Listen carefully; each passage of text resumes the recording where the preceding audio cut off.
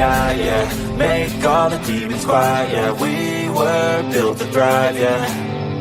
I think that we've all had enough. What keeps you up at night, yeah. Make all the demons quiet, yeah. We were built to thrive, yeah. I think that we've all had enough. Oh, yeah, I think that we've all had enough. Sick of dealing with the old plan. They know that we're calling it wrong. You got me like, oh, yeah, I think that we've all had enough. Sick of dealing with the old plan. They know that we're calling it wrong. Hey, it's too late to try to go contain it. A generation fueled by creation. We live lives on a small screen nation. We control the airwaves, no negotiation. I refuse to think we need saving. Something good will come from creation. And when we think that the world is too anxious, we'll adapt, evolve, survive, and save it. What keeps you up at night, yeah. Make all the demons quiet, yeah. We were built to thrive, yeah. I think that we've all had enough. What keeps you up at night, yeah. Make all the demons quiet, yeah. We were built to thrive, yeah. I think that we've all had enough. Oh, yeah, I think that we've all had enough. Sick of dealing with the old plan. They know that we're calling it wrong. You got me like, oh, yeah, I think that we've all had enough. Sick of dealing with the old plan. They know that we're calling it wrong. Hey, oh, yeah, I think that we've all had enough. Sick of dealing with the old plan. They know that we're calling it wrong. You got me like, oh, yeah, I think that we've all had enough. Sick of dealing with the old plan. They know that we're calling it wrong.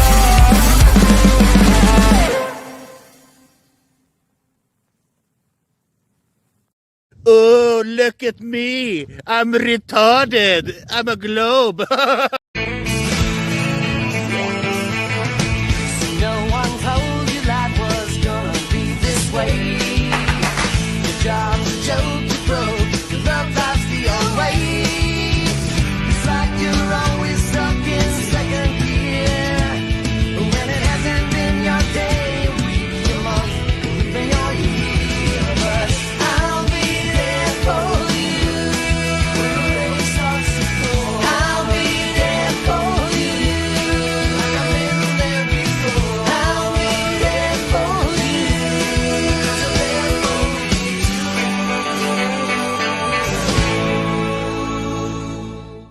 The whole system is designed to disconnect you from your intuition. Why? Disconnected people are easy to manipulate. Everything from sunscreen to politics to the food industry. It's all designed to disconnect and manipulate you. We are in the middle of a war right now, but it's not a traditional war. It's a war on consciousness. It's a war on freedom. This is the time to listen, not to the news. No, your intuition, your gut, your heart. Love is the greatest weapon against darkness. How do you love more? You begin by loving yourself. How do you love yourself? You listen to the messages your body is telling you. Nobody is coming to save you. Get up. Be your own hero.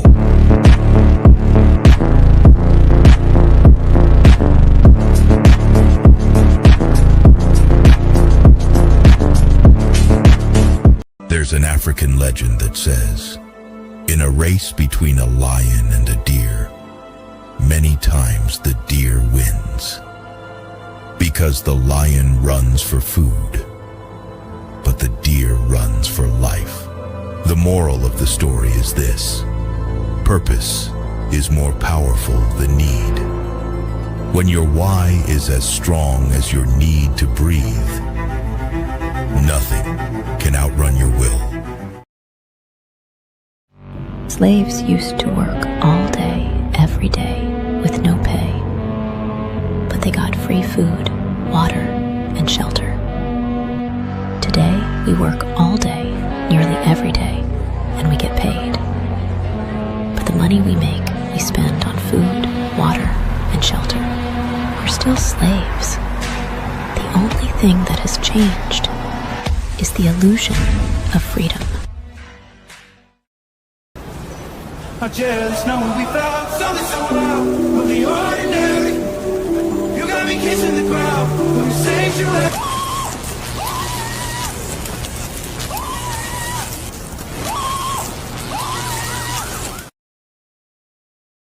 I'm scared, Dad. Do you trust me, son? Yes. Come on, son.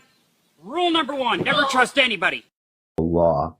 Nowhere in nature or in a controlled environment can we ever produce a volume Brother, outside of containment. What's that? Has gas been seen or What's that, evidence brother? to- Stop! Don't touch me there. This is my no-no square. Stop! Don't touch me. Gravy make a splash like Pippin. Shit, that's nothing. Splash. Everybody come.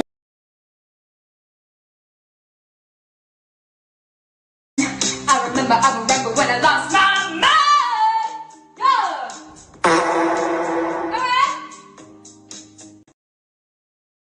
All right. Good evening, ladies and gentlemen. Welcome back to Sovereign Soul Unchained Mind. Trying to bring people out of this mayhemic psychological condition that they happen to be under. Once they can realize that, you know, everything's a fucking lie. It's all a big show and they're using you, man. That's when we know when more and more people, and I'm so glad some of the comments and stuff I see are just fantastic. No, I think Cubby got her, Edwin. We got Edwin Johnson here tonight. We got Lisa Marie Tattersall, What's Happening, Girl? And we got Chicago Cubby Bear, of course. I'm bringing him up in just a minute. She should do a live stream. Well, she does have a OnlyFans, so I don't know. You can try to find that. It's look for skank.com is what you're looking for. Let's see who else we got. Brandon Crossway. Brandon just told me, he's a friend of mine, lives way over yonder, over in the West Virginia part of the world. And he was telling me that I says, well, I'm getting ready to do a live stream. He said, break a leg. I said, no, I have enough problems as it is already. And he says, actually, that statement, after he told me where it came from, is that if you got people to stand up and applaud because of your performance, a lot of times the chair leg would break because I guess they didn't know how to make chairs very good back in the day or whatever. So, of course, they could make cathedrals using donkeys and fucking deer antlers. And I don't know. It's a mixed up fucking world we live in. That's right. And I'm wearing my Area 51 security hat. I have been there, Area 51. Was incarcerated there for a little while, where diabolical experiments previously performed only on small, insignificant animals until I came along. Anyway, who else we got? OA. We got one more quarter. We got Brad and Tasha, one or both. We got them both. Looks like Valley Parks is here. David Koresh.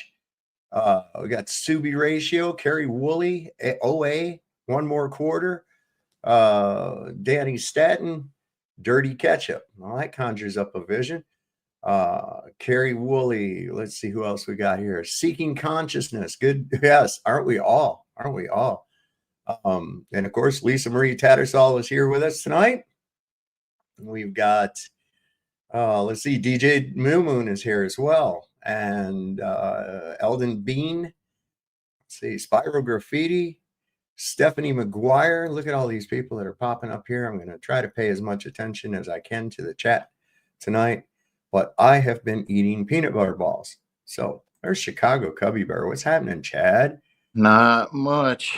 Just finished my chores a little bit ago and thought I'd come check this place out. It's my first time. It's your first time here? First time. Nice. So are you a Glober or are you a flat domer? Flat domer. That's funny. Isn't that what D-Man says? Yeah. I saw you all over. I wasn't in the chat or nothing, but I was watching the Vlad stream. Oh, I wasn't. Yeah, and I was busy. Sorry. Oh, that's all right. I had company drop in, so I missed a lot of what he was talking about, but that kind of shit happens. So now I'm eating peanut butter balls, and boy, when it rains, it pours, you know, like in your own life. My back, I've got that, I think, at least for the time being, subsided, and that's good, you know, and the pain in my hip. So I think I'm coming out of that. My blood pressure's still high. I was happy actually because it was down to, what was it, 170 over 110. And you know, from the previous readings of like 220 over 140 and shit like that, you know. Yeah. to me, that was a drastic. Oh yeah. So what are the measures I'm taking right now with the herbal supplements for that, I think are working the trick. But it doesn't change the fact that I, still missed a lot of work, a Oh yeah. lot of, and that's financially hard. And I'm going to kind of make an appeal from time to time. I usually don't do this, but if you like the show and you'd like to help out in any way, whether it's $5, $10, there's Cash App listed on the scroll at the bottom of the screen. My PayPal is there as well, which is also in the description of the video. So, if you can scrounge $5, whatever, any little bit will help out and keep me afloat. Because I was planning, okay, so now I'll have to go. I can go to work Monday, right? All right. So then my dog, my German Shepherd Brandy, she just fell over. I tried to help her stand up. She'd been having joint problems anyways, and I tried to stand her up, and she just collapsed right the fuck back down. And, she hasn't gone to the bathroom. She hasn't gone outside. She hasn't eaten nothing. She hasn't drank any water. And I'm afraid this is the end. Yeah. I am afraid this is the end. And I'm planning Monday to take her in and have her put down. I think it breaks my heart. I've had her for 10 years.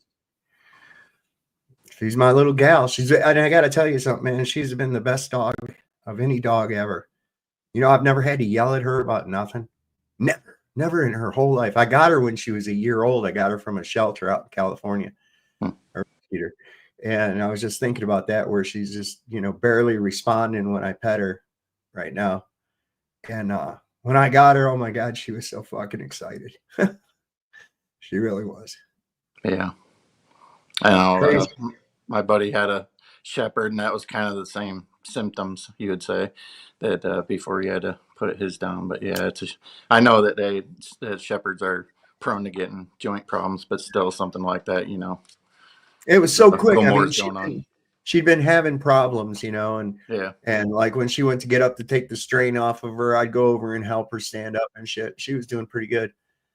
And then after this today, it was just sort of like she just went right down, didn't even try anything to stop herself or anything else like that. So I went over and I helped her stand back up, and I was holding her a little bit. As soon as I let go of her, she plopped right back down. So that's a bummer. So I'm probably going to sleep out here in the living room by her and spend as much time as I can over the next couple of days with her, because I'm certainly going to miss her. I can tell you that. It's weird how things like that happen. I know they say things happen in threes, and I know that's not what's going on, but you know how things kind of accumulate or whatever. Yeah. When things are going bad, like you said. Yeah. And then I went out to get in my Jeep yesterday, and I went to crank it up, and I hadn't driven it in a couple days, in about a week or so, because I just couldn't do fucking nothing. And battery completely dead. I put my jump box on it, wouldn't turn over. My buddy Dylan came over with his Bronco, and we jumped it from that, and it started. So I let it run for about 45 minutes, and it still had a charge this morning. But I was like, God damn, dog dying. I got my fucking battery dead. I had the same thing the other night. My battery went out, but yeah. I'm like, this is just I ain't having amazing. I ain't having the other issues that you're having. I'm hoping things get better for you, for sure. I'm sure everybody. Oh, I certainly am hoping myself, man. I really am, because this has been, and this is the guy I work for. Bless his heart. He was asking. He says, "Well, how's that back going?" And I says, "Well, I think it's getting better." I says, "We might be in business." And he says, "I'm worried more about your blood pressure." He said, "I want you to get that fucking blood pressure down." Yeah.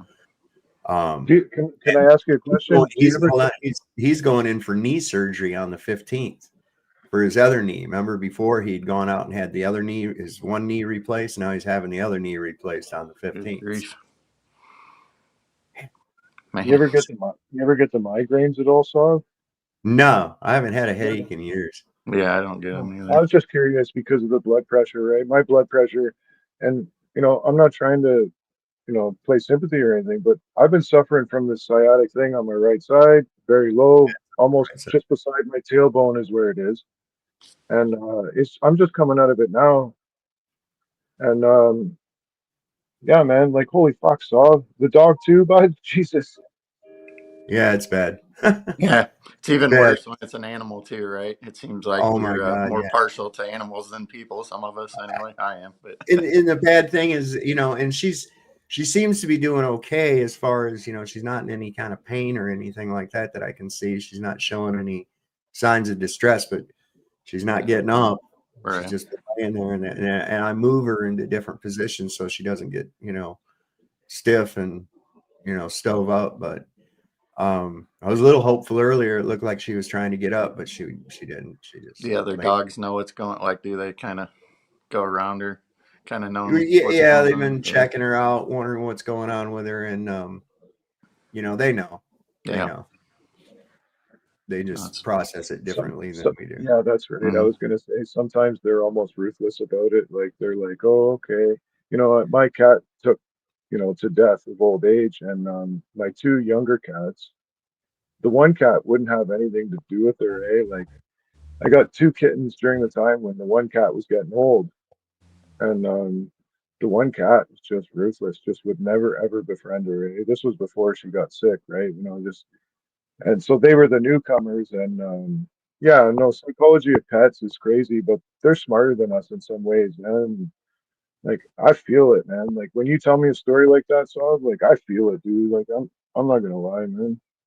One more mm, recorder says that it could have possibly been a stroke, and I'm tend to maybe agree with that as well, because like her front leg just just buckled under her weight, just buckled, mm. and like there wasn't even any strength in it or nothing. Um, and the thing is I have a different view on death. I'm gonna miss the shit out of that dog. I really am, Mm. but I have a different view on death. It's like it's not an end; it's a transition. And I told my wife, I says, well, she has to go before me because she's got to be the one to take me over. Fuck, man, I can hear it in your voice, brother. I mean, you get me all excited. Yeah, no, it's Yeah. cool. It's cool, So man.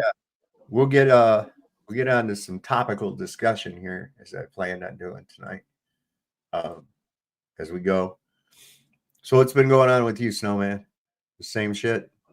Yeah, well, I've just been banging my head against the wall, and I realized, like it's not our job to wake everybody up, but if people want to come along and show up at the right places, hear a little bit of truth once in a while, then so be it, right? But it's not necessarily our job to jam anything down anybody's throat. You can lead a horse to water and whatnot, and that's just the way it is, man. We just have fun with each other, and that's all you can do is make a few jokes here and there, and Sure. And that's the thing. If you come over here, you like what you hear. We talk about all kinds of different shit. I try to break away the clouds and the fucking propaganda and the crap around it, dispel the myths, and if you're not in agreement, well, that's fine. You don't have to be. My job isn't to change your mind. My job is to teach you how to change your mind, if that makes sense. Open How your. to look, yeah, open your mind up to all the possibilities. I mean, 5 years ago, if somebody said everything that's going on is a scripted play, you would have went, you're a fucking lunatic. But given recent events over the last 5 years and the way that you look at this shit, it's like, hold on. Oh God, don't eat too many of those. It'll fuck up your digestive system, bro. Yeah, those are bad. Yeah, it'll start making you produce more acid, and then because your own regulatory system won't start working, it'll stop working and rely on those. Anyway, you know, but you start looking at it now, and we saw little glimpses of it. I've got a thing here that was really cool, and I'm trying to remember if this was on X. I mean, you've heard about the similarities like between Lincoln and Kennedy, right? Yeah. Okay. This guy's got there's a whole little video on it. I think it's on here. Let me see. There's Brother Nathaniel. I got a lot of shit on here today. Here it is. Yeah. This is crazy. A lot of people don't really know this. I knew a couple of these, but there's a lot more than even what I thought. And it's just like my lunch break puts out there. Like how these narratives about these buildings and shit. And it's like the reusage of names and You know, all this Mm-hmm. stuff that just too fucking coincidental, like it's an AI driven story Mm-hmm. of some kind or another. And I thought this was interesting. A lot of people have never seen this before, so I'm going to go ahead and show this. It's the largest coincidence in history. See if your history teacher can explain this. Abraham Lincoln was elected to Congress in 1846. John F. Kennedy was elected to Congress in 1946. Abraham Lincoln was elected president in 1860. John F. Kennedy was elected president in 1960. Both were particularly concerned with civil rights. Both wives lost a child while living in the White House. Both presidents were shot on a Friday. Both presidents were shot in the head. Now it gets really weird. Lincoln's secretary was named Kennedy. Kennedy's secretary was named Lincoln. Both were assassinated by Southerners. Both were succeeded by Southerners named Johnson. Andrew Johnson, who succeeded Lincoln, was born in 1808. Lyndon Johnson, who succeeded Kennedy, was born in 1908. John Wilkes Booth, who assassinated Lincoln, was born in 1839. Lee Harvey Oswald, who assassinated Kennedy, was born in 1939. Both assassins were known by their three names. Both names are composed of 15 letters. Now hang on to your seat. Lincoln was shot at the theater named Ford. Kennedy was shot in a car called Lincoln Made by Ford. Booth and Oswald were assassinated before their trials. And here's the kicker. A week before Lincoln was shot, he was in Monroe, Maryland. A week before Kennedy was shot, he was with Marilyn Monroe. And Lincoln was shot in a theater, and the assassin ran to a warehouse. Kennedy was shot from a warehouse, and the assassin ran to a theater. know that about Johnson having this, 100 years apart from Andrew Johnson. It feels That's like everything. It feels like everything's coming to a culmination. Like everything's at a crossroads. Like there's some, I don't know. Like the information that we're receiving now. It's the largest. It's just more. yeah. Well, I find it just astonishing that, if these are facts that you just showed, which, for the most part, I believe they are, like, what are the fucking chances? I think this guy is either a rapper or some sports ball guy. I'm not familiar with him, but he's being interviewed, and they ask him about the Earth being flat. This is funny. I like his answer. He said, the guy says, "Well, I don't agree with that." And he says, "Okay." That's Lord Jamar. He's a rapper. Is. Okay. You still believe the Earth is flat? Absolutely. Yeah, absolutely. I completely disagree with you. Okay. So you're in New York. It's 8 p.m. It's nighttime. You FaceTime someone in LA. It's 5 p.m. The light is out. The sun is out. How do you explain that? The sun moves. The sun moves, not the Earth. Not the Earth, the sun. Just like it appears in your eye when you wake up in the morning and the sun is in the east and you literally see it move across the sky. You don't feel yourself moving, but you're watching the sun go from east to west during the day. So it just bounces back and forth, You see it move. No, it goes in a circle. It goes in a circle. Okay, so we're saying that the Earth can be a level circle. It's just not a ball that you live on the outside of. Let me ask you, where does the yolk exist on an egg? On the inside or the outside? Inside. Could the yolk stick to the outside? No, but the yolk of an egg and the Earth, I don't think is a fair comparison. Water always finds its what? It finds its level.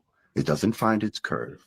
It cannot curve on the outside of a surface. See, if you can't recreate something in a lab or some shit like that, and you're just telling us some shit, well, that's pseudoscience. That's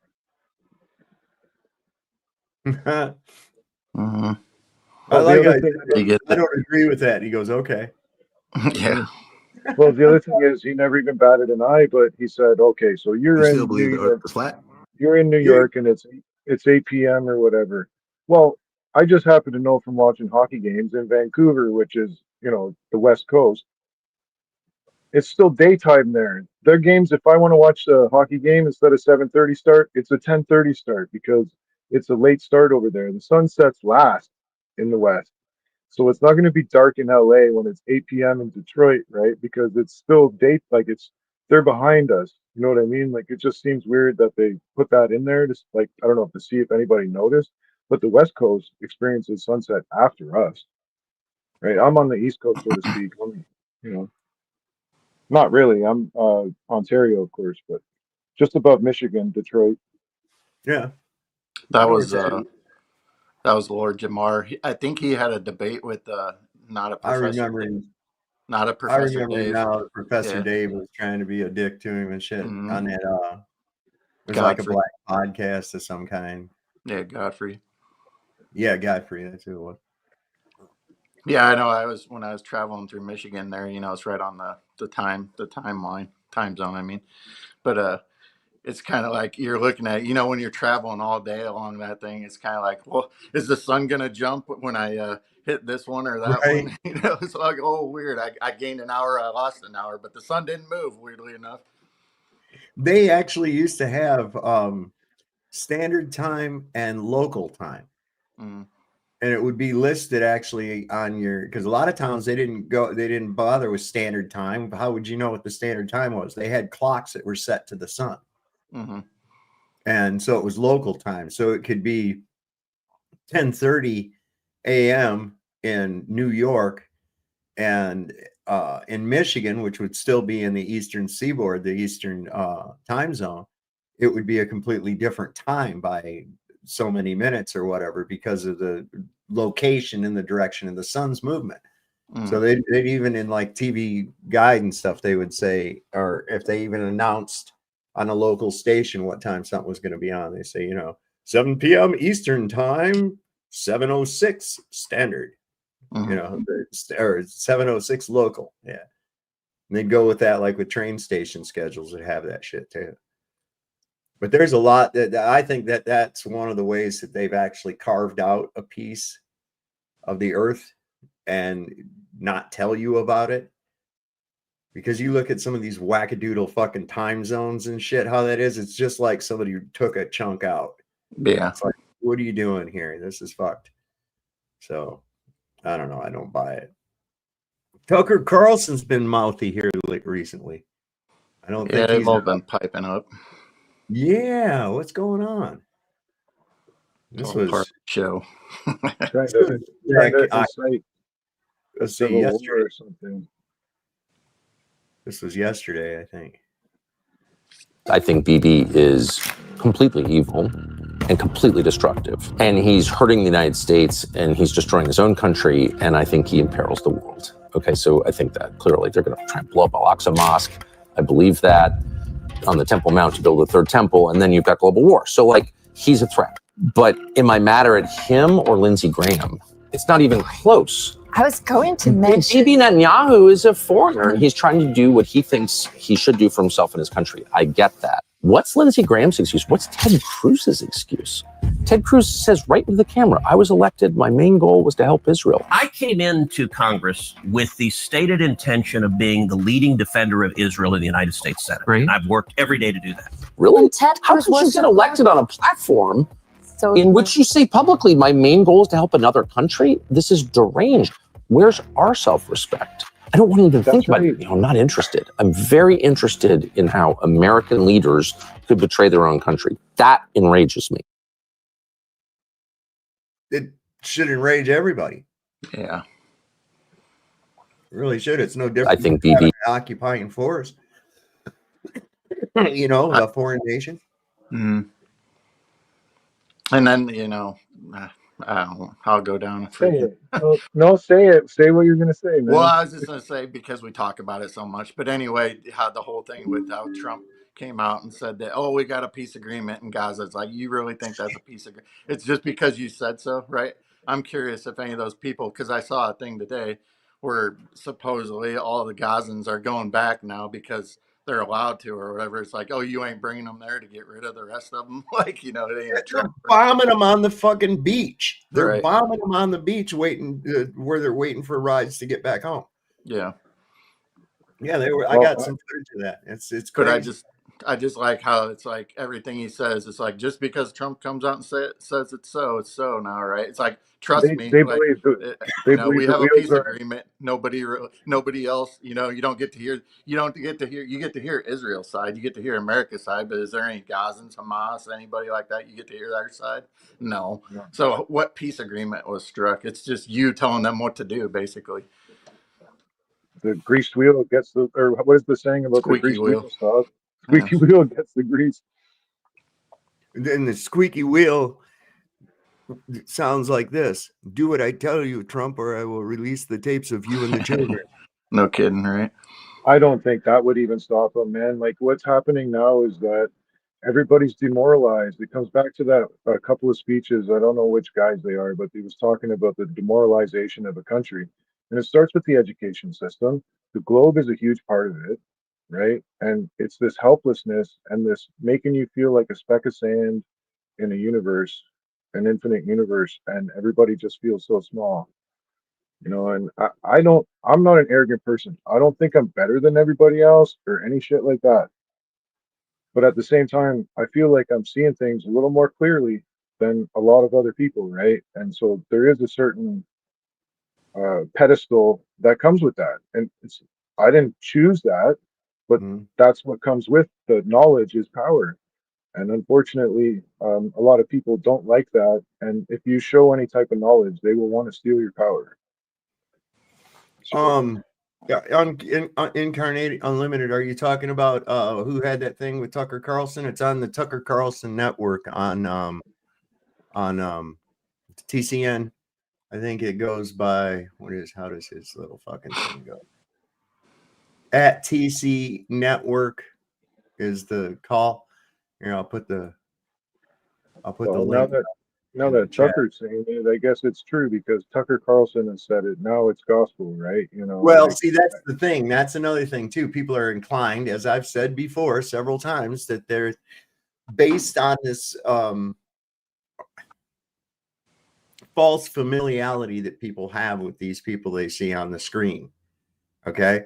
Now, Tucker seems to be someone that most people would like. That character does seem that way. Is he like that in real life? I don't know. Maybe. Yeah. Do I know why he's there? Absolutely. Absolutely. He's there as part of the establishment. See, the best way to control opposition is to be the opposition. So what they do is they control and present both sides for you to argue about. Just like with this Charlie Kirk bullshit, right? They want you going, oh, look, who actually shot Charlie Kirk? Who shot JR, right? Who shot JR? And, it's going to end up, what you're going to find out, it's just like the fucking Dallas show. JR never was really shot. It was all a dream. That's what it feels like now. Yeah, it was not real. Okay. But the audience watching that were desperately tuning in every time it was on, every week, to find out who shot JR. It was on People Magazine. It was on TV Guide. It was who shot JR. And there's what's his name? Ewing guy that played JR. He was I don't remember now, but yeah, I know what you're talking about. You know the guy I'm talking about. And it was constantly, people were, and boy, were the fans pissed when it got to the final episode and they found out that the whole thing of JR getting shot was just a fucking dream somebody was having. That was my mom's favorite show. That's the one we need. That's what we need D-Man here for. He's always good at those. Oh, I know. I saw him. He was over on Blast. Yeah. He sounded like he was a little bit under the weather, though. Like he might have been. Yeah, I wasn't watching that because I was busy. Larry Hagman. There it is. Larry Hagman. Real quick, Brad and Tasha hit your PayPal up. Oh yeah, I was gonna say, so I don't got any money this week, brother, but what's the best way to send you $20 Canadian? I know that's only $5 American or whatever, but what's the best? Either Cash App or which is scrolling across the bottom of the screen. Oh, thank you so much, Brad and Tasha. They donated $40. Thank you so much. That'll be a great help. I got to get back to work. I feel like I could do it now, but now it's like I can't leave. I got to take care of this dog situation. Man, that's the other part of it too. It ain't just that you're out of work; you got all these other bills too. I know. It's like I can't. It's enough. And It's enough. we got our bunkie closed in. We put the windows in, Sav, and we don't do the shingles or anything. We frame it in. We basically are framers, and we put the sheets on the wall and Tyvek it in. I don't know if you guys use Tyvek in the States, Yeah, but we did it. so we Tyvek it all in, put the windows in, and that's basically our job. Sometimes we do the siding, but Do you tar paper the roof? if the pitch is nice. Otherwise, we save Otherwise, that you for go our fuck roofer buddy. Oh yeah, that's the roofer's job. If I got a 6 pitch, I'm good right there. That's about as all I'm getting on. Fuck all that, especially that shit will start killing you after you're standing on there for a little while. I'll tell you what, I used to hate sheeting a roof, man. I hated sheeting a fucking roof. And it don't matter where you're at. If you're up there laying the plywood or if you're downstairs feeding it up, man, that shit'll wear on you, man, because you'll have a couple guys up there grabbing sheets of plywood and you're like this going whoop, like that, lifting it up, they're grabbing it. You get another one, there's the next guy there, whoop, and it's like pretty soon. Like, I'm good at it, Sav. If I can grab a hold of a corner, man, I can pull up a 4x8 half-inch ply, no problem. As long as I can get a corner, I'm good. Get the momentum going. Yeah, I'll tell you, that's hard work. It's hard work. Really, I've only done that once. That was a long time ago, my grandpa's house. But outside of that, that's not my expertise. Yeah, feels good though. It feels good to stand back and look at it. Yeah, you do get a sense of pride. You see it when you're finally all done and it's framed in, and then when you go back, like a couple of weeks later, and it's all been drywalled, painted, floors are laid in there, siding on it, shit. Sparky's been in there, and the plumber too. Yeah. You guys tell when the electrician's been there though. They never clean up their fucking mess. Oh, true. Yeah. They don't. They leave the fucking snips of wire and wire casing and shit laying everywhere. What's going on, y'all? Everybody's here now. We got DJ. I was wondering if DJ made us a video. Did you make us a video for tonight or what? Yes, yeah, I have a video. It's not published yet because sometimes when I want to show a video, I want you guys to see it first. It's fun, but it's gonna be published tomorrow. But yeah, it's not the new moon, but because I found a way to make a free video of a VO3 of Google, I found a way to make free videos. So I did one, and it's really cool. And if you want to watch now, you can watch now. I can put on the thing, or we can wait. It's Yusuf. And how are you? I'm happy you're back, by the way. Oh, thanks. Yeah. Well, I was on here. What was the last night I was on here? Wednesday night, right? Wednesday. Yeah, Wednesday night. Yes. And I thought, okay, I don't want to push it too much, and I started feeling a little, so I thought, okay, I'm just going to kick it back here. I'm going to kick it back. So far, I've gone a good amount of time without any problems here, major problems. I still don't feel 100%, like myself, but I don't know what that's from. Maybe it's, and that maybe that high blood pressure shit might explain why I sometimes see like fractals. Like I see I'll see shit with fractals in it, like not the whole picture of what I'm looking at, but portions of it have like little triangle fractals, like somebody shattered the glass or something. I was going to ask you that. Prior to all this, did you really check your blood pressure that much? What was it before? Nah, I never paid no attention to it. I never really too much. Unless something happens, you don't really do it. No. And I've had a couple episodes like me and a guy, Johnny, he's been on here before. Me and him was down working for Mike one day, and we were cutting these pieces of plywood to make skirting around this mobile home, and I don't know, man. I went over to get some plywood, and all of a sudden, I just got really fucking dizzy and dropped. And next thing I remember, this guy's there pouring Sprite on my face, trying to get me to come through. And I was like, funny, but it's not.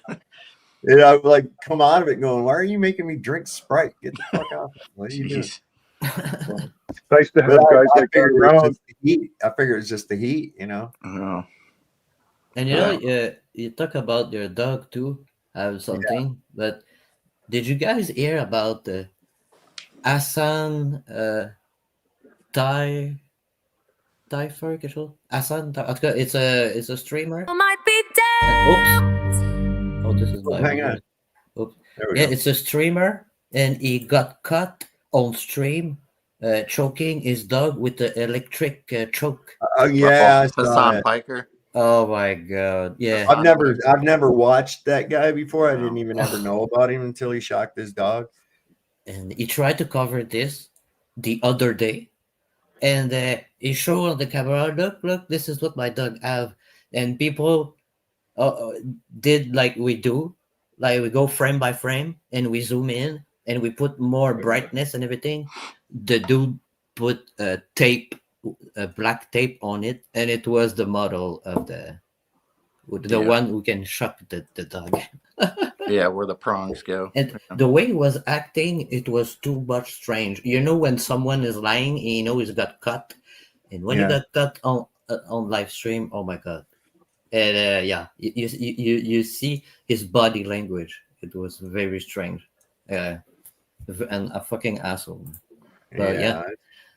So a lot of people be like that. I was watching this video the other day of the people filming in the post office, right? And there was this kind of scroungy looking, that looked to be like a homeless guy or something, was fucking going crazy, kicking at these people and shit. And he was dragging his dog around all over the place by his neck. And by his tail. I was like, what the fuck, man?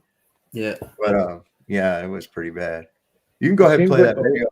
Okay. Yes. Let's go. That drives me nuts when people do that. I mean, I know it does a lot of people, but when it's like the dog ain't doing nothing wrong, you know? No. Yeah, and you sit there waiting for him to stream for 4 hours, 30 minutes each time. You can go anywhere, you can go piss, you can go eat. No.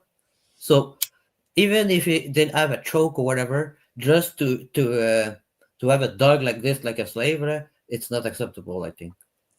No, I had a collar I had to use on Peanut when she was really young because I had to break her of some habits she was getting. Otherwise, I wasn't going to have any furniture. Yeah. And one of those getting up on the very back of the chair. And she still has a tendency to want to do that now, but she'll look over at me to see if I'm looking. But there's plenty of times I come home and she's sitting up there on the back of the chair, and then she hurries up and gets down so I don't see her. Yeah, him is more like an object. You have to that thing, like, you have different settings for it, and you can just deliver a mild one. But once you've got them trained to that, because when they start acting up, you give them that beep. There's two buttons. There's a beep, and then there's a shock, and you beep it, and then give it the mild shock, and then pretty soon all you have to do is just beep it. Well, it's just like people, though. Some of them, some of them are going to listen. We're talking about corporal punishment, basically. That's how school used to be. That'll learn you. Yeah, well, you know what? They could need a bigger stick because I ain't learned nothing yet. You know, dude, you and me both. You and me both. I'm going to fucking accept it. And the more you try to force it on me, the worse it's going to be for you. That's the way I just dealt with that shit. There's these two. Oh, sorry. Go ahead. Go ahead. There's these two ladies out in front of my house one day. One was just she's a lady that lives down the street from me. She was out doing her walk or whatever. Another lady who I had never seen before. I'm pretty confident she was like an NGO or something because she was like this older white lady and she was helping these Africans move in. Just kind of had that feel to it. But anyway, I'd never seen her before, and she was coming down the street the other way, or down the sidewalk, I should say. And she had like 2 Doberman pinchers with her, good sized dogs. And the one lady that lives down here, she walked past those 2 and their dogs. And then she was going to turn around to kind of like, she's like, can I pet it? And the one lady goes, yeah. And then she goes to pet it. And I noticed the pincher kind of nipped at her, and she kind of freaked out a little bit, which most people would. But then the lady who owned the dogs, she whacks the crap out of those dogs. She goes, he didn't mean to. And it's like, yeah, go figure why he's trying to nip at people, Oh, shit, every time he sees a hand come at him, he's hurting him, man. No shit.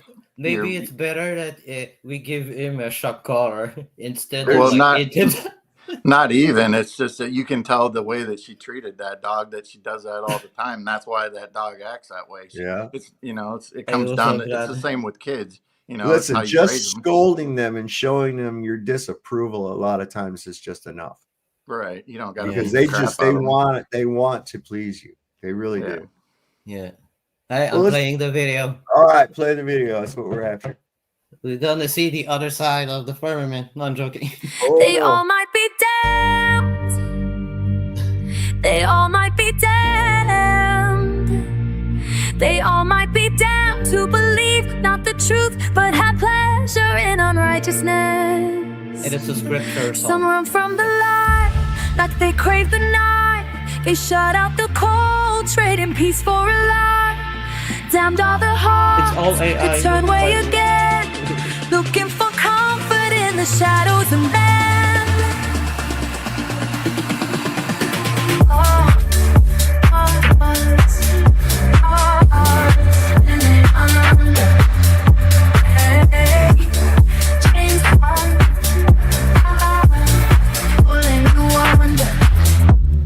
Laughing in shadows, feeding on dust, drowning in pleasure, disguising their lust. Truth in the silence, ignored in the storm. Blind to the mercy, cold and forlorn. Turn your eyes before you fall. Mercy waits beyond the wall. Still the gate is standing wide. Love remains on the other side. Some run from the light, like they crave the night. They shut out the cold, trading peace for a lie. Damned are the hearts that turn way again, looking for comfort in the shadows of man.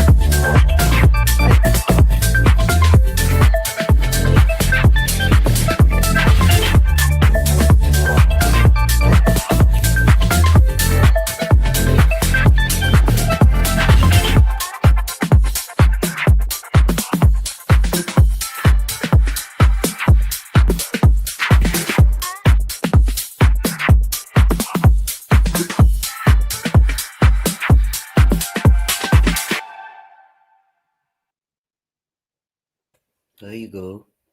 Hoorah! You're getting good at that, man. Like, I mean, I was listening to the music. I missed the first like quarter of it, but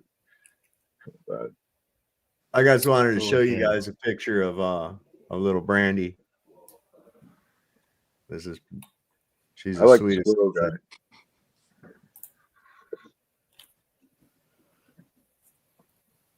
Yes, that's a She's good one. A little cutie.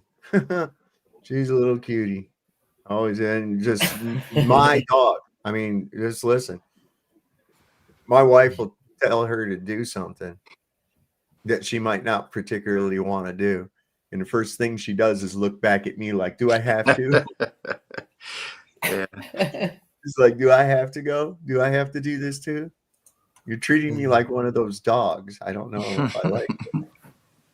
She always has had like airs, like she's some kind of royalty or Yeah, I was princess. gonna say, I'm But I royalty treat her around here. I want Treat to her say, there's people say, "Oh, my video is like bunch of nonsense and this and that," and you should do a video about Trump, Trump or TFE. Like, look, I already did those things. Like, I do it, but I'm not gonna do video about Trump. It's like I have a music channel, and all those music and those videos. Oh, where was that? People don't believe me, but I do it for myself. Where was So, that? I found this and picture. And so this it's is okay. crazy. Hold on, this is fucking Yeah, nuts. there was so much to interpret, but there was a couple parts in that video that really struck me a bit, man. You know what I mean? It's cool. And so, yeah, if people want to, they can look at what they want. But I like to share it before because, like, I don't know. I think, I think you're the only kind of people who want to see and hear this because Appreciate it the most, yeah. it's scripture. It's not saying, don't trust the people, whatever. But like we know what it says, They tell us a lot of things, but it's all lie, and it's all the Well, opposite. real quick, let me give a shout out. So I've had some more people sending some donations in. We got Roman Cox sent in at $10. Thank you so much. I've got another from Greg Brayton for $50. I did say that right. I'm pretty sure. Or Batten. That's right. Why do I always want to put an R in there? Maybe because of Greg Brady. It could be. I don't know, man. Sometimes my mind twists up on me. Thank you, Greg, so much. Mama Lisa's Bakery sent me $25. Thank you so much, Lisa. I love you, sweet. And David Ward sent me $20. So thank you guys so much. It's much appreciated. Got to get these finances back on track, And it's like I only work maybe about 5 hours a day and just a couple of days a week. But when you've got a certain skill set that pays enough and you don't wear yourself out, and I'm not going out there and framing no houses with you, Snowman. You can kiss my ass. I ain't doing that shit no more. You can run the saw. I'll come down and get the sheets, buddy. Don't worry. Listen, I'm a damn good cut man. I remember one time, this was quite a few years back. I was cutting plywood for, cuts on the roof. And dude, I was handing him up and he says, "You got a guide on that saw, don't you?" And I was like, "What?" He goes, "You got a guide on that saw." And I says, "No, I don't." And he says, "Yeah, you do." And I says, "No, I don't. In fact, the dude up there with you's got the guide to this saw in his apron right now. I don't have it." He called over and the dude's holding it up in the air like that. He says, "Yeah, he's just that good." Laser Dave. That's funny. I can tell my cuts versus my colleague, and she's really young and she's just starting out, but she's as tough as me. So if she can lift like she puts two 2x8 16-footers on her shoulder and walks away. And I go, I'm taking one of those up the hill. I'm not taking two of those. And she's just young and dumb, man. And it's cool though, man. I like where I work. If I didn't like the man I was working with, I wouldn't sweat with him. And he gets right in the trenches with me, right? So right. And I'll tell you something. I like doing what I do the way I do, because it's like, it's not this hourly nonsense. It's by the job. Monotonous, yeah. Yeah, it's just by the job. It's like, okay, this job pays this much. It's cost me this much in time and materials and labor. Boom, there it is. There's my profit. So that's what I go by. I'm ready to go at a moment's notice too. It's wild. I've found a way to transport all my cordless power tools in one container in the back of my Jeep. Got my big toolbox back there. Everything I need, even a little small shop vac. The batteries won't charge up here in the winter. You got to have like a little box with a light bulb in it. Is just enough to keep the chargers warm enough to charge the batteries. Yeah. You got to have a little box. Yeah, I ain't doing no more outside shit in the snow. Fuck all that. No. I was about to say you need to get all your back in order and everything because the winter's about here. Yeah, there's plenty of shit to do inside, I'm sure. Yeah, all over the place. I mean, like some people might actually need a ceiling for their basement. Right. Hey, if send you the could donations, guys. I just couldn't leave that one alone. Send $1 a day. Help Cubby get a ceiling. But here's the thing. Now, I just ran across this earlier. This is nuts. All right. What do you think about the prospect that Donald Trump that we know now is not the actual Donald Trump, and that the actual Donald Trump died in 1989? Died of what? I ran across this today. This is let me see, where am I at? I'm more inclined to think that they're just using a lot of AI for him now, but yeah, I get what you're saying. Oh yeah, I got to change over. I saw one. He had the real orange pigment. It was a recent video, and This is a black and white photo. This is a black and white photo. But I'll bring this picture up. It says, this is the real Donald J. Trump prior to his death in 1989. He died in a helicopter crash.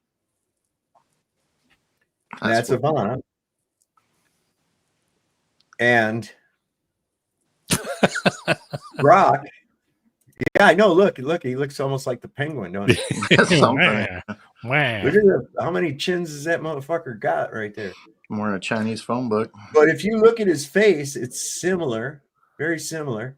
And here's what AI said. The picture of Donald and Ivana Trump in the article after the hoopla, Trump is serene, by Georgia Dulia appears likely to be real. Dulia was a credible New York Times journalist, and the content aligns with the Trump's 1980s media activities. Can I say something weird? Not really weird, but as children, like I was born in '83. I grew up in the late '80s when I started to be conscious and stuff, man. And we used to joke like about being as rich as Donald Trump. Like I knew him as well as I knew Wayne Gretzky and Michael Jordan and all this shit, right? Well, why the hell would I know about this Donald Trump guy as a child, right? Like somehow the media got to me where, as Canadians, we knew who Donald Trump was. We'd say, "Oh, what are you, Donald Trump?" Listen, I've been saying that about Trump from the beginning. I've been saying that about Trump. I says, what's this guy got really outside of a really good PR campaign? That's basically what he's got. And that what you were subject to that as well. This guy's been, he's an actor. He's playing a role. All these guys are, and it's becoming more and more obvious all the time that this is just what we have is like a puppet show for our government.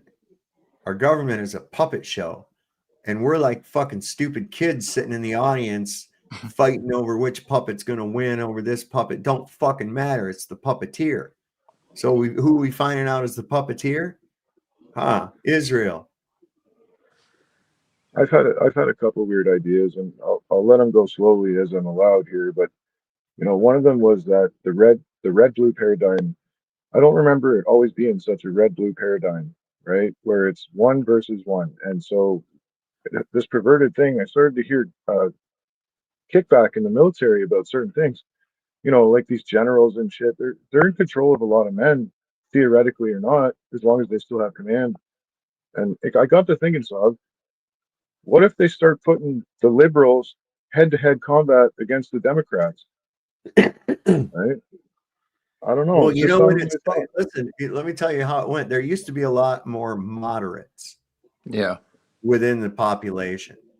And this explosion of a rift, of a binary rift of left versus right, blue versus red, really, as I've noted, started taking off around the time of the Clinton administration. Now, what it came into existence around that time, the Clinton, and then you had Bush before him, right? What came in, what was getting popular? Cable news. Cable news. Now, there's only so much shit coming in over the wire, so we got to get these pundits. And we got one station now that's going to push the blue narrative on an issue. And then we've got the red ones over on Fox. They're going to go over and they're going to push the Zio fucking narrative, you see. And things started to get a little more divisive at that point. But if you really think about it, when it really took off was when they made the transition from analog to digital fucking TV. Remember that? They had to, of all the problems and crises going on in the world, they had to make sure that our television viewing was fucking top notch. So they're going to the digital signal. And don't worry, if you don't have a TV capable of a digital signal, we have these converter boxes that will give you. We're going to give these to you. We don't give a fuck if you're living in a refrigerator box as long as you've got TV. So once they got this in and started implementing more and more of this high definition, this 4K, and like I said before, with these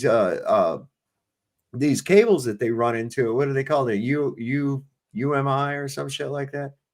HDMI cable.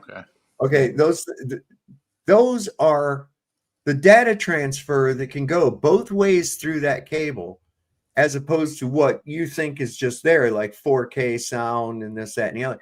It's a trickle through a fucking sewer pipe compared to what it can handle. So my theory is that there is a lot of subliminal shit being blasted through these different cable news channels, as well as TV just in general. And they all have this same shit in common. You get ready for the Brett Bear report or whatever the fuck, right? And they'll show you some kind of a logo or a globe spinning around, and it'll have concentric circles that are rotating in counterclockwise and clockwise directions. And they'll have that rotate and zoom you into it, and then it comes back down, and it's like 4, 3, 2, 1. It goes down into the corner, up onto the screen. They come, and what is the theme? Blue and red. Two very highly contrasting colors that are confusing to the mind, with little flashes of white streaking through over here and over here and over here. You see? And that is taking you into that hypnotic alpha wave brain state. This is why people watching TV, as opposed to like when I was a kid, we'd all sit around and like watch Gunsmoke, and something would happen and everybody kind of look at each other like, wow, man, I can't believe that. You watch people watching TV today, it looks like somebody shot them up with Thor. You're like, you're unaware of it. Mouth open, right? Yeah, boy. In trance. Absolutely. That alpha wave brain state. Absorb it. They absorb it.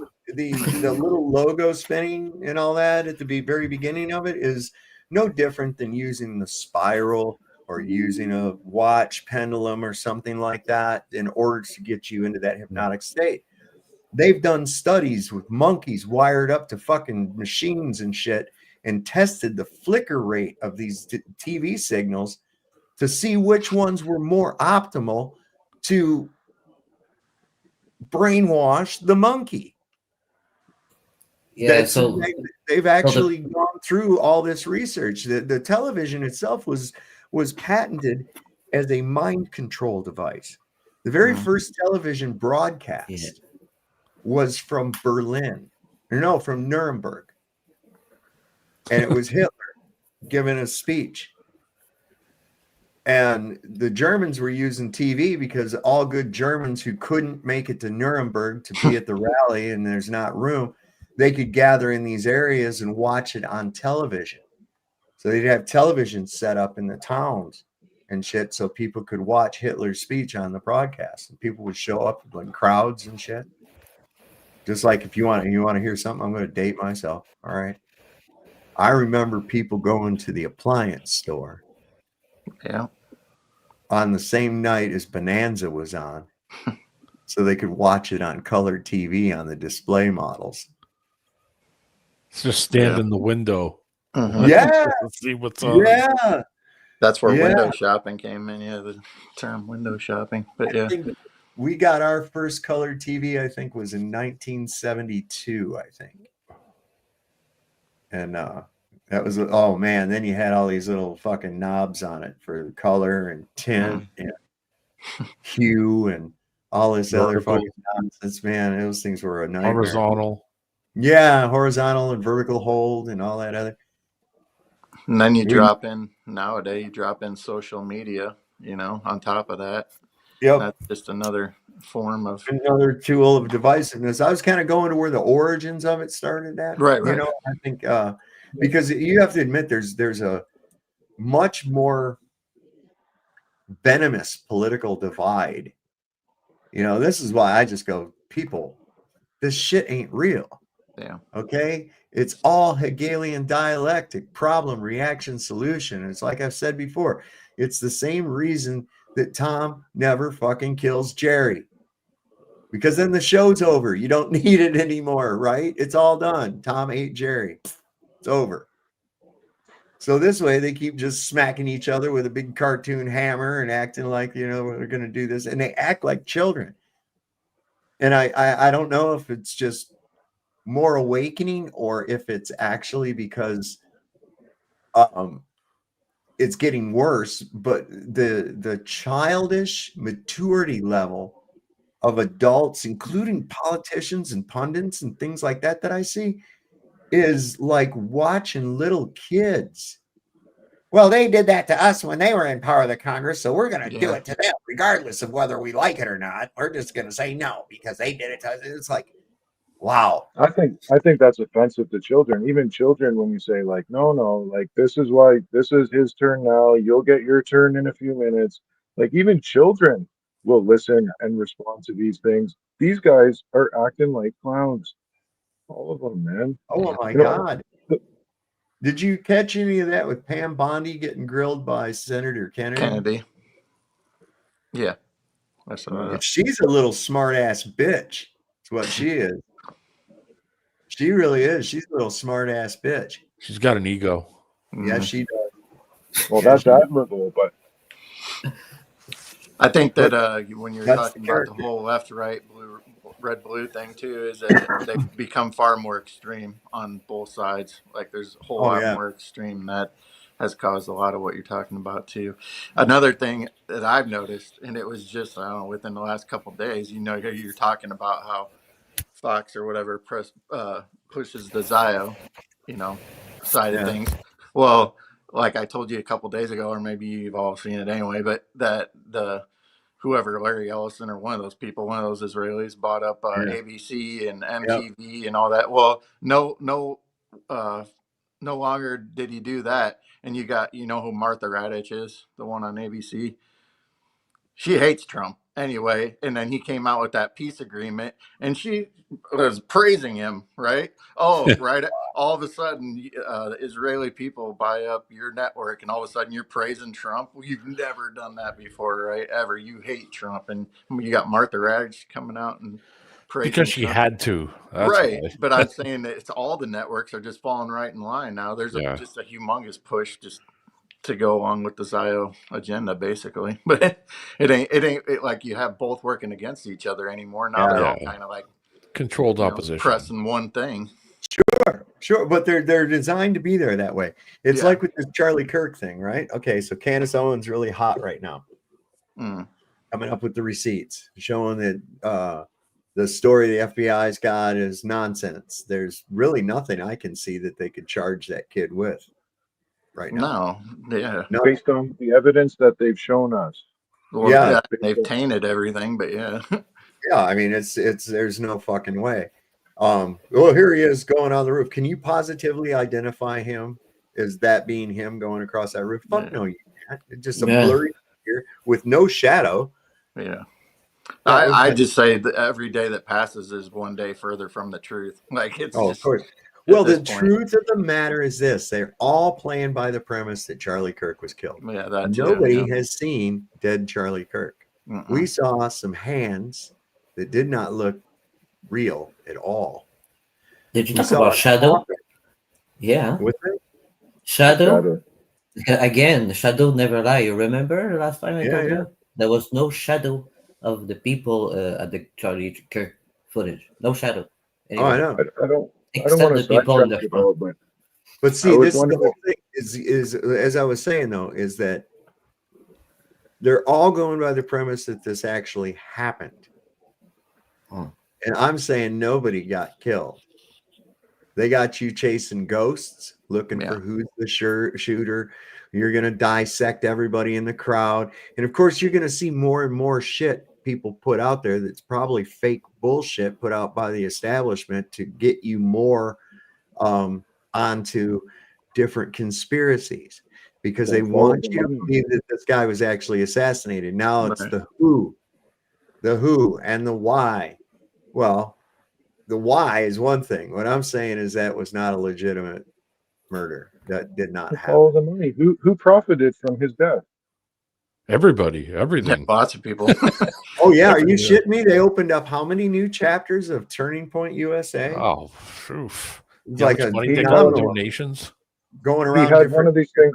Yeah. Anyways, he got hundreds of millions of subscribers after his death. Like, like all of a sudden Michael Jackson's music was cool. Well, Charlie Kirk in his death became way more famous than he ever was before. Well, I've been seeing him around for quite some time, and me too. I thought, man, if this kid could get Israel's dick out of his mouth, he'd be pretty good. Same space. But it's all part of that bullshit Schofield Bible infiltration into evangelical Christians, and they Judeo Christians. They want the Judeo. Sorry, Saab, but it's important. They want the Judeo Christian model, which is somehow interconnected like this. It's not. See, that's the whole thing. That's the whole reason for the New Testament. It's a new covenant. Okay. And the stories of the Old Testament are leading up to the coming of that new covenant, where it's prophesized in various books of the Bible, and that how he's supposed to come down from the line of David or whatever.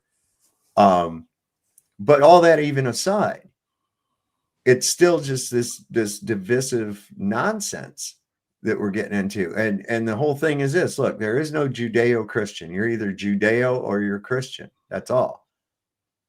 That's it. You don't get to play both sides of the fence with that. And the vehemence that they have toward Christ and towards Christians in their supposed holy land, I say call it a holy shit land. Dude, they're abominable to people. We saw DJ showed us a video the other night, or not DJ, D-Man showed us a video the other night. The Asian lady that Asian lady got the shit smacked out of her and shit by kids. Spit on and shit because she's preaching the gospel. Oh. Yeah. Anyway, this is part of that what we were talking about, like with education and this culture, multicultural bullshit that they try to push all the time. This is the problem. I like culturalism. I just don't think you should be forcing it on anybody ever. Listen, I don't care, just don't, this whole melting pot thing. Listen to this. The melting pot narrative about America with the extension, because when they got here, the native people realize they're different. They speak Yiddish, they practice Judaism, they're ethnically different. And so like the Irish and Italians, Jews were not welcomed. So Jews thought it would be beneficial for them to be tolerated in the country and for them to ascend the ladder, that the country now be multicultural. Now America's not a white Christian country. You know who invented the melting pot narrative about America? A Jew person. With the explicit intent. Don't need to see it again. God bless it. Where am I at? Here I am. There I am. Yeah, no, it's worth watching twice. They were talking about how they were showing up in the 1900s, man. I think the history is all a wash, man. Even that far back. My great-grandmother was born in 1912, right? I trust her, what she knew, but she didn't know nothing until 1922 when she started to be aware and thinking like an adult, if you will. See, I wish my grandpa was still alive. I got a lot of questions. He was born in 1907. And it was Oklahoma. He was born in Oklahoma. It was still just Indian territory. And they later moved to Southern Illinois. And I would like to ask him about that shit, all that stuff that was going on around the turn of the century. He knew. I mean, shit, man. I remember when the moon landing happened. I can remember when I was a little kid and I just chucked it off to old people, They can't believe they think science is magic and shit. My grandfather, he got a chuckle out of the moon landing. He said, David, do you really think they went up there on the moon? I said, well, sure. We saw it on TV. And he just chuckled and patted me on the back. You know, now I'd look back at that and I'm like, that motherfucker knew. He knew. He knew. Speaking of Oklahoma, I've done a lot of research that says there was a huge population of what we would call Black Americans out there. And so these were tribes of quote unquote Indians, or what I prefer to call nomads, which means basically displaced refugees of some kind. Right. Right. But in Oklahoma, there was a large population of what we would call quote unquote Black Indians. Like they were black as Toby's ass, and they were, you know, native to the area, at least pre-white guy. You know what I mean? Like, and there's so much that is a whitewash with the last 200 years. Well, there was a huge city. There was a huge city where St. Louis is now. The fucking pyramids and all kinds of shit, man. Well, what do you call it? Has mounds. Illinois has mounds. Yeah, Collinsville. Yep. Well, it's a pyramid, basically. Just covered up. It's a burial ground. Saab, you still there? Oh, okay. Yeah, I'm here. I thought you froze up for a second. No, I got a message. Gotcha. From my wife. I gotta. Real quick, just to throw something on top of that Charlie Kirk things off, I threw a link in the private chat. It says Anti-Defamation League retires glossary of extremist groups after backlash for including Charlie Kirk's TPUSA. The ADL said the late Charlie Kirk and Turning Point USA promoted, quote, Christian nationalism, end quote. Well, he promoted Israeli nationalism is what Charlie Kirk was actually pushing. You know, and that's one of the reasons I didn't like him very much. To say, oh yeah, I'll retire of extremist groups after backlash for including Charlie Kirk. You know, and they came to be from Leo Frank. If you don't know the story about Leo Frank, he was like a foreman or owner of a pencil factory or something. And this young girl was working there. He blamed the black guy. He raped her and killed her, and then blamed this black guy who was a janitor. And the evidence didn't stick, and they figured out that it was him. And so he started playing, oh, they're always picking on the Jews and shit. And so a bunch of lawyers, Jewish lawyers and shit, got together and tried to defend him and get him out of jail. And it ended up the people went and drugged the motherfucker out of the jail and killed him. Oh, well, shit happens. In 2001, they found the perfect enemy, one you couldn't see. And just like that, the Patriot Act shredded your rights in the name of national security. Surveillance became legal, torture became justified, and war became permanent. We didn't just invade Afghanistan, we invaded the future, and we never came back.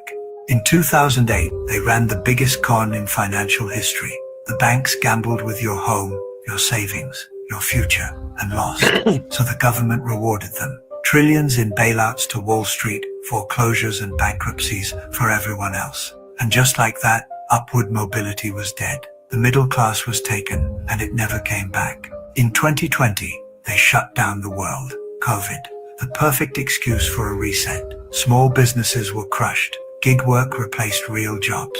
Stimulus checks gave the illusion of help, while wealth quietly consolidated into fewer and fewer hands. It wasn't about health. It was about control, digital tracking, behavioral conditioning, compliance as a currency. And now here we are, 2025. They're telling you collapse is coming, but it isn't coming. It's already happened. The United States has fallen, but it wasn't a single event. It was hollowed out in phases. Your dollar is weaker. Your rent is higher. Your freedoms are conditional. And through it all, they kept you distracted. They fed you outrage. Left versus right. Woke versus traditional. Mask versus no mask. Drag queens. TikTok bans. Culture war after culture war. While the real war was on your standard of living. This isn't a system failing. It's a system working exactly as designed. A collapsing empire doesn't look like fire and rubble. It looks like billionaires buying farmland. It looks like corporate news pumping terror into your veins. It looks like rigged choices dressed up as democracy. It looks like vets sleeping on sidewalks. It looks like food lines wrapped around luxury condos. It looks like America. Exactly like America. But see how they did that over that course of time? You know, what was another one of the facets involved with the 9/11 attacks was this control police state. Yeah, state. What was I joking with somebody? I think Brandon, my friend Brandon, I was joking with him, and I said, shit, they go with the social fucking credit score. I'm just gonna get a bill, is all. Tell them to put it on the tab. Sorry, guys. Tell them to put it on the fucking tab. Fuck it. You know that during Trump's first term, Pink Floyd, during Trump's first term, that there's the biggest transfer of wealth, you know, that happened here, and today, I guess, was the biggest crypto crash. I don't know if anybody, because the news ain't talking about it, but there's a huge crypto crash today. So what's Jerry going to do? Sorry, guys. Sorry, man. I was just gonna say I have a crypto guy, and he was telling me that it's all said and done. Like now, it's time for these billionaires to start beating each other because it's what he was saying was that every 4 years crypto crashes. And his last video I was watching, his name's Jeff Berwick. He said we're at the 4 year mark. It's gonna take a crash every 4 years. It does. And I just heard you say that. Was it Bitcoin took a hit, Chicago, or was I'm it the not whole sure which one. Crypto overall, basically. Yeah. Good news though. But The McRibber's back. Is it? Here's why I've never fucked with crypto. No. I don't understand that motherfucking shit for nothing, man. I'm serious. I don't even understand. Like what? Oh, invisible magical money. That sounds fucking safe. Yes. You're basically got to steal from somebody else to gain your wealth, which sounds pretty appropriate for these people. But yeah. No. The hard part is liquidating it. So you have 1,000 Mario Brother coins. That doesn't mean shit unless you want to buy some Mario coins for me, right? So that's the gist of it, the way I understand it. But the hard way is to liquidate it. In But 2000, if you can find a real estate agent that will take, I don't know, it's worth $100,000 a fucking coin, or it was. If you could find a real estate agent that will take 2 crypto, right, which is $250,000, for example, or something, then you've liquidated it. Now you own a house, right? Now that's equity. I mean, but yeah, as far as getting the cash out of the bank, that's where it gets tricky. You can't just take it out. So what the fuck's going on with you, Raj? Oh, not much. How about you? Oh man! See what I got for D-Man? I got it. I love it. I love it. Pink Floyd. I have actually been to Floyd's barbershop. Nice. There's the town. Well, Mayberry was modeled after Mount Airy, North Carolina. Mount Airy. You're right. And that's where Andy Griffith was born. His house is now a monument, a bed and breakfast. Oh, like nice. a B&B. And they got the old 62 Comet they used for the car. They got that thing is perfectly preserved as a car out in front of the jail and shit. You can go in the old jail. There's a Floyd's barbershop. There's a Bluebird diner. Town doesn't look like the one on TV, but that atmosphere is there, though. I can tell you, we were on a trip, and I said, "Hey, Mount Airy, that's where Randy Griffith's from." I said, "Let's go there." So we pulled off on an exit and went there, and it was still early morning on a Saturday, and we're just walking through the town down the sidewalk. Some guy walks up by us. He's wearing a suit, and he looked like he could have stepped off the set. And he just walking by. He says, "Hi, folks, how you doing?" I says, "Oh, pretty good." He said, "Where are you from?" And I told him, and they said, "Yeah, I didn't think he was from around here." And talked to him for a minute or two, and they say, "Okay, see you later." Tell me where to get good pie and shit. And I was like, man, shit whistled the song. It was like I got a Hollywood story kind of like that. When I was younger, Donna Douglas, you know who that is, right? Yeah. She did Ellie Mae kind of claim, but yeah, she did the altar call. My brother and sister went down, and she led them to the Lord. Oh wow! It's weird. I know. Did she have like any of her critters with her? No, like no maybe a critters. raccoon that did the baptisms or Down anything? by the cement pond. Out at the cement pond. No, this was at Kenneth Hagin's church in Tulsa, actually, where that happened. Okay. And she was a celebrity guest there at the service, and she did an altar call at the end of the sermon. So, Oh yeah, Valley Parks. What about that? She says, how about that explosion in Tennessee today? Yeah, I heard about it. Tennessee or Texas? It was some government contractor in Tennessee. It was making bombs. Yeah, It's bound to happen. You know, it was a DEI hire dropped the fucking whoops. The last thing anybody heard was whoops. Uh-oh. Yeah, no one survived, did they?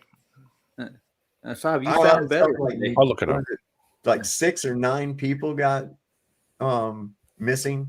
Yeah. But you'll go missing when you're turned into fucking mist. No.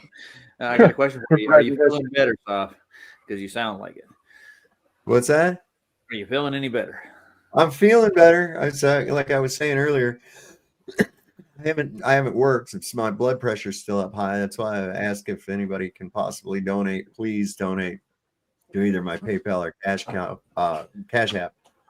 And so I'm feeling a little better. And then today, this afternoon, my dog just fucking fell over and can't stand back up. She's not showing any like signs of pain or anything like that, but she's got like limited movement. She doesn't stand up.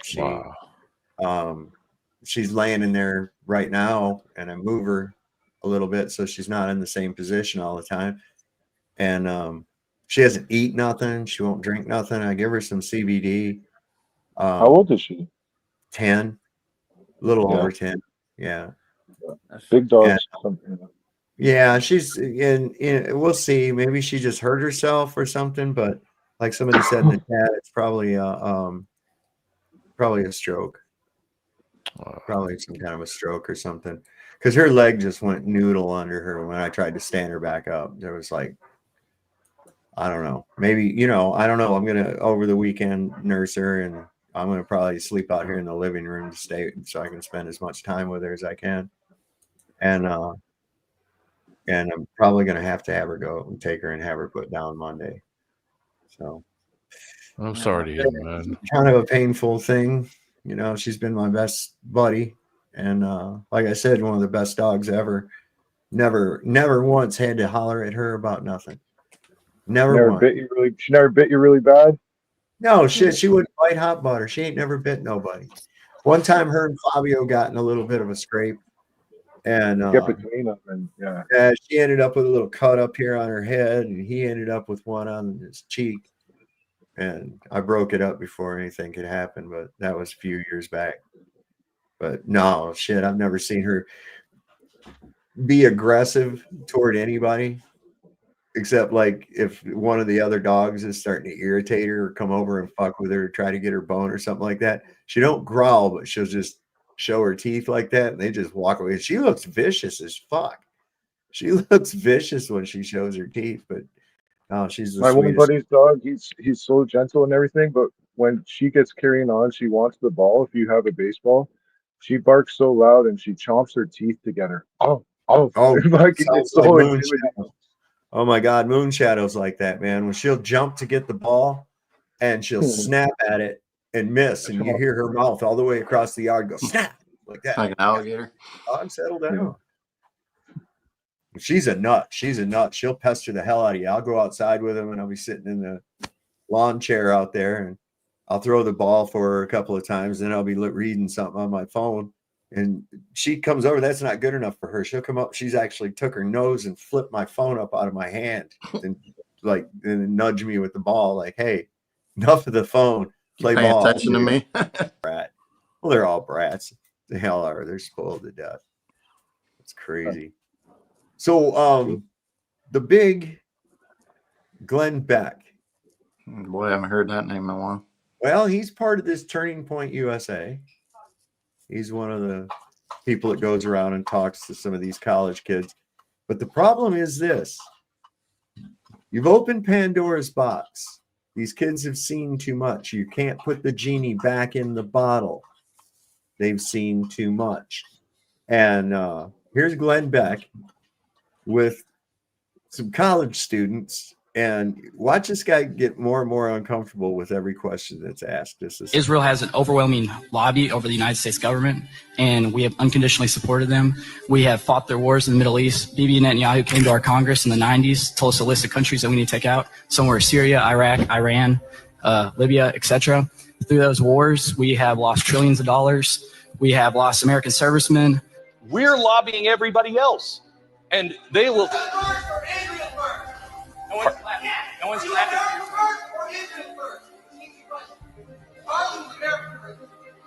Charlie was starting to notice about the Israel lobby. Could I answer my question? Could I answer the question, please? You're talking about one thing they don't teach in school? They don't teach about the USS Liberty, where Israel literally came, blew up an American ship because they want us to get in their war with Egypt, and they don't teach that in school. I mean, I'm just saying. Okay, thank you. Thank you for your question. I have a question. Why is there this societal taboo around criticisms of Israel? For example, AIPAC doesn't have to register as a foreign lobby, but like the Australia lobby does. And it just that should be changed. That should be corrected. Look, I am not going to say Israel should have any special privileges. None. You can see him getting really uncomfortable. Shut up, kid. Israel has fucking killed. Yeah, Shut up. yeah, exactly. Shut up, please. Right. Well, he was more afraid of the room than he was of the consequences in that moment. He's like, "Oh, they should fix it." No, they don't teach about the Levant affair. No, they don't. Right. Nope. Nope. They don't tell you about the Rosenbergs either. No, yeah. Stop noticing, guys. Stop noticing. Yeah.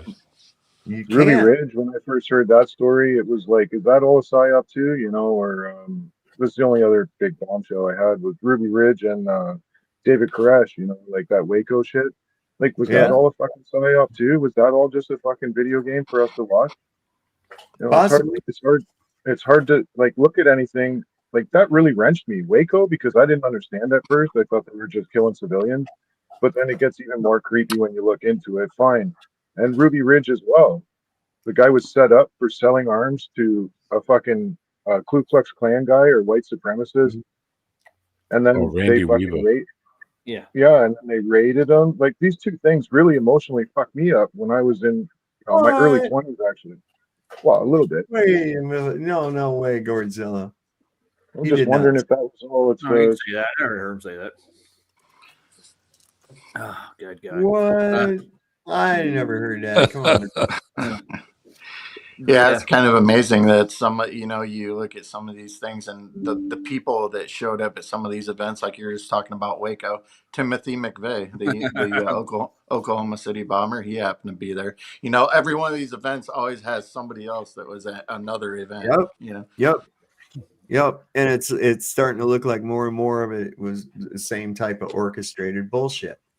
Yeah. You see, it's just now people are catching on. People are catching on to it. They're starting. You ever look into the race riots stuff? The what? The race riots? Which ones? The Tulsa, Oklahoma. When they bombed the black neighborhoods after. Oh yeah. Why did they do that? You say? I don't know. It has something to do with the. What are you talking about, Maria? What did Maria say? She wanted you to look up some that must be the name Veterinarian Secrets as a channel. She wanted you to look at that. It's like a natural vet or something. Okay. Yeah, I'm. You know, I think it's just her time. You know, I'm. You know, I mean, I knew this was coming. I've been treating her joint problems for quite some time. A really great product called Woofs that I've been getting. When she was first having trouble, I started giving those to her, and then she was right back good. And I've been giving those to her for about 2 years now. And to hell, this morning she wouldn't even. Usually she looks forward to them, and she didn't even want to eat them today. So I don't know.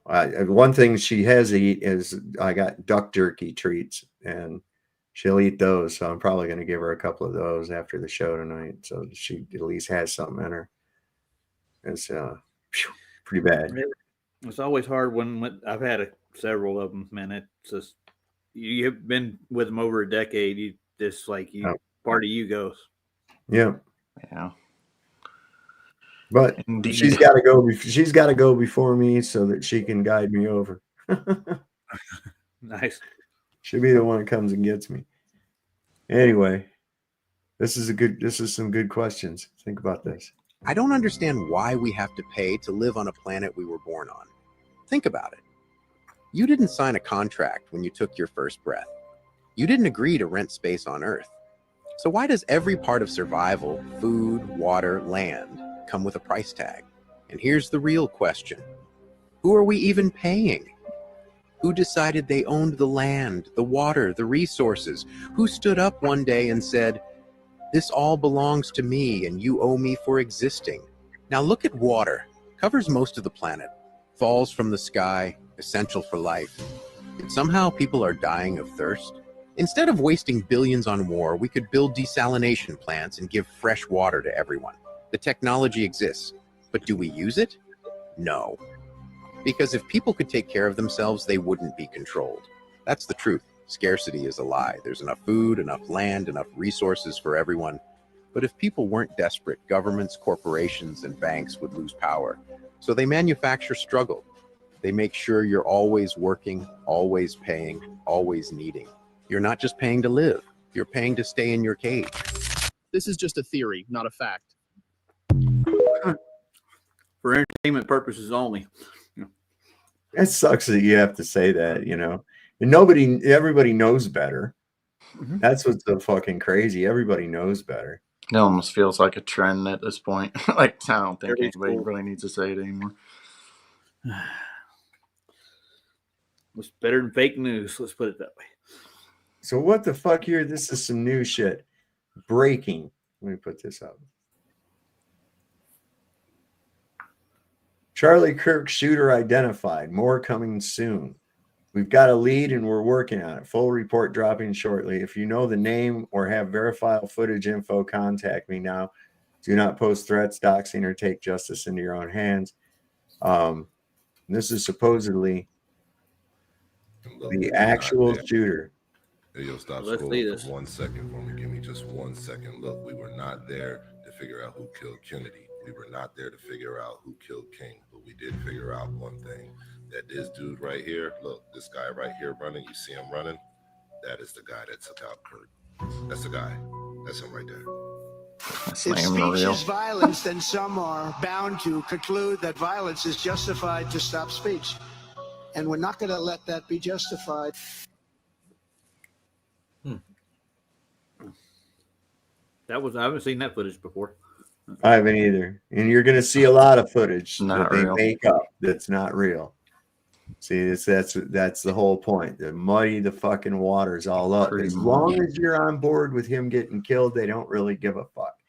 Go ahead and chase the Israel angle. Go ahead and chase the guy running through the tape angle. The guy running through the crowd with a pistol in his hand.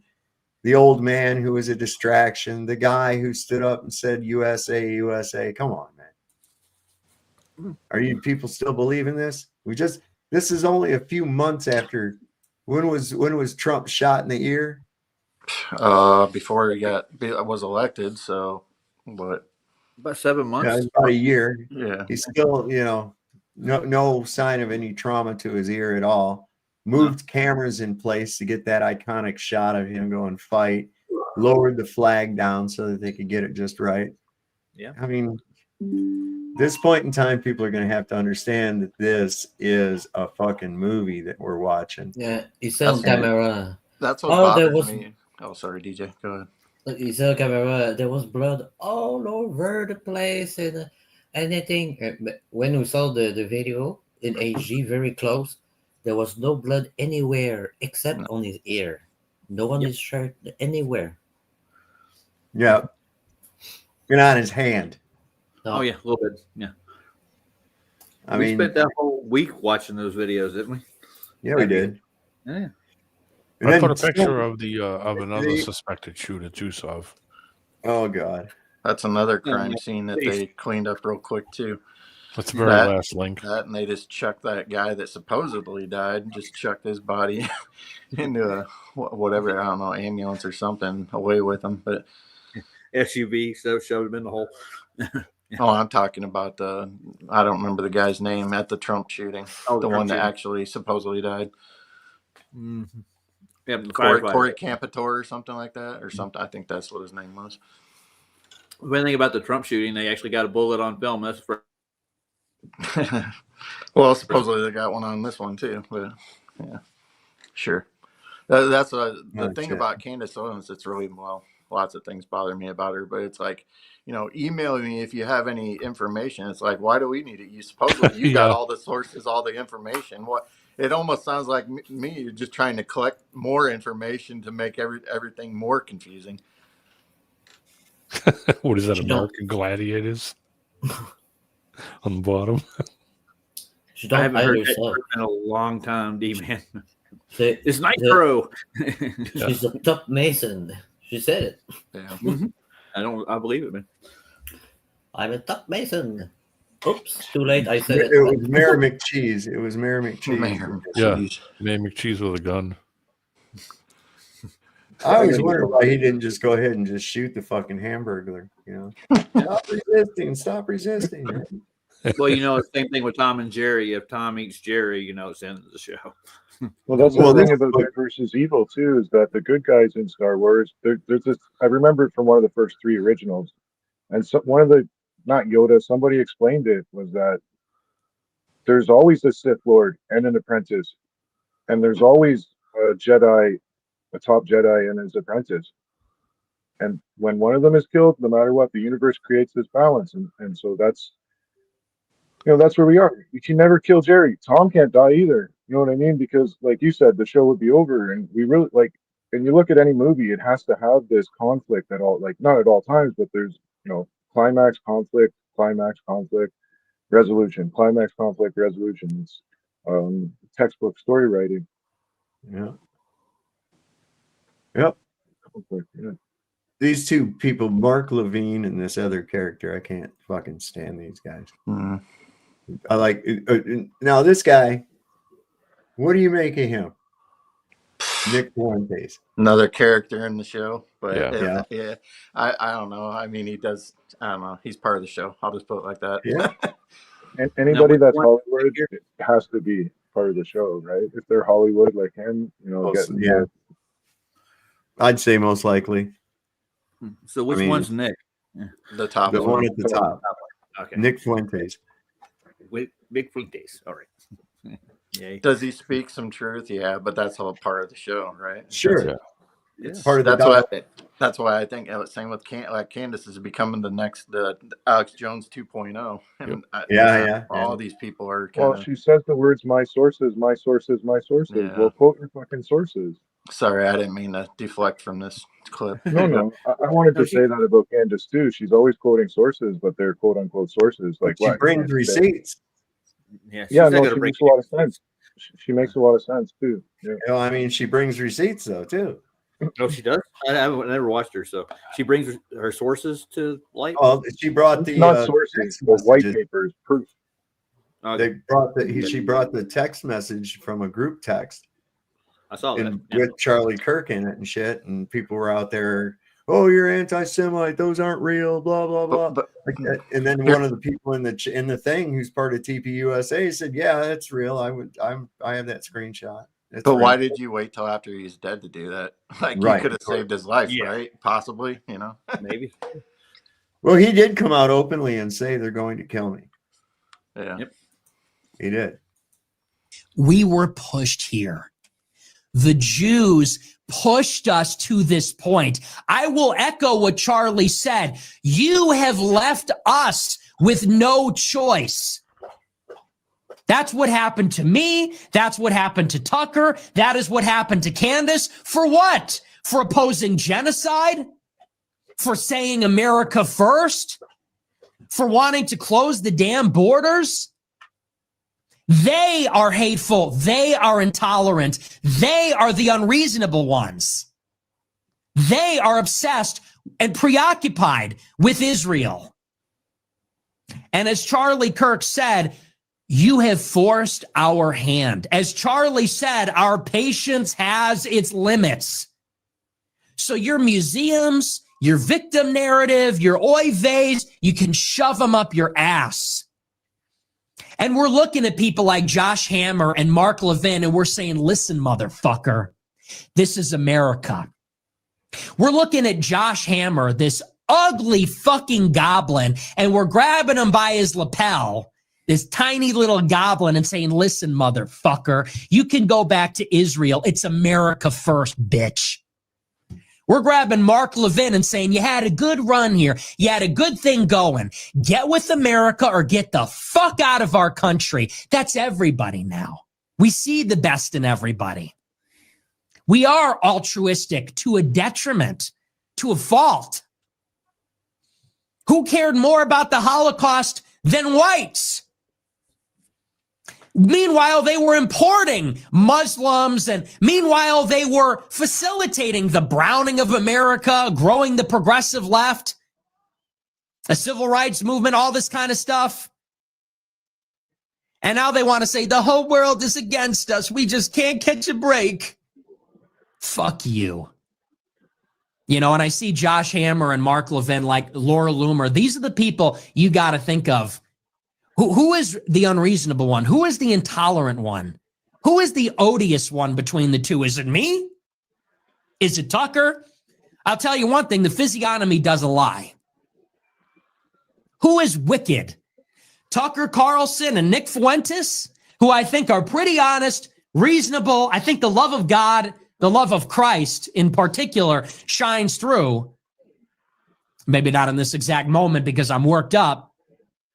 Or Mark Levin and Josh Hammer that go in their goblin voice. You know, these Europeans, they're anti-Semitic. They're inherently anti-Semitic. It's in their DNA. They're filth. They're utter filth, and they're trash. They're trash. They're trash. It sounded he's got that little. He's got some Eddie Munster hair going on the bottom right. He does look like Eddie Munster, doesn't he? I still don't trust him. Is he actually saying this shit? Sorry. Yeah. Oh yeah. Like these motherfuckers, he says. Don't you? Are you allowed to look at X up there? Yeah, if I squint, yeah. Ted Cruz looks like Eddie Munster. That's fascinating. He looks like Cousin Eddie. He looks like Cousin Eddie from the fucking. Where is that? I've got that. Shit is full.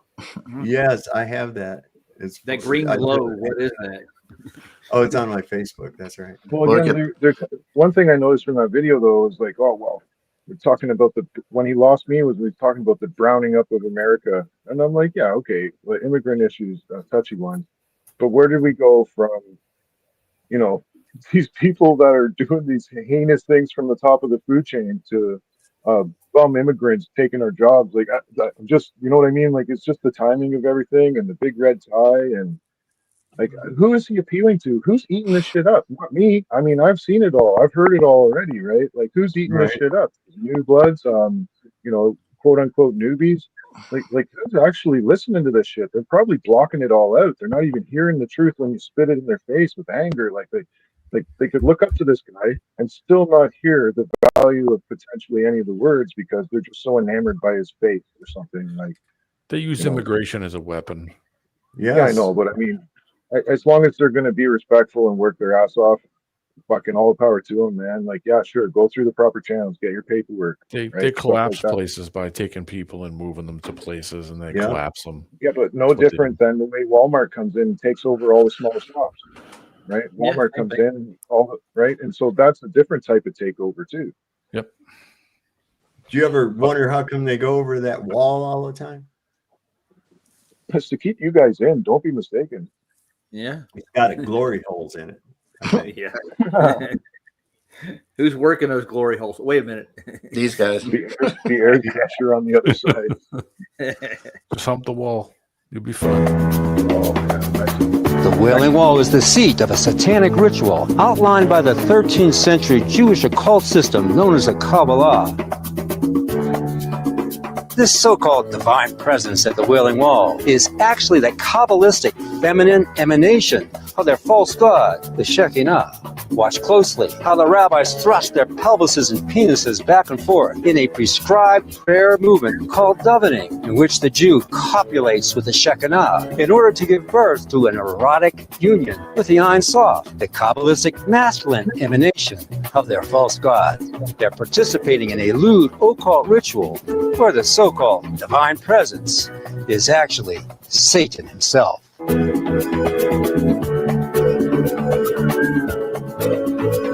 Pleased to meet you. Hope you guess my name.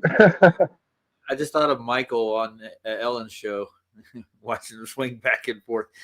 Yeah, never mind. Oh, did you guys know that Qatar put a fucking air base in the United States? I'm like, what the fuck? Pete Hegseth announces that Qatar, an authoritarian regime, will be authorized to build an Air Force training base on U.S. soil in Idaho. A foreign regime, not a NATO ally, with military inside America. What the actual fuck? Well, I could see it as being like a mercenary thing where they got this asset government in Qatar, maybe a small portion, and they want to train these guys so that they can, be an asset for the Americans over there. I don't know. Very well said, Brad and Tasha.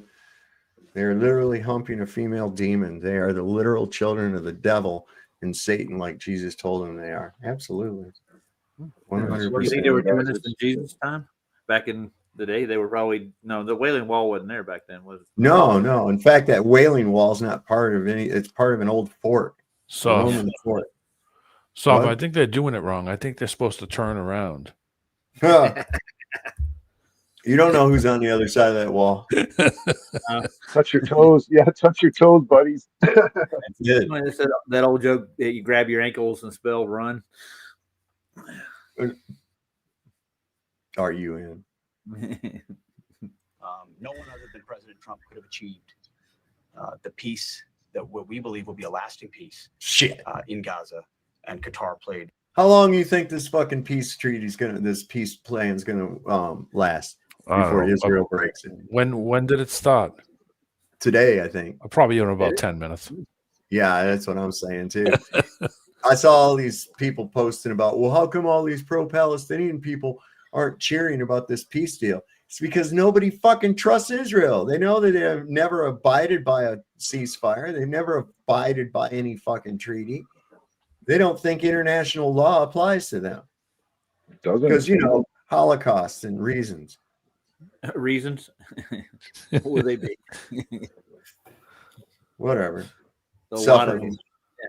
Suffering and fleeing their enemies and shit. Well, why you got so many fucking enemies? Why does you don't see a whole bunch of people hell bent on the destruction of somebody else? How come you guys think that's happening? I think you're just all a bunch of really paranoid, man. Yeah, damn those Uruguayans.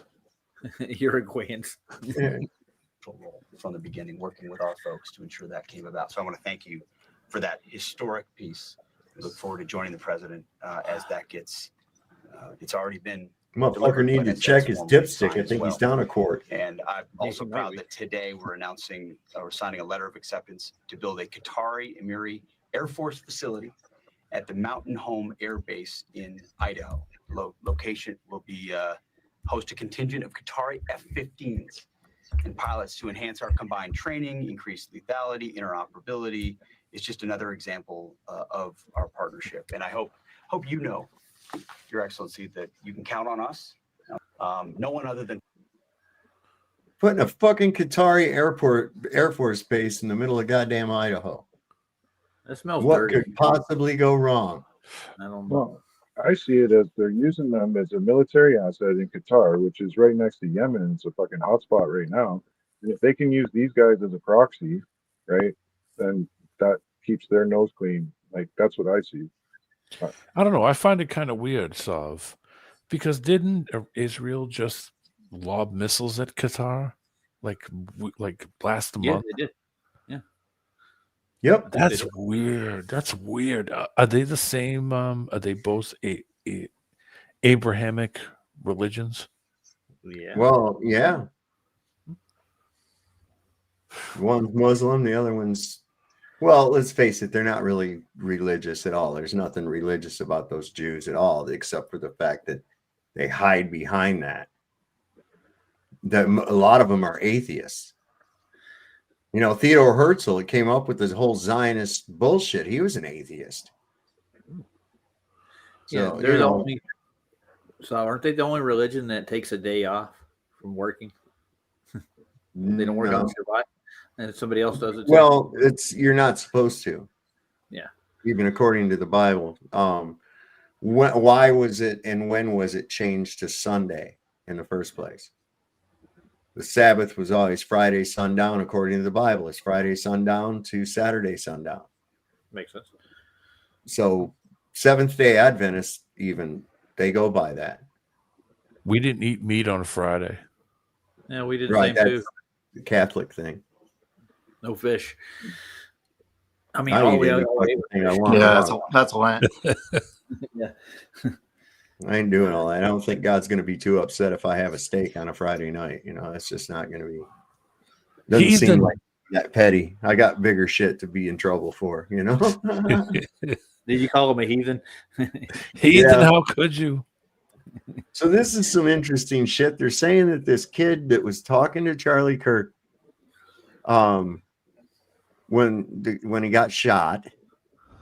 New footage shows him practicing his reaction, the exact same one he gave when Charlie was shot.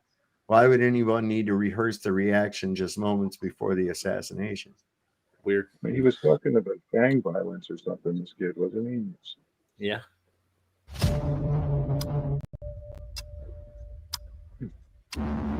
That was before Charlie's arrival. Look at him. Maybe he's got Tourette's or something.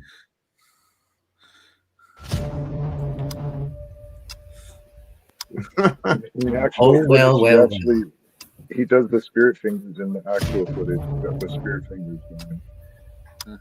Punch. See, he's got the spirit fingers going.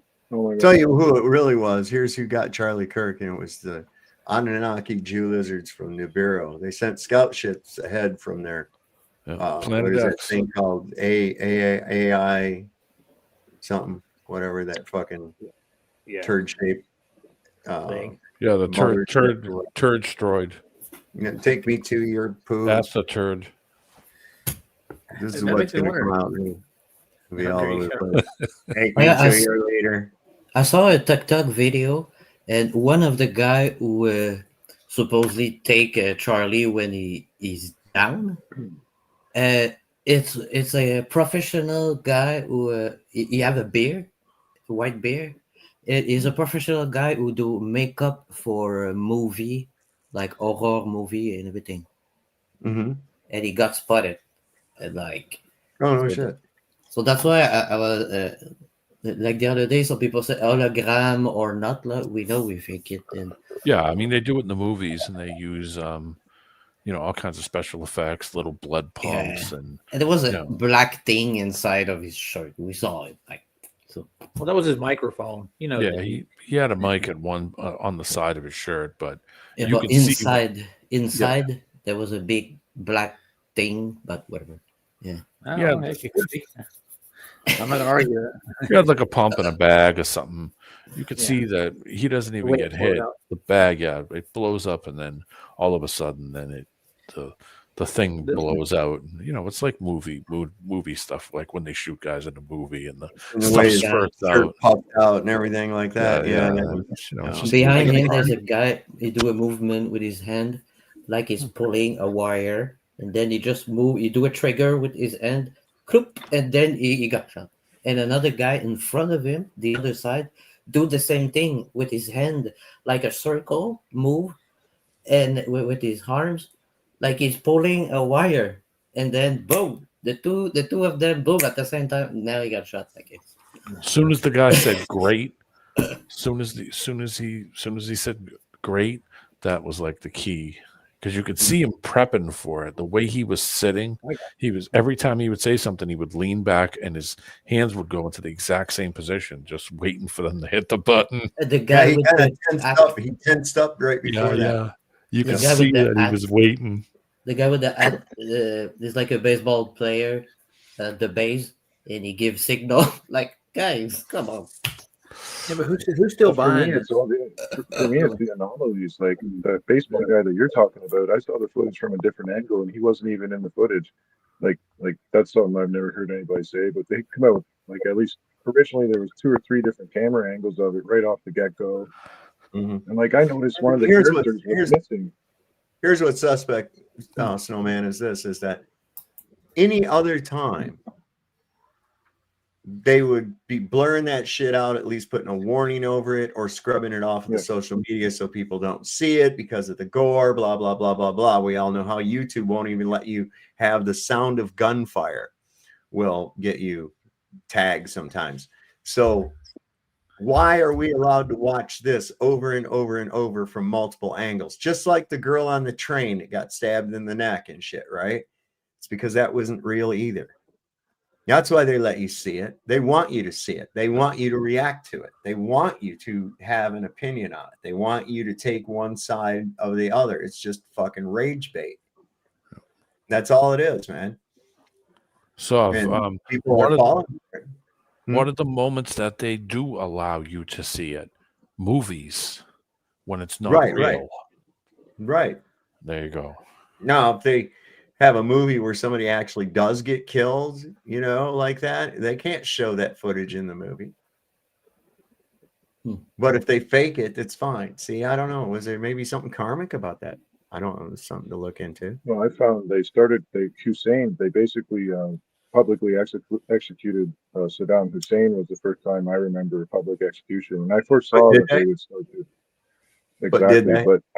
Exactly. But I foresaw that they were going to say, you know, so-and-so murdered 3 cops fucking 10 years ago, and now he's finally got his turn on death row. $49.99 on pay-per-view. Right? Like, that's what I see coming up. Sure. Well, they didn't buy all those guillotines for nothing. Let's not forget about those. Oh, what happened? Oh, I have a little X on someone. Who even makes those, right? Like, fuck. The thing that makes conversation about Israel so complicated is that we are having this conversation inside of an information war. We are in the nexus of one of the largest propaganda campaigns the world has ever known, because there is an entire nation's future on the line. And so the first thing you need to understand in order to understand anything about the Israel conversation is that Israel knows that winning the hearts and minds of the American people is the most important victory that they can possibly have on the battlefield. And they spend billions of dollars targeting American minds through politics, through media, through brands, through celebrities, through every piece of messaging that they can possibly use. Because if America starts to genuinely question our relationship with Israel in any meaningful way, Israel has to rewrite their entire playbook of how they do what they do and what their goal is. The thing that's it. You're in a serious. The last week or so, the For You feed on my X account was just bombarded by Jew kissing bullshit, man, everywhere around it. And this is where the trick lies. Say, man, look, I'm against Israel committing genocide on the fucking people of Palestine. I am just sick and tired of it. And I'm sick and tired of them dragging us into wars and shit. Oh, that's anti-Semitic. No, because if it was Japan or China or Mexico or any other country that was doing that, I would be just as against it. Doesn't have anything to do with that. But you are acting pretty stereotypical with your paranoia and your fucking bullshit, sneakiness, and lying. That's pretty fucking stereotypical, if you ask me. Maybe if you kind of try to break the fucking stereotype, you can get away from that. But it seems to be that throughout history, you've always been portrayed that way and act that way. You know, it's like I get divorced from 20 different women, and I am saying, yeah, well, they were all fucked up. It wasn't me. Yeah, no, there's a common denominator there, and that's you. So that's what people got to get through their fucking heads. And this thing about, listen, I don't care about fucking Holocaust. I was born in 1965. Okay, I don't give a fuck about a Holocaust. Sorry, didn't affect me at all. Didn't affect anything in my life at all. Sorry it happened if it happened. Move on. So I have lots of people are making $7,000 a post. I know. That's why you're seeing a lot of them. Damn. And here's the fucking hilarious part about that. Where's Israel getting that money to give to them? From us. Yeah. From us. We're paying them to fucking give it back to somebody to fucking send it so they could take more money. How fucked up is that? When I was young, someone said to me, that's what when I was young, someone said that to me. It's not me. He say, the Jewish are the most rich people, and they collect money also from every item that you bought, that you buy. And I was like, it's impossible. They say, yeah, the rabbin get 5 cents of every item, and this is a long time ago. And here in Canada, on every item, we have like a little circle with the Jewish word, and I think it's that. Yeah. So since long time, brother, I know what you're talking about. It says core, but then it has Hebrew on top. It says core, and it's like yeah. I don't know. Is it that? Is this that? Could be. Like, So real quick, everybody, I just wanted to say thank you to some other people. Alan Dama, thank you for your $20 donation, and Chad, thank you for your donation, $45. It's definitely going to help. It's definitely going to help. So, yeah, we were talking about that. It says Israeli naval boats open fire and fire shells toward a crowd of citizens waiting to return to northern Gaza. It's like they're already doing it. Motherfuckers didn't even give me time to set up a pool. How long it would last, man. I couldn't even wait till I started my next show before they start the fucking bullshit again. Yep. What did I say? 10 minutes? Yeah, 10 minutes.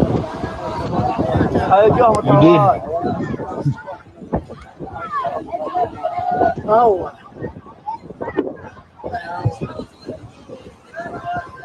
I don't see any showing. Oh, there's something. Not too far away.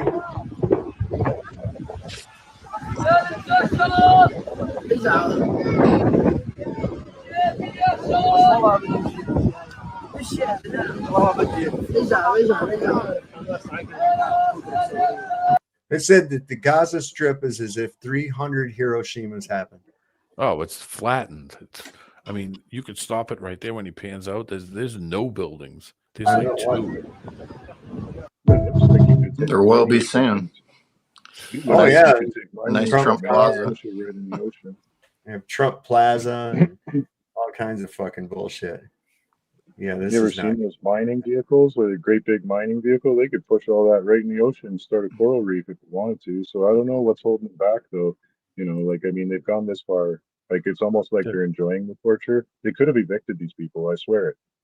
It looks like Dubai before long. Go ahead. I mean, yeah, they could have took them out, though. They could have put them in trains, bust them out. Sure, it's 10 million, say, or They never should have been there in the first place. That was never should have been there. Period. At all. No, they didn't even exist. These aren't the droids you're looking for. Yeah. No. Yeah. I mean, you know, that stuff was created. They were never there. They've no what do you call it? To any of that. Nothing to see. The kids these days won't know better. They won't know any better, guys. What's his name? Milikowski? Yeah. Yeah, Milikowski. Here's a good question about that multiculturalism bullshit. Listen to this. Why do only white countries have the moral obligation to live in this experimental diversity? I began to question why Americans living in the land of the free were forbidden the freedom of association. I began to question why the same groups of people that benefit from our country's altruism are allowed to collectivize within our borders in peace, yet any semblance of white collectivism is considered a form of supremacy. I began to question, why do I have to morally justify the continuation of my people? I am no longer a civic nationalist. I'm no longer a civic nationalist because demographics matter. I'm no longer a civic nationalist because in our majority white country, it is considered controversial just to say it's okay to be white. And I'm no longer a civic nationalist because I won't stand by as whites become minorities in their own homelands just so that I can selfishly claim at the end of it all, at least I was an individualist. And I have a dream that one day whites will be equally permitted to live in their own countries as others do. I am no longer a civic nationalist, and I'm not sorry about it. Wow. Good points, though. Why do I mean, why is it that, you know, you've got segregated black clubs and shit like that they have for different schools even, you know? I mean, that's what cracked me up. I used to do a bit about that. It was like, you know, they fought and fought and fought to desegregate the schools, and now they're all wanting to segregate. Have their own black schools, have their own white schools and shit. And I was like, well, make up your fucking mind. How about this? Don't have any schools. That's what's fucking the problem. That's what the problem is. All these goddamn schools, all teaching everybody the same goddamn thing, making carbon copies of everybody of the same thing over and over and over and over and over and over. People beaten into line and forged in this fucking torture furnace into being some carbon copy of someone else, of whatever the current social engineers have decided. I mean, you think about it, it's on us on every level. The food we eat, the clothes we wear. Who decided what clothes you were going to get when you went to the store? You're limited. You're limited to whatever they have, aren't you? Why did styles change? Who decided that? Who decided that pants are now worn down over top of the pubic area instead of up at the waist where it was normal? This shit's all, who decided this shit? But we just plug along with it, and we don't realize that none of the shit that we're eating was really our idea. We had a choice of somebody else's ideas. The clothes we wear, those are a choice of someone else's ideas. We didn't come up with this shit. And we probably don't even have a capacity to sit back and imagine what your own unique outfit for yourself would be, right? It's just, good point. You know, I wear it. You'd wear it? I was going to say, I wear a top. Hell with all of you. Okay. My mom today said to me, your grandmother was a really good person. When people do stuff on the street, worker and everything, they drink water on the hose, you know, outside. So she go outside with orange juice and stuff to eat, and people were super happy to work. Wow, she's cool. And she was doing her own outfit and everything, and also for not a church, but people who sing in the church, choir. So people were like finding stuff they like, and then they perfection it. But now it's like they just go on internet, ask a question, okay, I have it. They I don't know how to say it, but before that they were trying it, doing it. Now it's just you go see a tutorial, but she was learning everything by herself. That's the point, you know. Yeah. Yeah, they've been trying to squash individuality for a long time. I mean, they were doing it when I was in school in the 80s. Mm-hmm. They made sure everybody kind of just went and towed the line. If you didn't, you were kind of like a public enemy. You know, they would try to do things to you. Or to people make it laugh rough. at you. People laugh at you because of your clothes at school. Yeah. Oh, yeah. Well, think about this though. Rockefeller designed the education system like that to start with in the Western world, didn't he? He made it a breeding ground for workers and not thinkers. Yeah, taxpayers. Think about these kids. They got to go to school and they got to wear a fucking uniform. Yeah. Catholic schools. Catholic I schools did got to wear for uniforms. like 6 years. Yeah. Sacred Heart. Yeah. I didn't last long in a Catholic school. I lasted about 4 months, and they were like, "Yep, you can put them in a normal school." So check this out. And then came the decline of our culture, these mounds of contamination of our entire cultural life, the decomposition of our literature, the poisoning of our theater, of our movie theaters. All the art is now falling for it. This art was not born from our people. It is foreign to us and will remain foreign and did not come from our souls. It was imposed on our people by a subversive press, which made it acceptable. And parallel to this, already the assault begins against the education of our children's brains, the insult to all great men of our people. And then came... Bet y'all can't guess who that was. I have no idea. He had a funny little mustache. Oh, that guy. Oh, okay. Yeah. It sounds familiar. He was saying Groucho that. Marx. Yeah, that's it. Jones. Charlie Chaplin. That's right, Charlie Chaplin. Charlie Chaplin. Correct. Chaplin. Stan Laurel.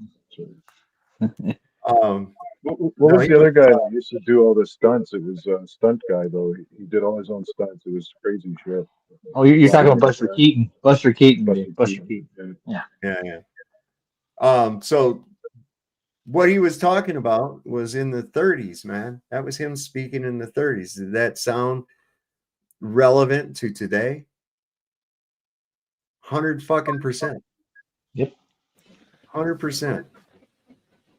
And that's where we're at. So this is kind of interesting too. So smoke them if you got them, y'all. Got me a nice little bud ground up over here, and having happy times now. Oh, and the message I got earlier from my wife, she said she went and checked Brandy, and Brandy had peed. So that's good. At least she's peeing. I got her laying on a pad for that. They're pee pads for when you train a dog. Yeah. So I got her back in laying on that, and she replaced the pad. And when I get off here later, I'll clean her up a little bit and shit, and flip her over. Poor thing. Yeah, that sucks, man. Sorry Well, at least I got, in one hand, I got her for this weekend at least, so I can, say my goodbyes to her. But on the other hand, too, I don't want her to be miserable. You know what I mean? But she does seem like she's really miserable outside of the fact that she just can't get up. So I don't know. Yeah, that's what I did in HR Biggs. That's what I did. It's like, it's inevitable. So I'm just taking precautions from it and, letting her have her last couple days here with me. And anyway, back onto this stuff. Get away from that for a little bit. When you criticize Israel now. What is it? I like the caption. Cruel Zionism. And yeah. You see, a lot of people don't realize that the House of Saud are actually crypto Jews. When you criticize Israel nowadays as being a European colony, the first thing they love to say is, no, we are not European. Half of our Israeli Jews are Mizrahi. This is very hard to say. Anyway, you're still a European colony. But the more important question is, where did those Arab Jews come from? So when Britain promised Palestine to the Zionists, they had a problem. The Jewish people of Europe wanted to come to America. The last thing they wanted to do was to go to Palestine and become farmers. No, they don't have hats suitable for that kind of work. Where were they going to get all the people to do the labor? I know, we can get brown people to do it. From Yemen, from Iraq, from North Africa. Why didn't the Zionists think of this before? Why was the Zionist movement made up of only Europeans? Well, as with any colonial project, racism. They thought they were backwards. They thought that they were culturally inferior. Ben Gurion called Moroccan Jews savages and compared them pejoratively to the, quote, blacks brought to the United States as slaves. But their even bigger problem was the Arab Jews were completely against Zionism, while the Jewish people in Europe were getting expelled from European countries one after another after another. The Iraqi Jewish community, for instance, had been living in Iraq for over 2,500 years. Why would they leave? So now European Zionists had an even bigger problem. How the hell do we convince the Arab Jews to become our labor when they don't want to leave their home? Well, finally, when Zionism started rising, this definitely did create friction, distrust, created clashes, it created violence. But even then, the Mossad, yes, the Mossad, was having a very, very hard time trying to convince the Arab Jews to come to this newly manufactured state of Israel. Even one of the emissaries quotes, "We have to admit that there is not much point in organizing and encouraging immigration. What we didn't do can't be corrected now through propaganda and creating one-day-old enthusiasm." So the Mossad was like, dang, our propaganda isn't working at all. What shall we do? And this is when the Zionist movement resorted to something called cruel Zionism.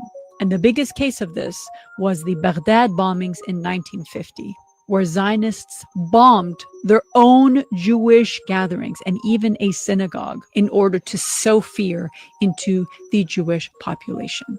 After that, around 150,000 Jewish Iraqis immigrated to Israel. And by the way, if you ever wanted any more proof of how Orientalist Zionists are, guess what the name of the Mossad operation was? Operation Ali Baba. And a similar operation in Yemen was called Operation Magic Carpet.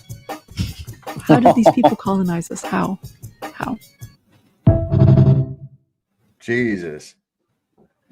It's a long walk from Iraq to. It's a long walk from Iraq to Israel. I don't know if you know that, but I mean, I'll bet money that they blamed somebody else and said, "Oh, those people bombed you. Oh, come with us. We'll help you." Yes, every time. Oh, Every these time. extremist Muslims hate you and they want you dead. These Swahilis are attacking you. Come with us, brothers.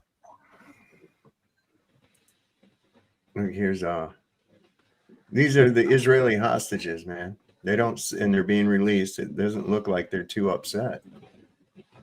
I mean, they look pretty well treated. Let's see if this is real. Welcome. Guys, good luck. Goodbye. high five. Good luck. Bye bye, shukran. Bye bye. You go home. Bye. Masalama.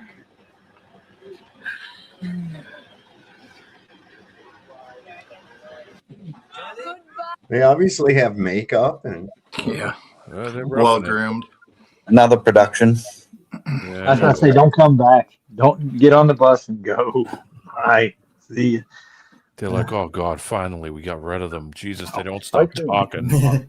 Yeah. I can spot an Israeli from pretty far away, especially the females. I can spot an Israeli from pretty far away. yeah, they're like, it's like, God, we're so glad to finally give them back. All they did was whine the whole fucking time they were here. Yeah. Jesus. Oh, the gas was horrible. Jesus. Especially if they turn their head, you got to watch out for their nose. I don't care. Eating that hummus and farting all over. So this guy Sam Parker, he did these tests on Twitter. He put test, fuck Japan, test, fuck Italy, test, fuck Israel. Oh, rate proposed community notes. That's perfect. There you go. That's a good test right there. There you go. Goes to show you. That's the thing. I just checked my Discord and Sirius said, "Thanks for walking her home last night." Oh yeah, yes, there is B. She sent me a message today too on Facebook. She mentioned me in something on YouTube, and I was like, "Hey, Sirius, you got home okay?" She's like, "Thank you so much. You guys are cool. You walked me home." Oh, Yeah, she joined a live stream while she was walking home. It was funny. Yeah. And listen, people, they're keeping you distracted from this Venezuela bullshit, man. Yeah, that too. They're blowing fucking speedboats out of the water, man. Come on. 1,500 miles away from the U.S. coast. No trial, no investigation, nothing. There's one, shoot it. There's another one, shoot it. Are they just presuming they got cocaine on them or something, Pop? Is that what they're Fentanyl doing? or something, but They that's say whatever they want. That's also breaking Geneva Code. It is absolutely 100%. Yeah. those guys pulling the triggers can't use following orders as an excuse. No, that's an immoral order. Can't do that shit. Well, I mean, they could just throw a boat out there and have it sit out there and stop boats and check them if that's the case. But they're not going to do. Well, that. he's wanting to start some shit. Oh, good. Brandy ate a gravy bone and she had a little bit of water. And she might come out of this and be okay for a while, but I doubt it. What's a main food? What do you feed us on? Most of the time we feed him.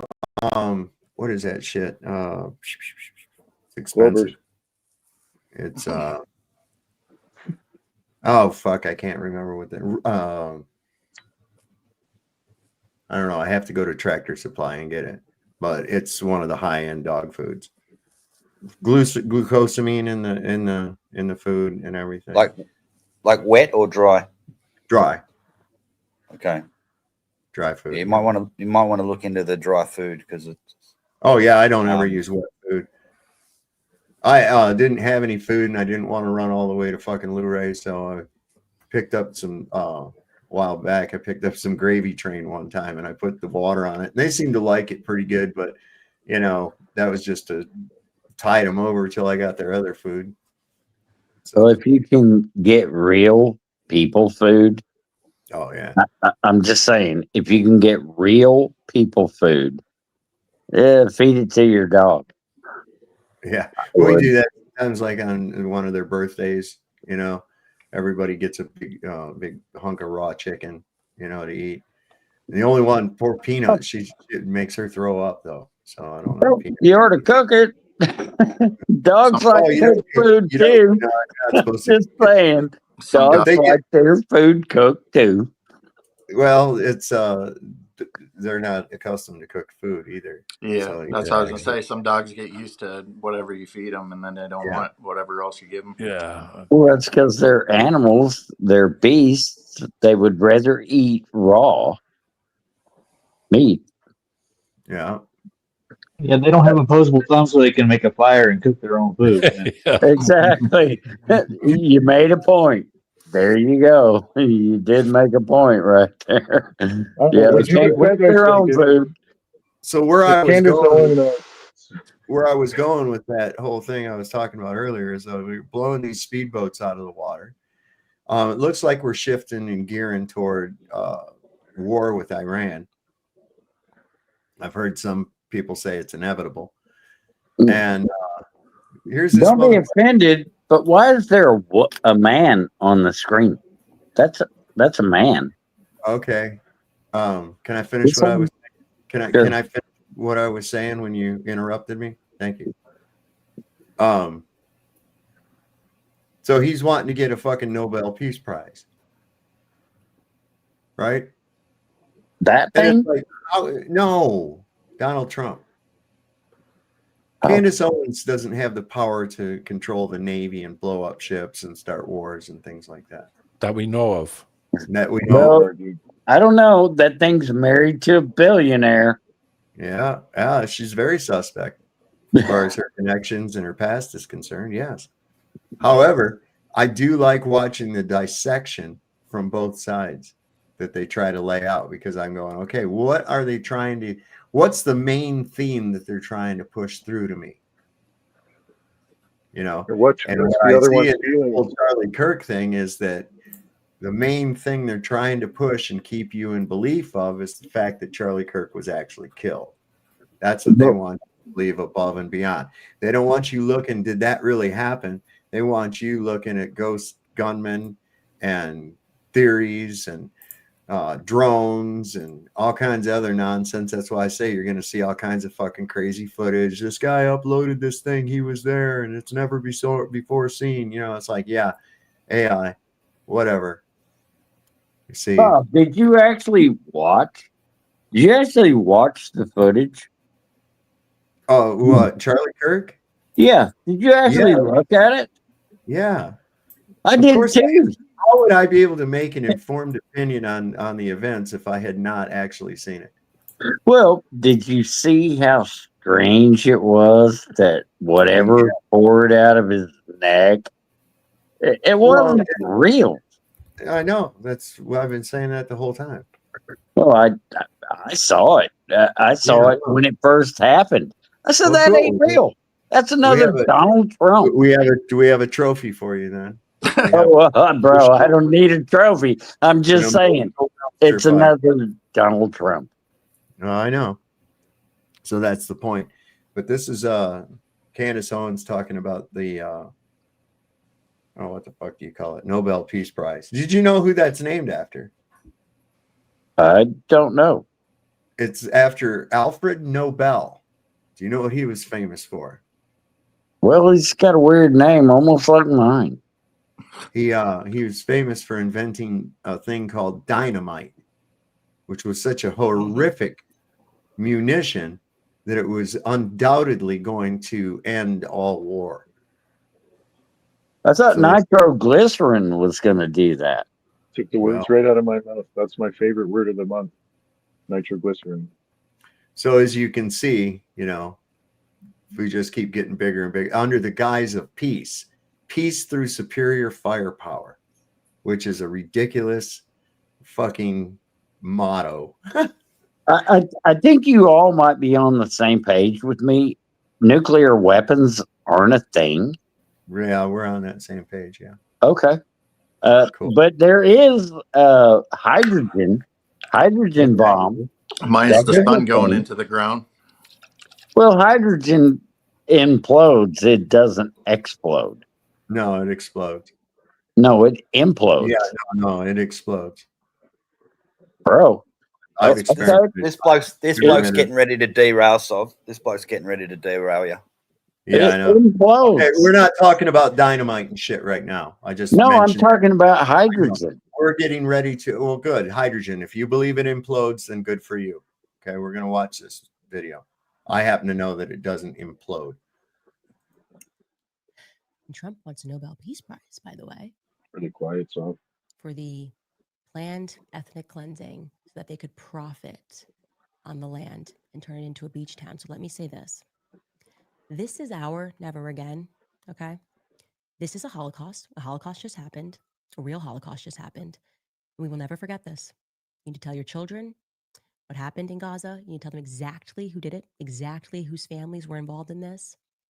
And when you hear in the future somebody tell you, like, we're going to Gaza Beach for a vacation, you need to look at them like they are the absolute vermin of our society, because they are. They are. Their children will be cursed, okay? If you go and you play in the sand where you know that your forefathers planned to mass murder children, you will be cursed. Every person who steps foot on that, every family that is set to inherit what they did, they will be cursed. Your children's children will be cursed. Gaza belongs to nobody but the Palestinians. So when you begin to move the Israelis in there, and when the Trump Hotel gets built on there, I caution the rest of the world to stay far away from that cursed land, because something is coming. You can't commit that much evil in broad daylight and not think it's going to come back to haunt you. Oh, shut up, you tranny. Shut up. Why, you don't agree? You don't agree with that? I think that's a fucking tranny. Excuse my language. We're not talking about the character of the. I'm not talking about the character delivering but the whole narrative. So the narrative. You don't think that, according to the words of Jesus, that it would be better for those that for someone to have a millstone put around their neck and thrown into the sea than to harm one of the little ones. And you're going to go ahead and make homes over the graves and the sites where all this massacre happened. And you think that no, let's just be honest. What is it about it that you disagree with? Trump is a false savior for America. He's an anti. I didn't ask you about that. I said, what part of what she said do you disagree with? The part that she's deflecting to the children. It's not the I children's disagree because that thing is controlled opposition. Well, did you actually listen to the information at all? Okay, can I just Or were ask you you just this? sitting there going, "Oh, I hate that person because I think it's a Oh, man"? no. Can I Well, ask then you this? Do you agree with what that thing says? in this instance right here, yes, I do agree with what she says. Okay. Does that mean that I agree with everything she says? Are you that binary in thinking? No, look, I'm open. So I So get what do you this think that realm is. is it evil or not to let people slide by with a genocidal action such as Israel has taken, killing children and innocent civilians, and then taking that land now because you destroyed it and putting it toward your own gain? Well, if you're asking me the question, what I think about Israel, they are I did. evil. That's not what I. Do you have a comprehension problem or something? That was not even close to what I asked you. Okay. Do you actually listen when someone speaks to you? I don't think you do. I think you're constantly trying to think about what you're going to say next. Yeah, you might be right.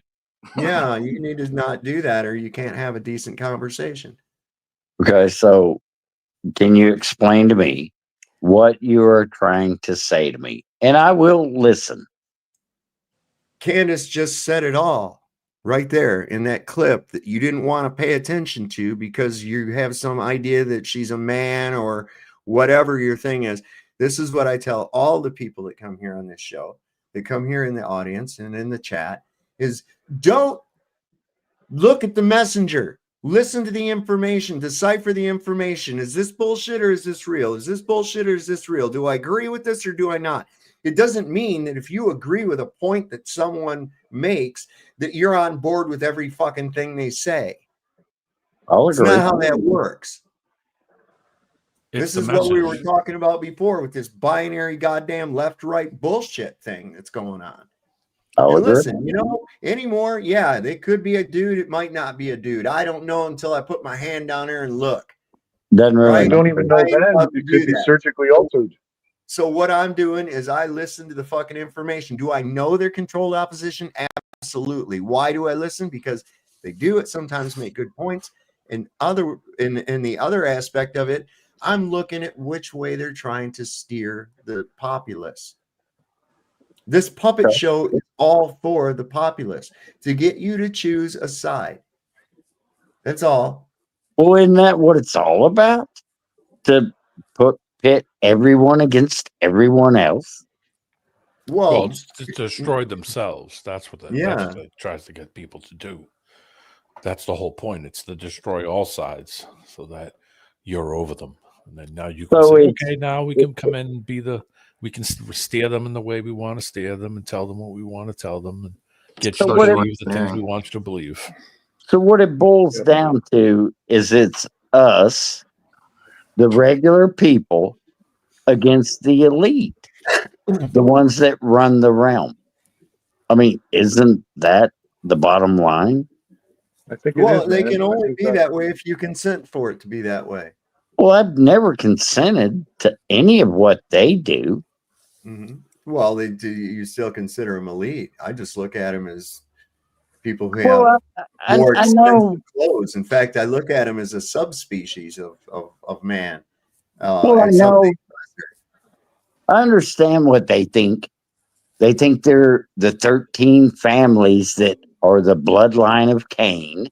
And let's be honest, Rothschild has more money than anyone else in our reality. What if I told you Rothschild is a front for the real power? Yeah, the Azazel, Satan. I already know. I already get that. That's who Rothschild is. Azazel's minion. It's interesting how we all do Legion's work, though. Like sometimes I feel like I couldn't behave any other way. Like I was programmed this way. Sometimes I think, we're doing the deeds.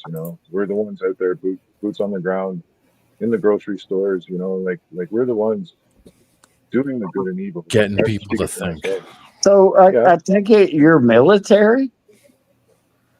No, sir. I don't like the military, but I do respect people that serve because stuff good.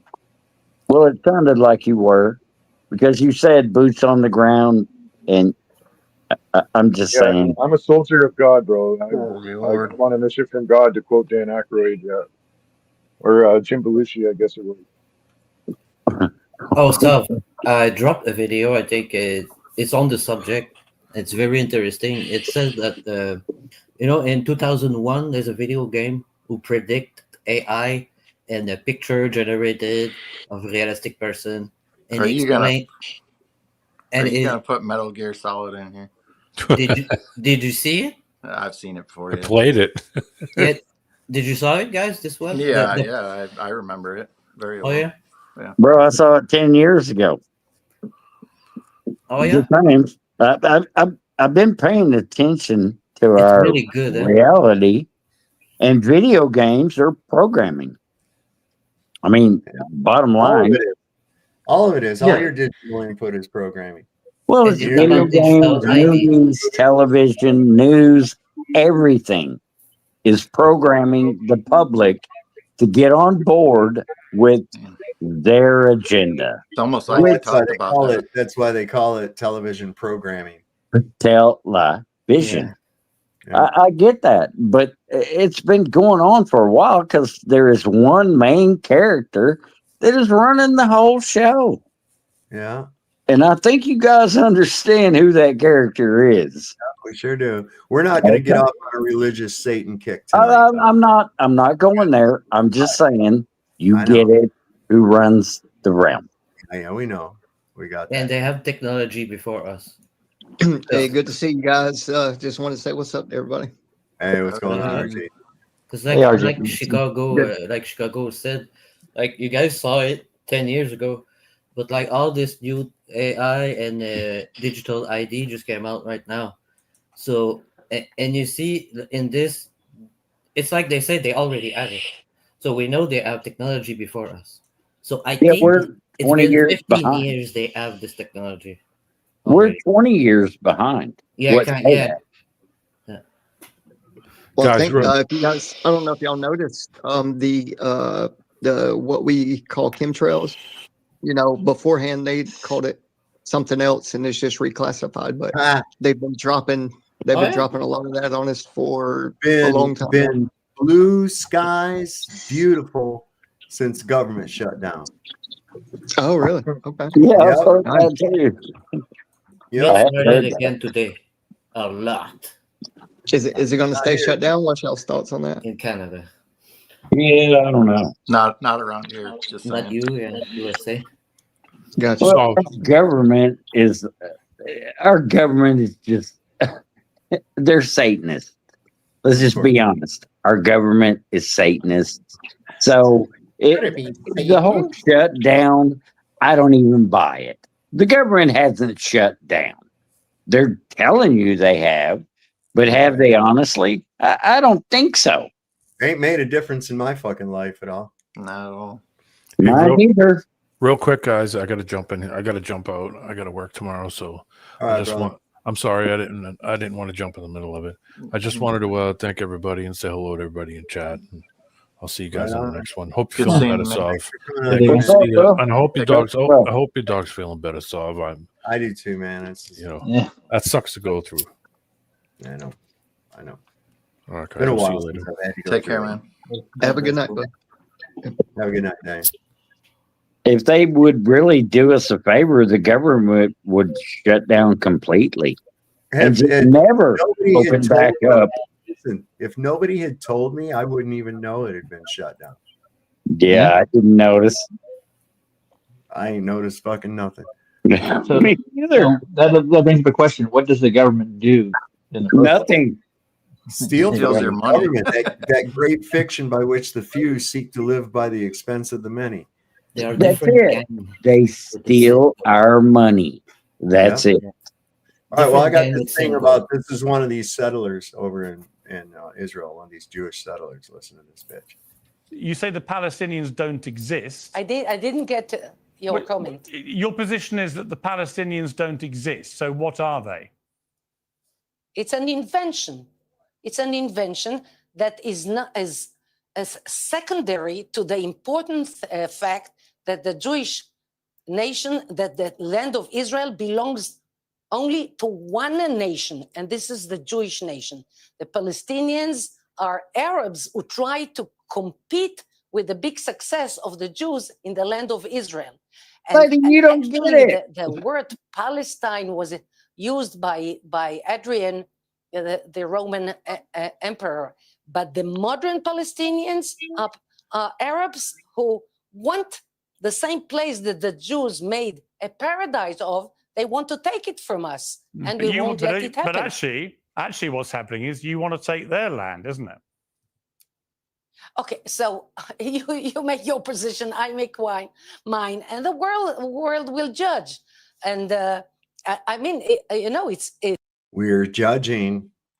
It's interesting that when there are historical facts that can be proven, and then you cling to what?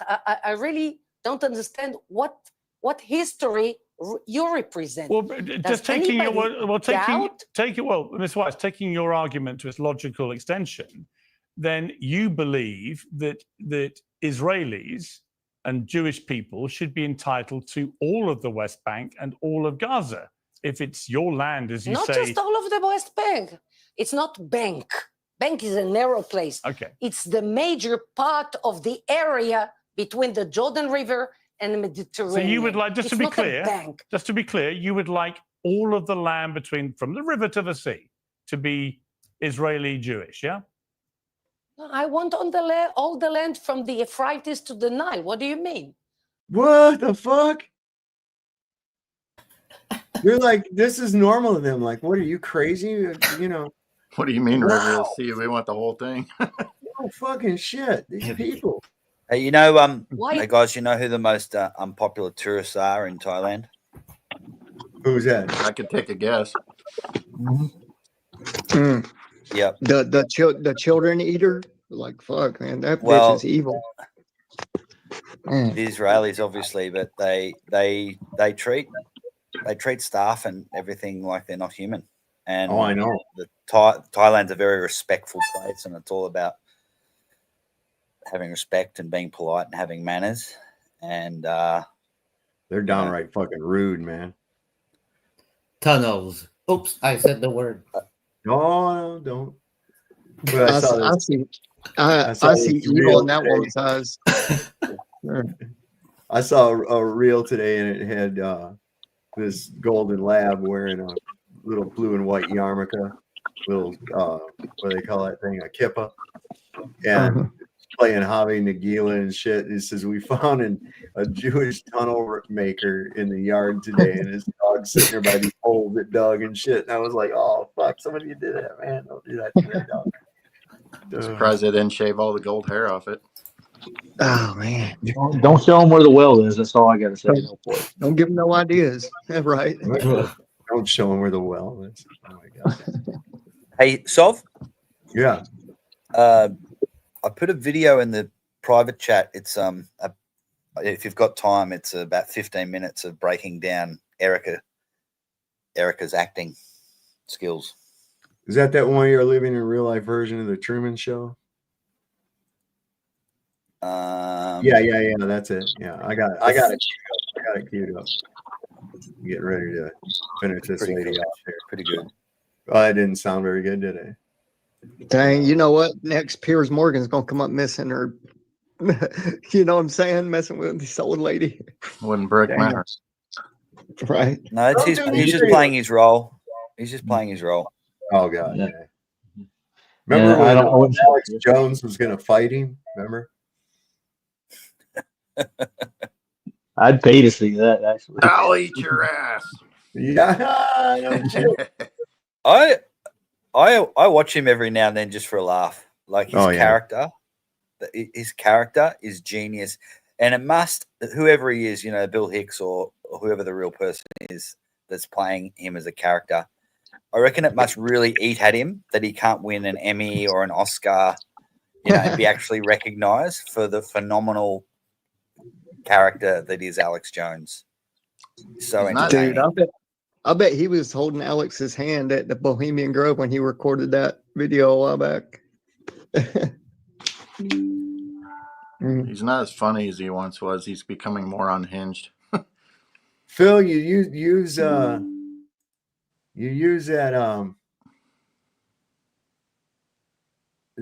discernment, man.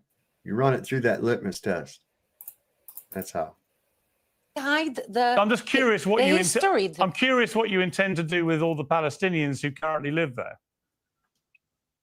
Those, you see, I have, I trust in God. I trust, and I live by faith, by Emunah, and by the Bible. Yeah, but what are you going to do with all the millions of Palestinians? What happens? I'm telling you, Joshua, the first settlers, he gave me. I don't need a history lesson. I'm just asking you, what do you intend to do with the millions of Palestinians who currently live in Gaza and the West Bank? Exactly what Joshua did. What are you going to do with them? That's exactly what he had. When Joshua came with us from Egypt, he had to cope with 7 peoples who lived here. Why God chose to bring us from Egypt to such a complicated place and not to Canada, I don't know. But the fact of the matter is, because nobody else would take you, is that Joshua said, those who accept our sovereignty, our government will stay. Those who fight, will fight them. And those who do not accept our sovereignty, our government, they will go to other places. There is a clear formula. So I do not have to there is a invent. clear formula. It's actually by the Bible. Yeah, but again, to be clear, your clear formula, there's a legal term for it. It's called ethnic cleansing. What you're saying is if Palestinian people do not subscribe to the fact they should be ruled by Israel and have you as their sovereign state, then they have to leave, right? So 6-7 million Palestinians would have to leave and go and live elsewhere. That's your position. Jesus Christ. And did he say 6 million? Yeah, 6 million. Not in Canada. Sorry, when my father's gonna come back, we are going to eat them. We're going to eat them. That's what we do. We are exclusive. No, you're not even the one. It's so weird. Uh-oh. It's like we're at, what do they call that? DEF CON. You got to remember who's getting a pass in all this, though. Like, this is the small hats are getting a hard time at the moment. It's all by design. Like they want that to all come. They want that to all come out. They want, yeah. No, they're setting the world up to have a good versus evil. They'll have Christians versus Jews, but the Christians won't be Christians. They're essentially crypto Jews as well, which is the Jesuits, and that's one of the ways they'll have people follow this one world religion, which will be a form of Catholicism in Rome.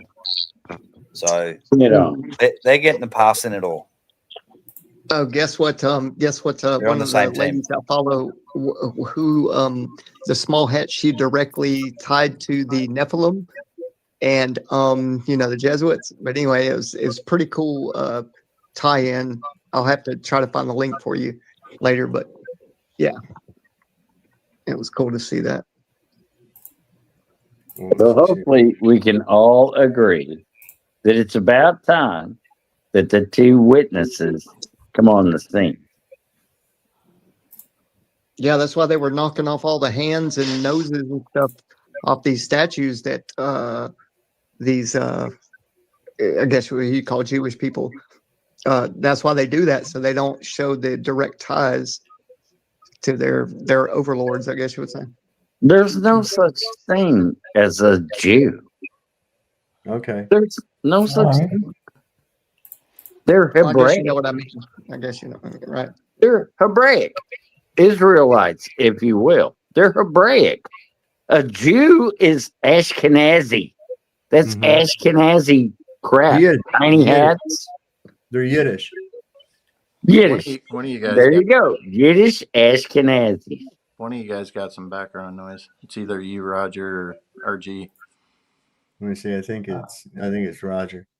Is it? Yeah. A little. It's Okay. coming up one green dot on your mic. Yeah, I'm muted up. I'm muted up. I'm on my phone right now. It's probably why my computer's having problems. Roger, you've been so good for so long. Yeah. I've been having fun the past couple of days. So anyway. For decades now, the American people have been the victims of this anti-Muslim, anti-Christian psyop. These are two groups of people who don't need to have any contact with each other at all. We don't need to share countries. We have our own countries. But open borders neocon Jews and their Shabbos goys have brought us together intentionally to create a clash of civilizations. And in doing so, the American people have been convinced that Muslims are their biggest enemy on the planet and that Jews are their greatest allies. Bro, Jews not. Americans have been convinced that if we don't systematically blow Muslims off the face of the earth, that they're going to come and invade us. They're going to force their way into our country and force us to live under Sharia law. The entire idea is fucking ridiculous. These people could have never gotten into our country in the first place if they weren't let in by a bunch of open borders Jews. He's not lying, man. You look at everybody who had that open border policy, man, and they're right in bed with Israel, right in bed with them, or a Jew, you know? And it's like there again, that multiculturalism to destroy from within. That's also one of the few countries that ain't letting people in. Yeah. Oh my God. Yeah. You compared to everyone else. You can't live there unless you're a Jew. Well, to be honest, they're all going to pay for their crimes. Mm-hmm. At some point, they're all going to pay for what they're doing. 100%. 100%. Yep. No lie there. The subversives that wrote the Hart-Celler Immigration Act, a piece of Jewish legislation that completely fucked our country. What? And they would have never been propelled into leaving their own countries in the first place if a bunch of Jewish-run American-fought wars hadn't turned their countries into failed states run by the CIA and the Mossad and their trained terrorists. None of this happened organically. Damn, I agree with you. This is an intentionally manufactured clash of civilizations in which these Jews want Christians and Muslims and blacks and whites killing each other around the clock, focused on each other, hating each other.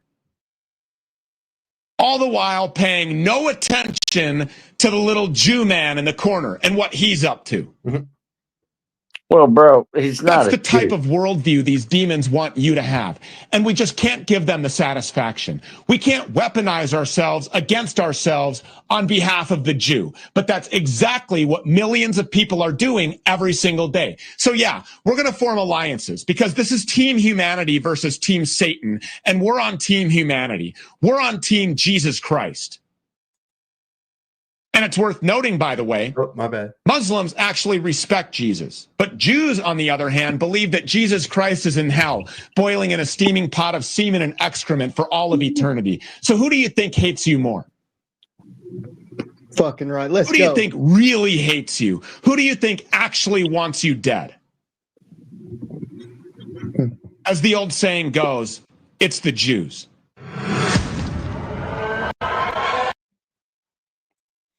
And that, of course, is Stu Peters' opinion. You can agree for entertainment purposes only. Agree or don't.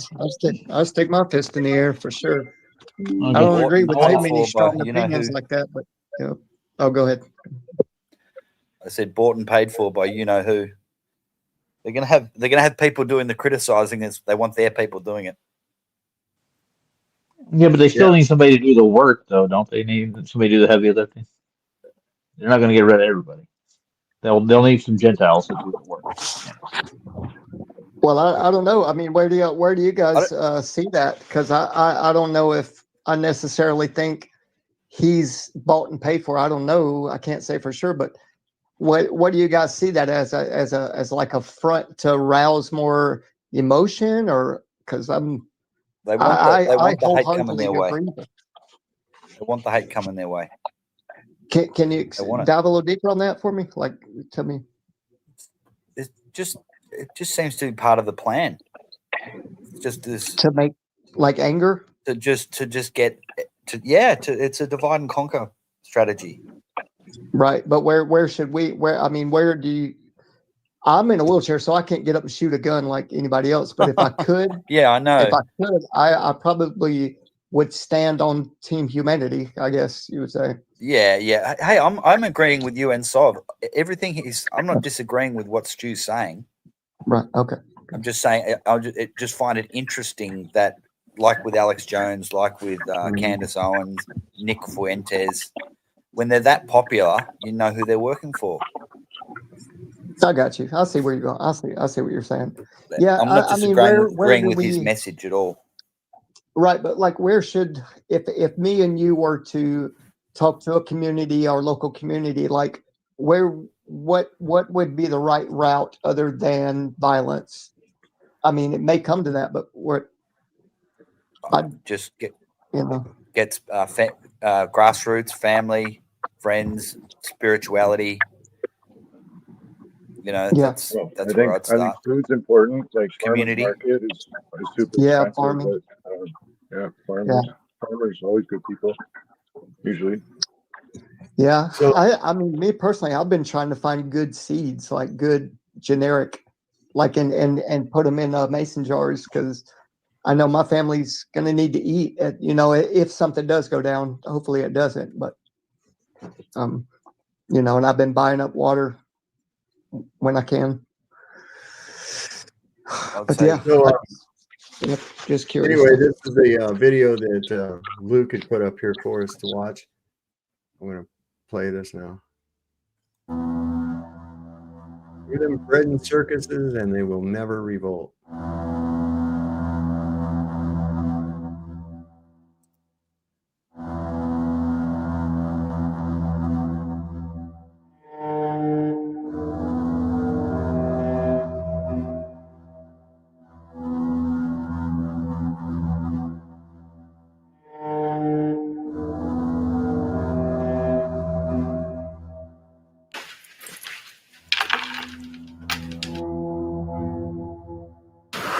Jesus. Feel this room.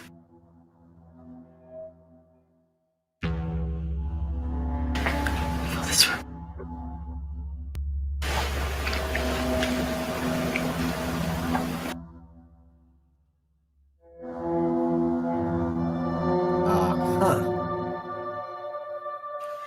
Good evening. My name is Erica Kirk. Charlie Kirk is my husband. I first want to thank the local Charlie Kirk is my husband.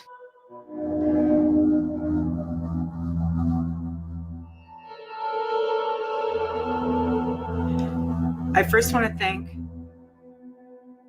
My name is Erica Kirk. That's not even her Charlie name, Kirk is my husband. I want to thank the first responders who struggled heroically. I want to thank the first responders who struggled heroically. Heroically to save Charles's life. And the police who acted bravely to make sure that there were no other victims on that terrible afternoon. She had just seen her husband get shot and killed right in front of her 2 days prior, but was somehow still able to deliver a 17-minute coherent speech in full hair and makeup. Sudden severe trauma causes not just emotional distress, but cognitive dysfunction, because the amygdala, responsible for fight or flight and for our emotions, is in overdrive, which causes the shutdown of the prefrontal cortex, where we process information. That's why people who experience sudden, severe trauma are often rendered speechless. But not Tatty Kathy. She had plenty to say and did so without a hitch. And I want to thank the Turning Point USA board, the COO, Justin Strife, and my husband's chief of staff, the amazing Mikey McCoy. The amazing Mikey McCoy.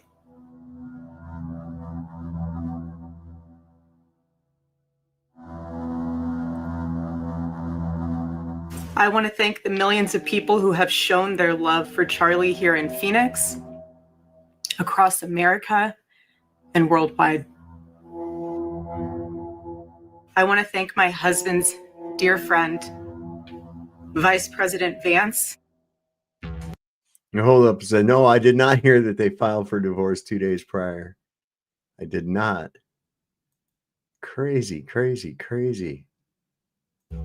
And his phenomenal wife, Usha. For their love and support.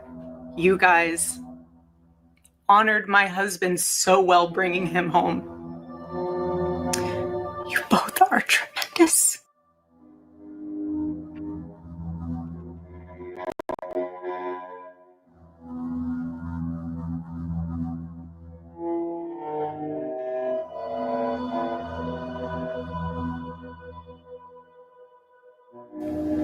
I want to thank President Trump and his incredible family for the same. Mr. President, my husband loved you.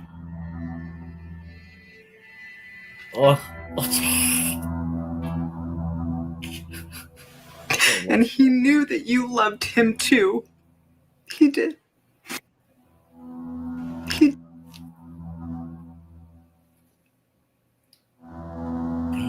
Your friendship was amazing.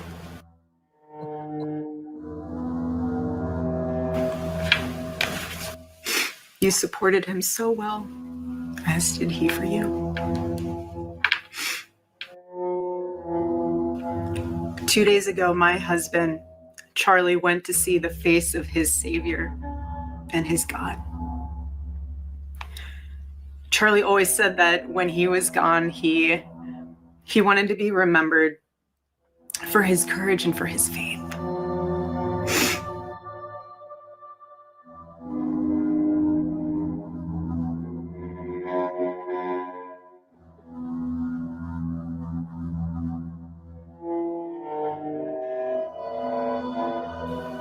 Charlie loved life. He loved his life. He loved America.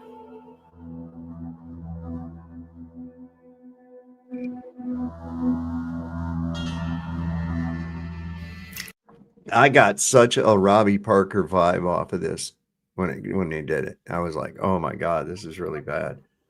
He They do loved it on nature, purpose. which What? I think they do it on purpose. They purposely get bad actors to just like gaslight us and just show how stupid the rest of the population is. Like Yeah. for us, it's to insult us people that are aware and like we're in on the joke, but it ain't funny, right? And it's to piss us off, I believe. Well, I wonder, there's a I believe a large segment of our population that are just like fillers, seat fillers, NPCs. Yeah. And yeah, they'll go with that. They'll go with that easily. Hey, I didn't know that Charlie worshipped Odin. Yeah, you're going to Valhalla, right? Yeah. Just wondering. AKA New Zealand. New Zealand. Yeah, it's what do they call that place? Green Island or something? Yeah. Oh, you mean where helped they him always bring him closer to God. Oops. He loved the Chicago Cubs. And my goodness, did he love the Cubby. Oregon Ducks. He wanted me to say go Ducks, so I have to since they play on Saturday. So go Ducks. He wanted me to Oh, say God. that. When did he tell you that? Hey, at my funeral 2 days from now. Yeah, because she knew he was going to die, right? Right. I want you to say go Ducks, while you're up there reading your script. Come on, man. Ducks.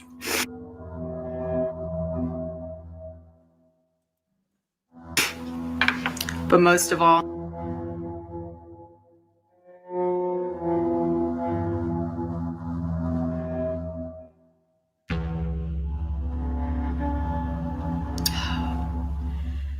Charlie loved his children, and he loved me.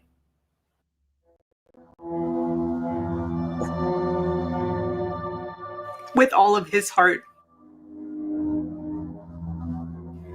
And I knew that. Every day I knew that. He made sure I knew that every day. Every day he would ask me, how can I serve you better? How can I be a better husband? How can I be a better father? Every day. Serve you better. Every day. He's such a good man. He still is a good man. He was the perfect father. He was the perfect husband. And he had bones of steel. Yep.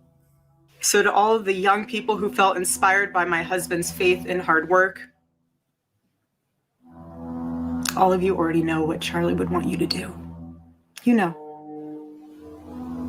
You know. If you're in high school or if you're in college, go find your local Turning Point USA chapter. Join it. Stay involved. He wants you to make a difference. And you can. You can. The movement's not going anywhere, and it will only grow stronger when you join it. And as my husband used to say in this room, every single day, if you want to get involved, the best way you can do that is going to tpusa.com. Now it's an advertisement for the fucking. That's what I was gonna say. Yeah, it's an advert. Man, they're trying to build an army of psychopaths, bro. That's what it sounds like. It's a cult. My father-in-law, when he died, he was a Jehovah's Witness, and his fucking thing, it was nothing more than a goddamn recruitment kit for Jehovah's Witnesses. And nothing about, what kind of father he was, what kind of husband he was, nothing like that. Just said, oh, he knows his reward because he was a witness and this, that, and the other.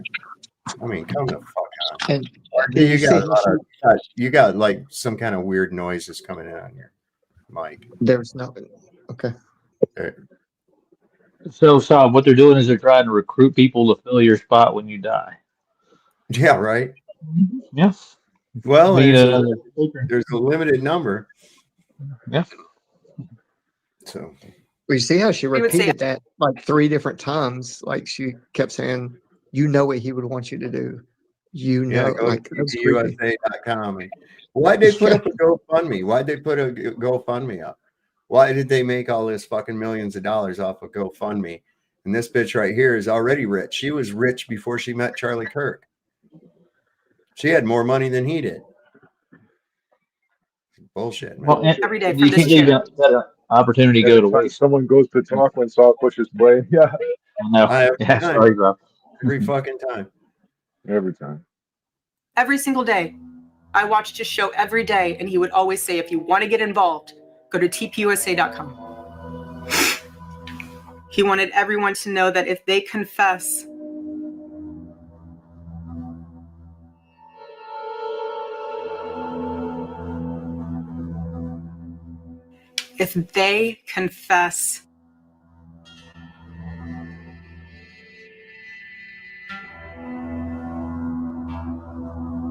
which the guy has not done. Incidentally, he has not confessed. They're also creating already giving blame to someone before a trial or anything. Mm-hmm. They're already, Has, saying that this guy's guilty. Sorry, What? I was just going to say, has anybody spoken? Like, has the lawyer spoken or anything officially, or does he have a friggin' attorney? And usually, the lawyer will say something. I think they're still in the process of doing all that, but I'm just saying. Yeah, like you said, they're jumping the gun. Yeah. Well, I could look at it I could fucking defend him and get him off with as flimsy as their case is. I was just saying they're already assigning blame. They don't know nothing. On day one, they turn up. The first question is, Your Honor, I'd like to ask, why wasn't there a crime scene? Right. Can we see photos from the crime scene? Case closed. Forensic evidence that wasn't collected. hear me when I say this, nobody is ever too young to know the gospel. Nobody. Nobody.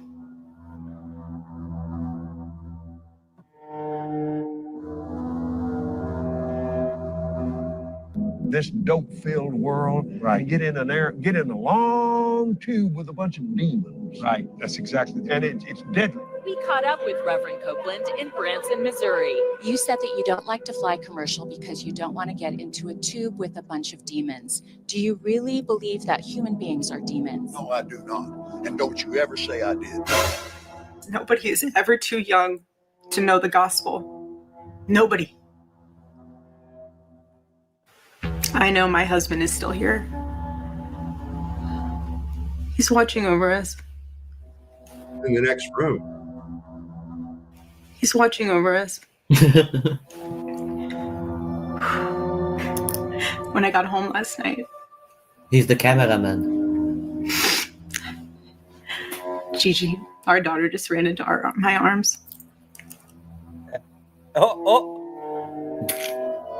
You hear that? And I talked to her and she said, Mommy, I missed you. I said, I miss you too, baby. She goes, where's Daddy? What do you tell a 3-year-old? She's 3. I said, baby, Daddy loves you so much. Don't you worry. He's on a work trip with Jesus, so he can afford your blueberry budget. Cringe. So he can afford your blueberry budget. So he can afford your blueberry budget. So he can afford your...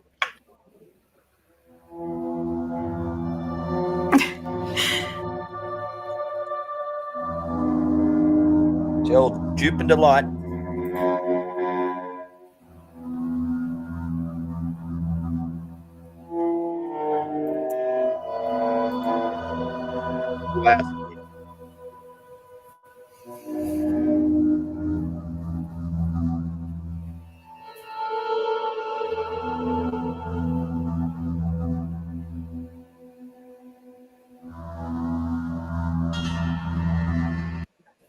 I'll put the link down here in the chat. Anybody wants to watch that in their own time. Sov, I think just before the end there, she's talking about the kids, about the daughter running into my. Yeah. She accidentally stuffed up and was about to say our, and she changed it to my. My. I don't know. I got a question for you. I can tell you one thing's for sure. They're pulling a fucking snow job bullshit on us. There ain't no doubt about that. Not for a minute. And this is another thing. DJ, I want you to pay attention to this too. What were you going to say? I was going to ask, don't you think they're trying to try this, the guy get caught in the public side before they put him on trial? That way the public will think. I just said. I didn't hear you say it. Different. Yeah, you know, Nixon almost fucked up the Manson trial like that. He claimed that Manson was guilty of these fucking murders. And Manson came into the courtroom with the headlines of him saying that, which is like, that's call for a mistrial right there. Well, it's like at the memorial, she came out and said, what'd she say? She said, I forgive him or whatever. It's like, you don't even know that that's the person. Like you're just already assuming and placing blame, like I said. Right. Without a trial, without anything. But anyway. It's like they've done for years with Lee Harvey Oswald. They never proved that case. They never tried that case. He never even went to court. He was never even arraigned on that. And they fucking snuffed him right out. Gone. Oswald. No need for a trial. Huh. No. We've already tried him in the court of public opinion. He's dead, so case closed. And again, the FBI fabricating evidence. All right. The jig is up. Delete ChatGPT, delete Sora, delete any AI apps you have on your phone. Stop your support now. You need to understand something. Pandora's box is 99% of the way opened. And I'm not sure if you're familiar with the myth, but once it opens, it cannot close. Oh my God, it's so funny. Jake Paul doing gay makeup tutorials. They're making child porn. People are making child pornography. That is nigh indistinguishable from reality.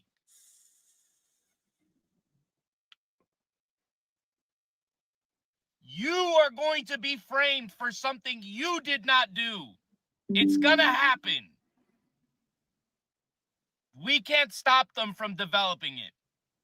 But what we can do is stop feeding them the money they need to do it. It's over. You want to be a creative? Sorry. That field has been replaced. Computer software, fucking forget it. That's already cooked over and done with. 3D rendering, artist direction, architecture. Do you understand that you are being replaced? You, all of us, are being replaced. The functions that make us human are being robbed from us.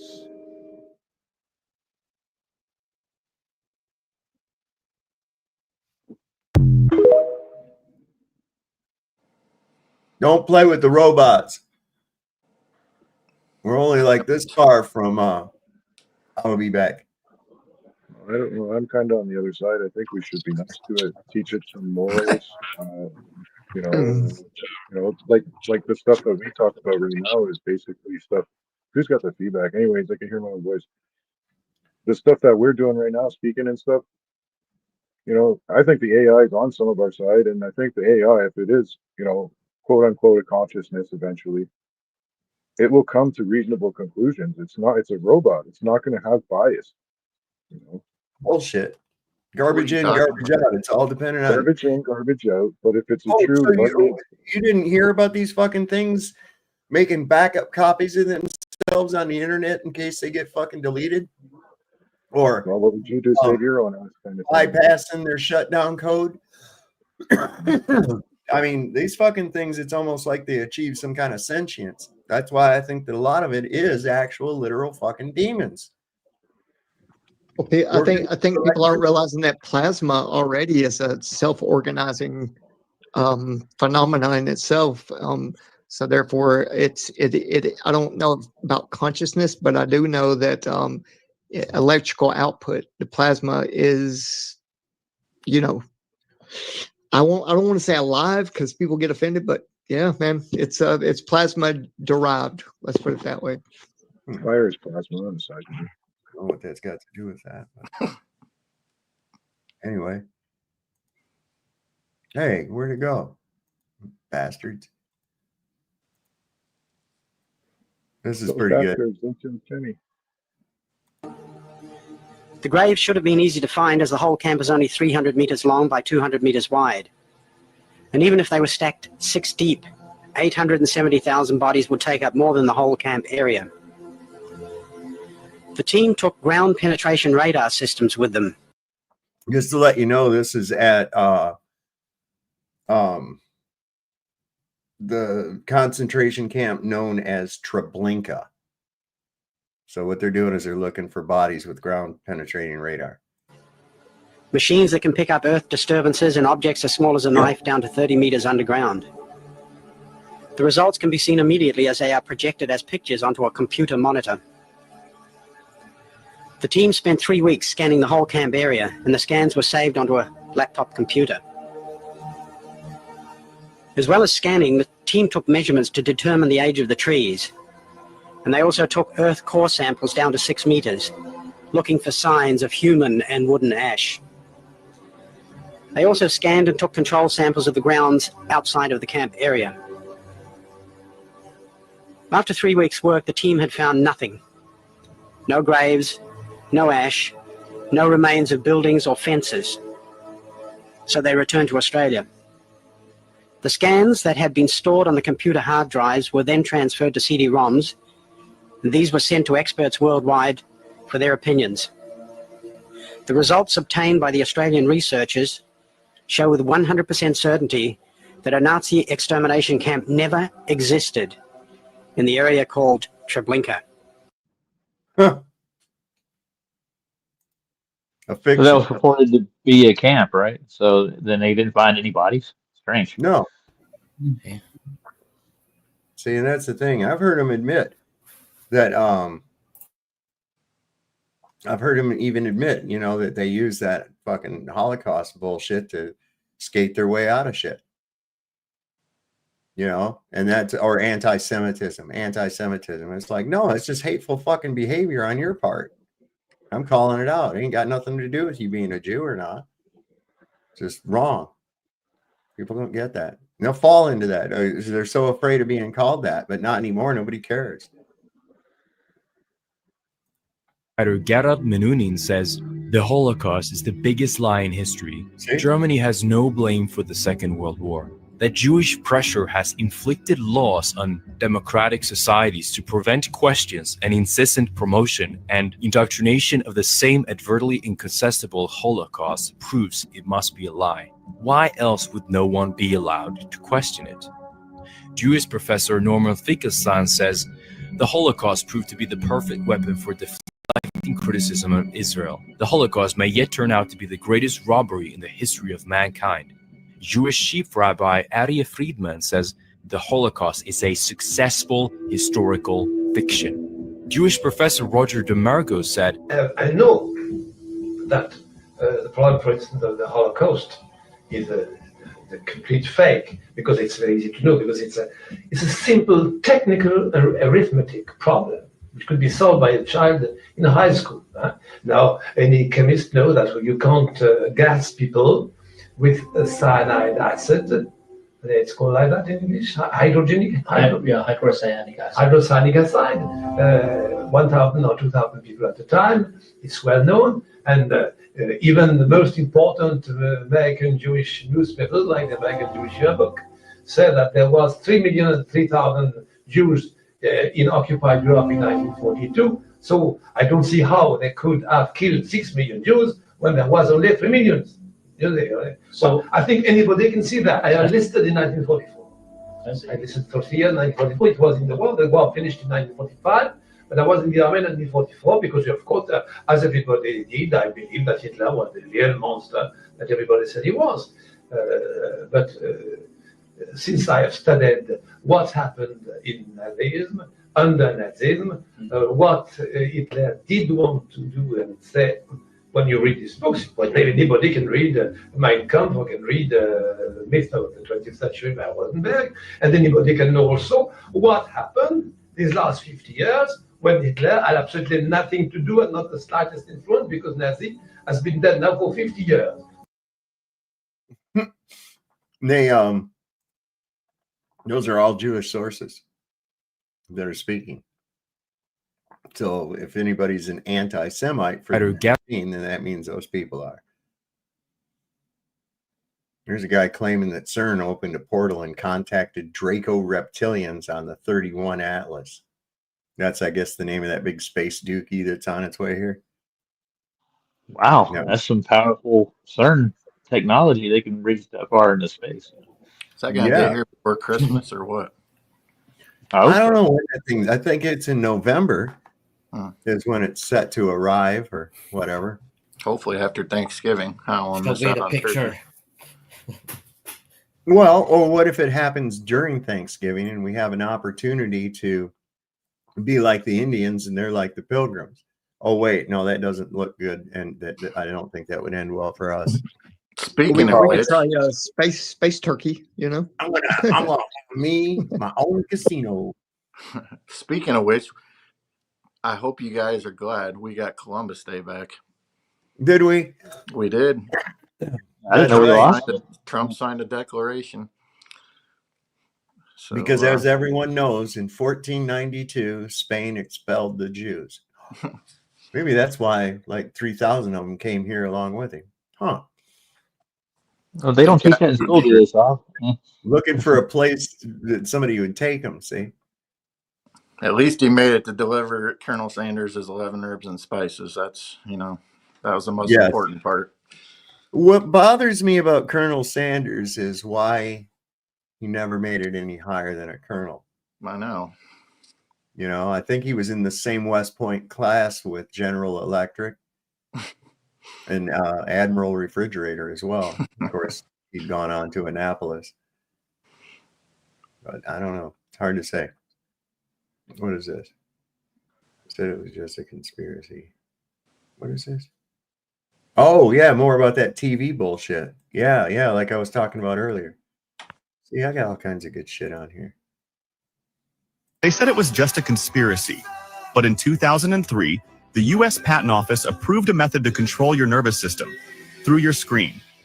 Patent 6506148B2 is titled Nervous System Manipulation by Electromagnetic Fields from Monitors. It uses EMF pulses, embedded in videos or flashing lights, to change how you feel. And you don't even need to know it's happening. Filed by Hendrikus G. Luce, the patent admits, physiological effects have been observed in humans exposed to weak EM fields, especially when the fields are pulsed at certain frequencies. So next time you're staring at a screen, ask yourself, is it just a video, or are you being programmed? They said it was just a conspiracy. Yeah. Well, look at all the other factors that they put in with that too, is what they like the color schemes that are used and clever usage of where they place ads and shit like that. Dude, it's all fucking mind manipulation. Every last bit of it. We're just in, I mean, it's exhausting. It's fucking exhausting. Yeah, Well, it's think about the information frame rate. pollution. Think about the frame rates, how what they can slip in those commercials, how many like pictures per second you're looking at. It's incredible what they could get you to buy anything. Wow, this sounds to me like it might be a pretty good product. Tell me what y'all think about this. Hey son, how would you like to play baseball with me? Can we have a tea party instead? Is your son becoming gay and you're just like, what the fuck do I do? This happened to me. But now he's on mannitol. Side effects of mannitol may include early interest in power tools, unsolicited push-up contests, calling his teacher libtard, refusal to acknowledge a woman's place in the workforce, and being flanked by multiple girlfriends at recess. Ask your child's doctor if mannitol is right for him, because no one wants a gay son. Mannitol. Where do you get it? It's pretty good, isn't it? I get these fucking things all the time. Some kind of weird shit like this. Who's this? Dan Blazarian slams this so-called non-foreign entity nobody dares talk about. Oh, yeah. This guy, he says it like it is, boy. But he's out there, too. He's one of those characters. Right? So is this recent, comments you're making about Israel a recent thing, or have you always had these beliefs? It's more recent. I didn't really realize what a problem it was until recently, and then everybody was scared to say something about it. My brother told me, like, you can't say anything about it. They'll fucking kill you. Like, everybody basically said that I couldn't say anything about it. And actually now they're like literally like trying to like kick me off the board of my company because of those tweets. So like, I've definitely had a lot of like negative pushback, a lot of my Jewish friends, but I don't give a fuck. It's like one of those things where I know that it's the right thing. And the fact that everybody else is scared to say it makes me, feel obligated to be vocal about it. Why do you think it's the right thing? Because I know that they're a fucking parasite. Like, they provide the U.S. absolutely no value. They've done so many thand that, would constitute, an act of war against us. I mean, USS Liberty, Lebanon Affair, I can go on and on and on and on and on. But, I think they knew about 9/11. I think they had JFK assassinated. The first thing that he wanted to do, right before he died was, make AIPAC a foreign entity, and not allow them to have nukes. And then all of a sudden this fucking guy's dead. And Jack Ruby, who was Jack Rubenstein. Man, I can't ignore all the shit that they've done. They sold our secrets. Netanyahu lied to us about weapons of mass destruction. We fought all these fucking wars. My friends have died over there. I just look at what they provided us with, and it's fucking, it's not nothing. It's like a negative. That's what I started seeing too. So is this... See, my mom, she died 20 years ago. Big fan of Bush. Fox News watcher. Really tied into this whole Zionist thing and the plight of the Jews and all this other shit, and bought right into this filthy Arab crap and everything like that. And I'd ask her questions, boy, she'd get pissed off. She would get totally pissed off. I'm like, why are you, what the fuck? Israel, fuck Israel. Who cares about them? Oh, but they're the Jewish people. And I said, I don't care. Oh, well, what about the Holocaust? I still don't fucking care. What do you want me to do about that? I wasn't around. If it actually happened. That's why the Christian Zionists are so important for them. They planted that in all the major churches. Yeah, that's huge for them. Well, I think I got need the Christian Zionists. Damn it! There we go. Thought I went to the wrong place. Hang on. They also tweak the Bible's words, right? Just to make themselves fit into that role. Do I have that right in a way? Well, they're calling a country God's chosen people. Right. Yeah. And it's always been Palestine, right? And they're trying to make it Israel. Well, see, this is one of the ways they got into the Christian fundamentalists, the evangelical Christian right, is right here. Listen to this. The Rothschilds rewrote the Bible to force feed Zionism to Christians. In 1909, the Oxford University Press published Schofield's reference Bible, despite him having little academic training. Who was Oxford's biggest Zionist donor? The Rothschilds. This edited Bible teaches that the Jews are the chosen people to reclaim the land of Israel, despite the immense human cost. This was psychological warfare to brainwash Christians, and it indoctrinated past generations to believe a lie. Now, before I go any further, this video is strictly for entertainment purposes only and is protected by the First Amendment of the United States Constitution. So, Zionism is a satanic movement that started in 1897 when a man named Theodor Herzl claimed that he was going to find the land that God promised the Jews. But there's just one little problem with this. Theodor Herzl was an atheist. He did not even believe that God existed. So how is a man that does not believe that God even exists going to find the land that God promised to his chosen people? This man is Satan in disguise. Zionism is imperialism, and it is devilish. It has gone and taken the lands of the Palestinian people, and through ethnic cleansing, terrorism, and a genocide, it has driven them out. And through that same terrorism, and with the backing of the United States government, it maintains its power. Once you understand that the founders of Zionism did not believe in God, it makes much more sense to you that they're able to mass murder people and actually claim that God wants them to do that. Oh, and by the way, Judaism originated in Africa. The first Jews in the world were African. Why do you think that DNA tests are banned in Israel? Well, surely it can't be because they don't want their citizens to realize that they're really not God's chosen people. So comment below and let me know, were you aware that the Rothschilds rewrote the Bible in 1909? And remember, this is strictly for entertainment purposes only. Ain't that some bullshit? The Rothschilds. Ain't that is just straight up some bullshit. And here's how they work them. This is so crazy. They take these politicians, right? And they have them in an APEC meeting or whatever, right? And they're walking around with these name tags that have a QR code. And this place is like crawling with fucking Jewish APEC donors, right? And what they'll do is they'll just hit the QR code on their badge with their phone if they like what they're saying and shit. And they'll just donate money to them. And it's like, what the fuck, man? What is going on here? This is wild. Matt Gaetz was talking about this, and I was like, what the fuck? Come on, bro. I mean, like you're animals or something, you know, and you're in a stockyard and the buyers are there. Initially, I resented the fact that there was no appreciation for nuance.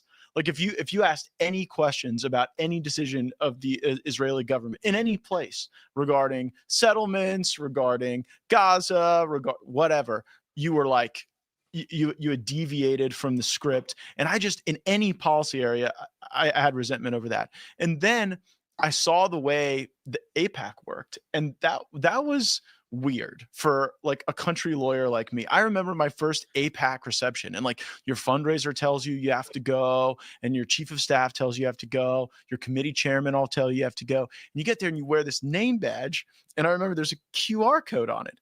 And what we were supposed to do was go talk to donors, and then if they liked you, they scanned your QR code to make a donation, like on the spot. And so can you just imagine how demoralizing that is to like be told that your job for the next several hours to go chat people up, hoping they would scan you like a can of tomato soup on the way out of the meeting. I mean, it's and think about that, man. Useful goy picking the top grade A beef. Say, who's going to? I don't know of a slave market, so like a slave market kind of thing. Yeah, like they're bidding on them or something. Fuck, man. Literally purchasing. Right. And so I saw that and I was like, wow, that is so freaking weird. And then, I was in Israel. I went multiple times, and I did not like the fact that I found someone in my room rooting around in my stuff that should not have been there at the King David Hotel when I came back to my room when no one was expecting me to be back in my room. And I just presumably Israeli law enforcement. I don't know who it was. I just thought, like, this is weird. All of these things combined are odd. And then the policy outgrowth seems to be an obsession about the Middle East that has not served my generation well. I just don't. I haven't seen it serve our generation at all well. Initially, hey Saab, check out that short little clip I put in the regular chat there. I think this dude's kind of funny. Some of his other stuff is anyway. Oh, I'm way behind over here. Oh, I can do it again if you need it. Yeah, I put it in the regular chat. Yeah, I'm looking for it. How far back is it? Here, I just dumped it again. Oh, I got it. Wait, I found it. All right, hang on. Yeah, I have to go, guys. So have a good night, everyone. Take it All right, yeah, I'm gonna shut it down here in just a few minutes myself. Bye. Night, DJ. Right. Have a good night. Thanks Bye, for coming chat. up, buddy. Thanks for the Bye, video. so thank you for the stream. Right on, man. See you next time. Bye. All right, here we go. Whoa, don't say that word. Juice. A good friend of mine is Jewish, and I was actually best man at his wedding. And let me tell you, if you've never been to a Jewish wedding, trust me, it was well worth the cover charge. It was awesome. A good friend of mine is Jewish, and I was actually well worth the cover charge. That's awful. They have a free bar though. That's what I want to know. And no, they didn't. You had to pay for your drinks. Yeah. Oh, here it says, yeah, questioning the star of Remfan is antiseptic. Is it though? Let's look at this.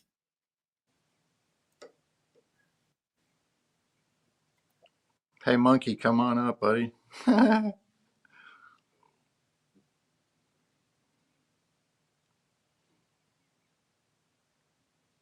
So I wanted to hear your side of the story, dude. Come on in. Side of what story? You know what? I thought I had that shared up there, y'all. My bad. I was wondering. What story is that? Oh, the story about how he had to go get off the computer. Well, what was really going on? His mom was upset. He'd been up late and hadn't been getting ready for school on time and almost missed his bus. And, that starts to get irritating, especially when the school's calling the parents and harassing them about it and shit. And it's like, get off that goddamn computer and go to bed. See? So it's understandable. No hot pockets after 10 p.m. And then where's the meatloaf? Yeah, right. Using up all our data. Acts 7:43. You also took up the tabernacle of Moloch and the star of your god Remphan, images which you made to worship, and I will carry you away beyond Babylon. Yeah, it's a false god. Where does the Star of David come from? Yeah, it's not biblical. I doubt you can find it. Ask a Jew. That's anti-Semitic. Meyer Amschel Bauer, born in Frankfurt, Germany in 1744, was a moneylender and a goldsmith on Jew Street, whose shop had a sign out front with a red hexagram on it. Eventually, he would change his name to Rothschild, which is German for red sign. Rothschild soon learned that loaning money to governments and kings was more profitable than loaning money to private individuals. Not only were the loans bigger, but they were secured by the nation's taxes. It's definitely not King David, Jesus' lineage, and they're Christians appropriating the Jesus' bigger lineage. problem here, I think, Jake, isn't necessarily even the Jew. That's where all this originates from. That's where the agenda's drawn up. That's where the planning comes. But the implementation of all of that, It's an appropriation. it is the Christian Zionist. It's the 2.4 billion evangelical Christians that have adopted this Schofield translation and have been preached to by the womanizer, adulterer, woman beating, Greg Locke. Let's say Israel does what I think they should have done on day one.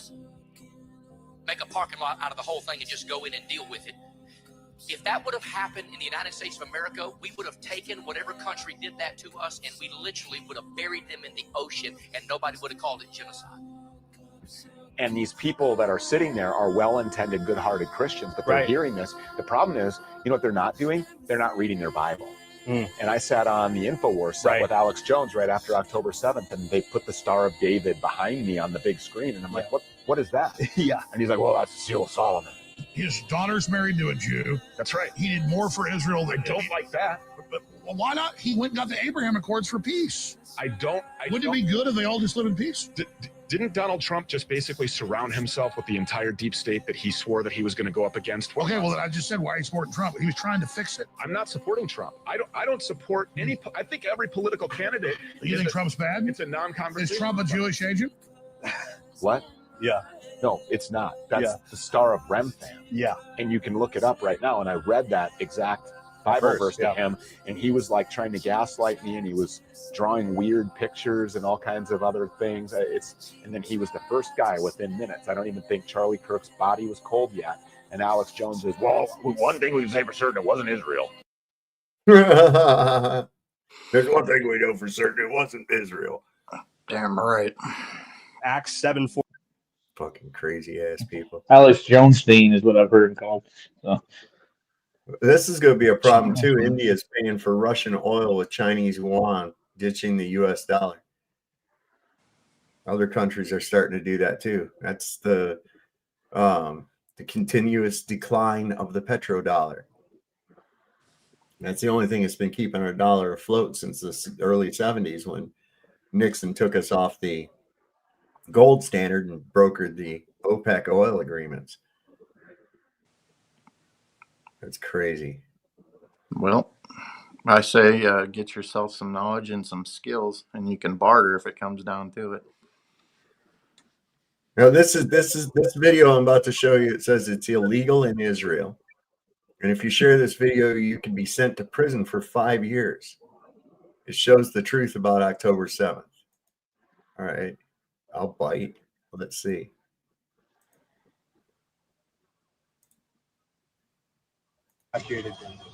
But why is the destruction then? I'm sorry. Why is the destruction? It looks like more like a because of our tanks attack. fight on them. Yeah, because they were blocked in these houses, and we need to conquer back the whole settlement, and it couldn't be happened without the tanks. Okay. So how many were here, and then how many survived? How many did you? No one survived from this house. From other buildings, we rescued many, but from this house, 19 people died. Among them, 8 children. Like, that's okay. That's just acceptable because we needed that. Needed to reconquer the old settlement. What? These fucking people are insane. I was really just about killing 8 children to resettle. It didn't make any sense to me. Did you guys see? Did you see the video of Kristi Noem surveying war-torn Portland? No. Was Rust in that one? Look at here.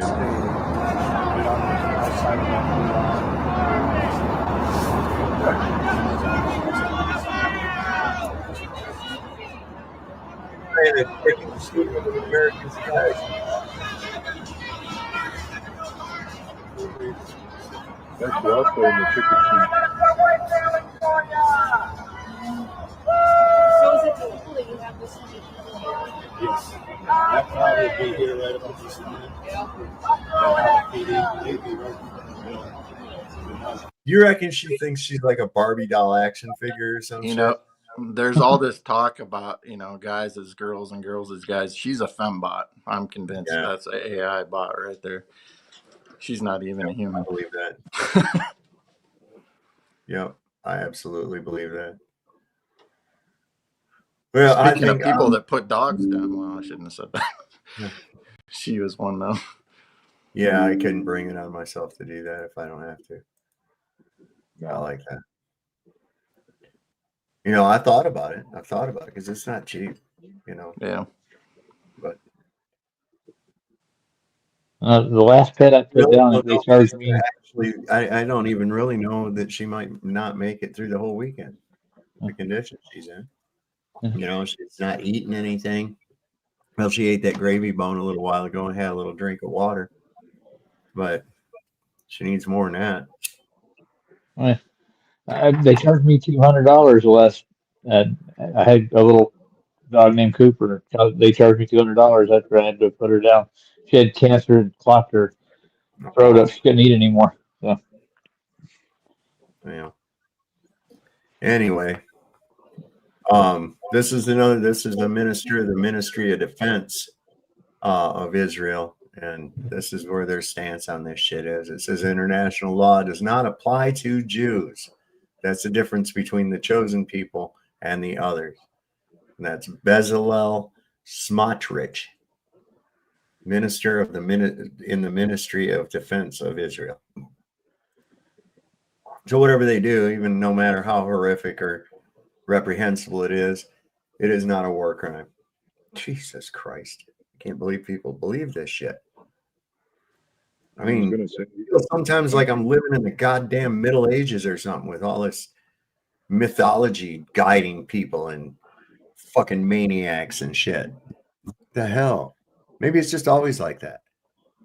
I'm starting to wonder if we just see it now and it's just that's how it's been. Of course it would be a period of deception, a period of recovery. And like I said, we're putting labels on this shit. And I think our other fellow on there that was saying, it's if there is a God, then there's like a duality to it, either a duality to God's personality or a duality to it. And I can't believe that Israel can get away with certain things. I especially it's been a dead horse, but if you're talking about collateral damage and you're waiting for them to go get their food and you're waiting for them to go to the hospital, like how are these guys still controlling, with APEC and whatnot? It's quite clear that it's Israel first. And I mean, it's no different in Canada. It's probably no different. I don't know that it's not that way in China too. You know what I mean? Like, is there an Asian connection to this Kabbalah or whatever the fuck it is? Yeah, it's Chi-Com. Wow. Chi-Coms. The fucking gay frog. Chi-Cam's hands all over it. Chi-Com. Fucking Alex Jones. He's really irritating, man. I couldn't believe it. I can understand Owen Schroyer. Yeah. This motherfucker comes barging in on your set and interrupting your show and shit and acting like a fool. Just making a total ass out of himself. He did this all the time and shit. I was like, I would finally get fed up and go, fuck you. Didn't Rush do the same thing? Like he just shouted at people back before Alex Jones. He called everybody feminazis or libtards. Oh, Rush Limbaugh. Yeah, good old Rush. Oh, I liked Rush. He was fun.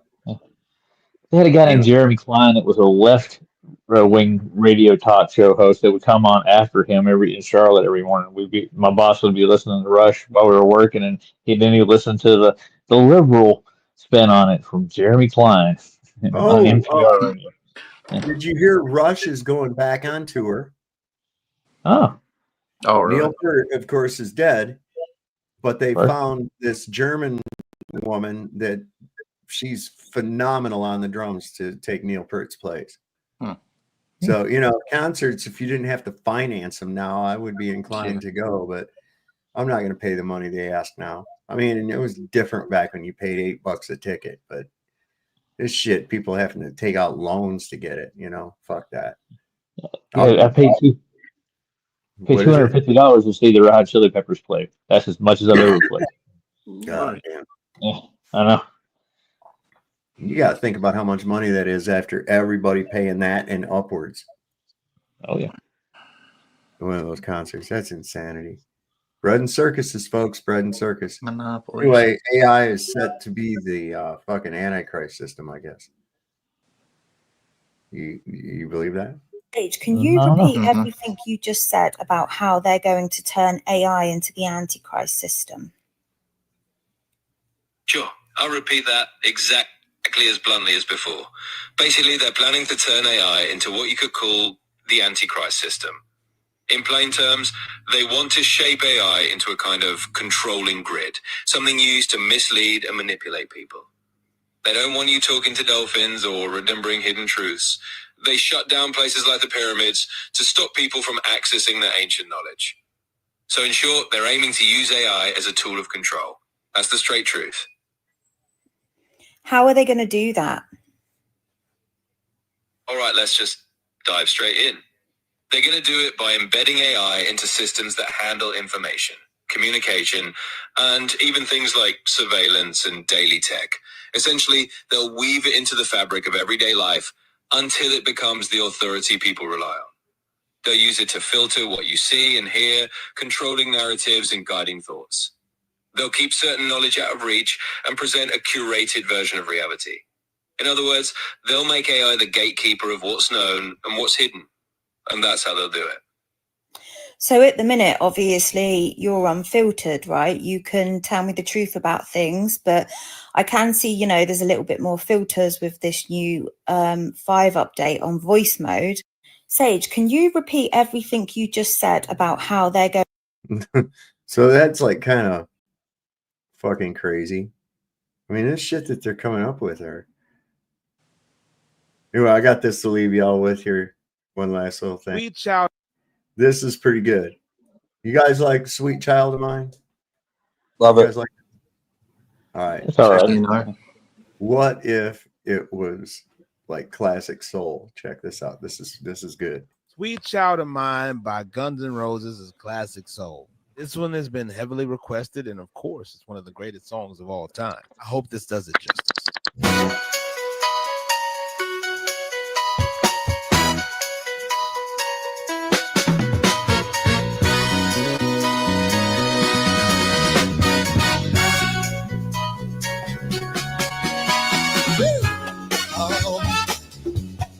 Bad ways, baby.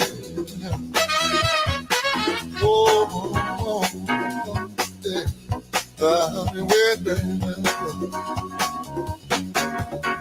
She's got a smile that it seems to me reminds me of childhood memories where everything was as fresh as the bright blue sky.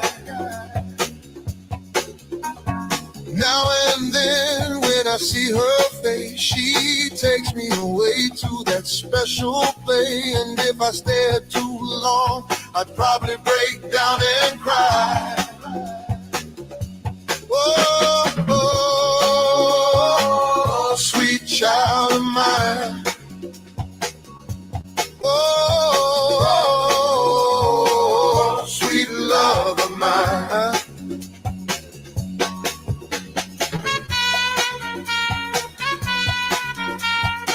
Sweet Child of Mine.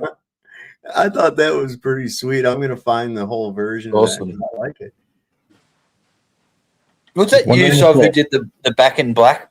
Blackity Black. Yeah. Doug Bippy Yeah. and David Black. Yeah. That was good. Yeah, that was a pretty good one. I like that. I like funny shit. You know, I mean, I love to laugh. I love to make people laugh. I mean, that's something I've done since I was a little kid. Ever since I found that I had the ability to make people laugh, I just took off like that. And I've done that just about everywhere I go. I'm always cracking jokes. I'm always cutting up. You know, gotta sometimes not take this realm as seriously as so many others do. Yeah. You know, I want people with agenda are way too serious. So You give them a point. Like they got something to do. They're trying to do something. They're always serious about it all the time. She Never need a lighten up. I got a good one for you guys real quick. Watch this. She need to repent and give your life to Jesus Christ. What are you doing here, Stop. Oh my god. Oh! She need to repent. What was that? Air duster. Yeah. That duster shit that you get to clean out electronics, and these people go in there and get it, buy it, or steal it, and they snort it up their, they breathe it in and get high off it and shit. It's really bad for you too, man. I mean, it's just like, what was that show? Intervention did one on somebody about that was addicted to that duster stuff. Man, it's.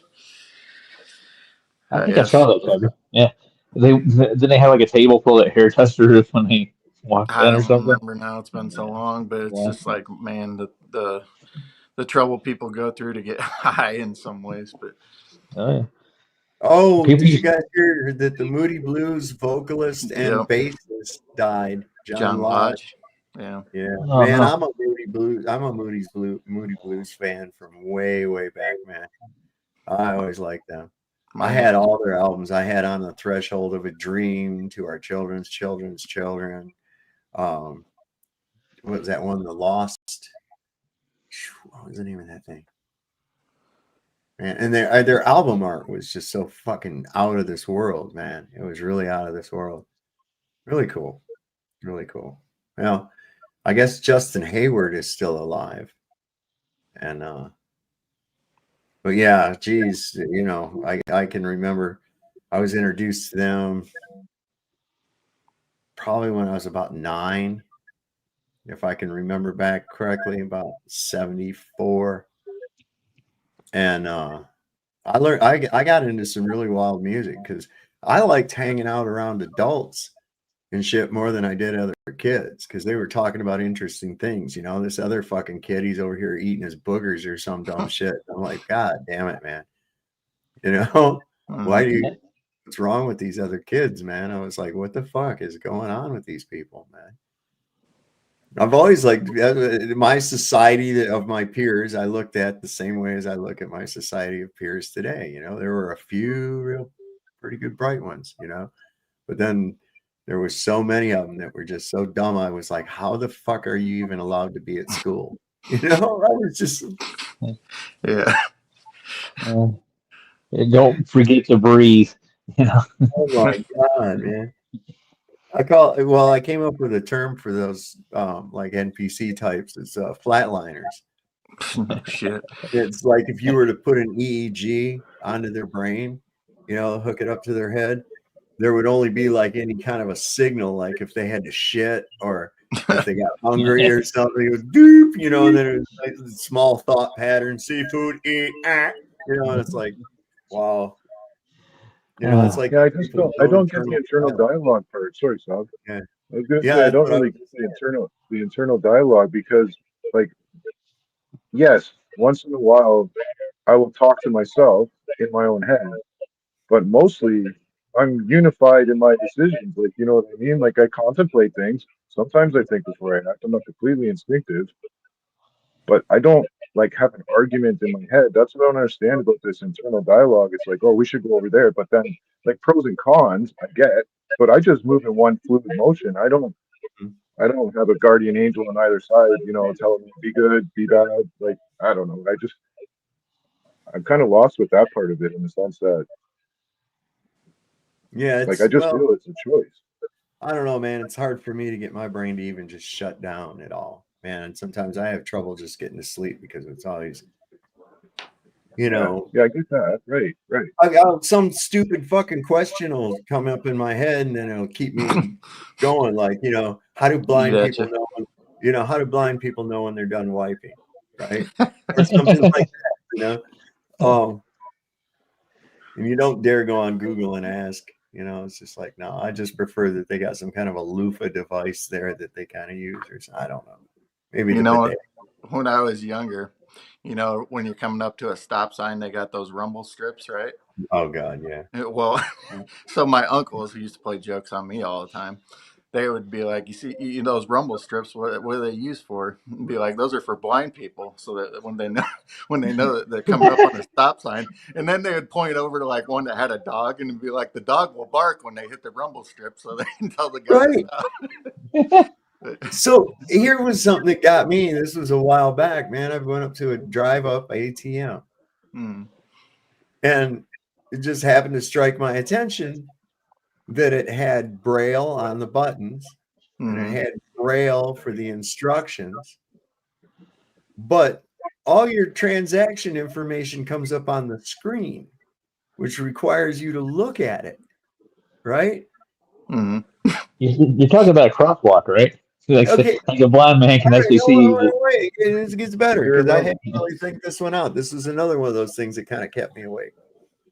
All right. So it's great that they know what buttons are bought, right? And they know it's great what the instructions are. However, everything comes up on an LED computer screen on the fucking ATM. Am I right or wrong? Right? That's where it goes up. All right. So how do they know what the fuck that says? And then how do they know they even got the right money? How do they know? How do they know? They maybe figured they got 5 20s there, and it's actually only 5 singles. How would they know? Good question. You know what I'm saying? I'm just it's like some shit. There's no Braille on the money. There's no Braille on the computer screen.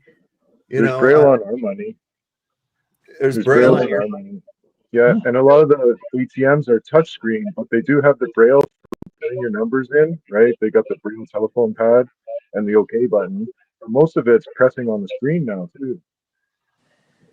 Yeah, but how can you read the screen if you're blind? That's what we're asking. That's what I'm getting at. Yeah, a lot of it's touchscreen. They put a headphone. I don't know how this can completely. So solve blindness the is really a hoax.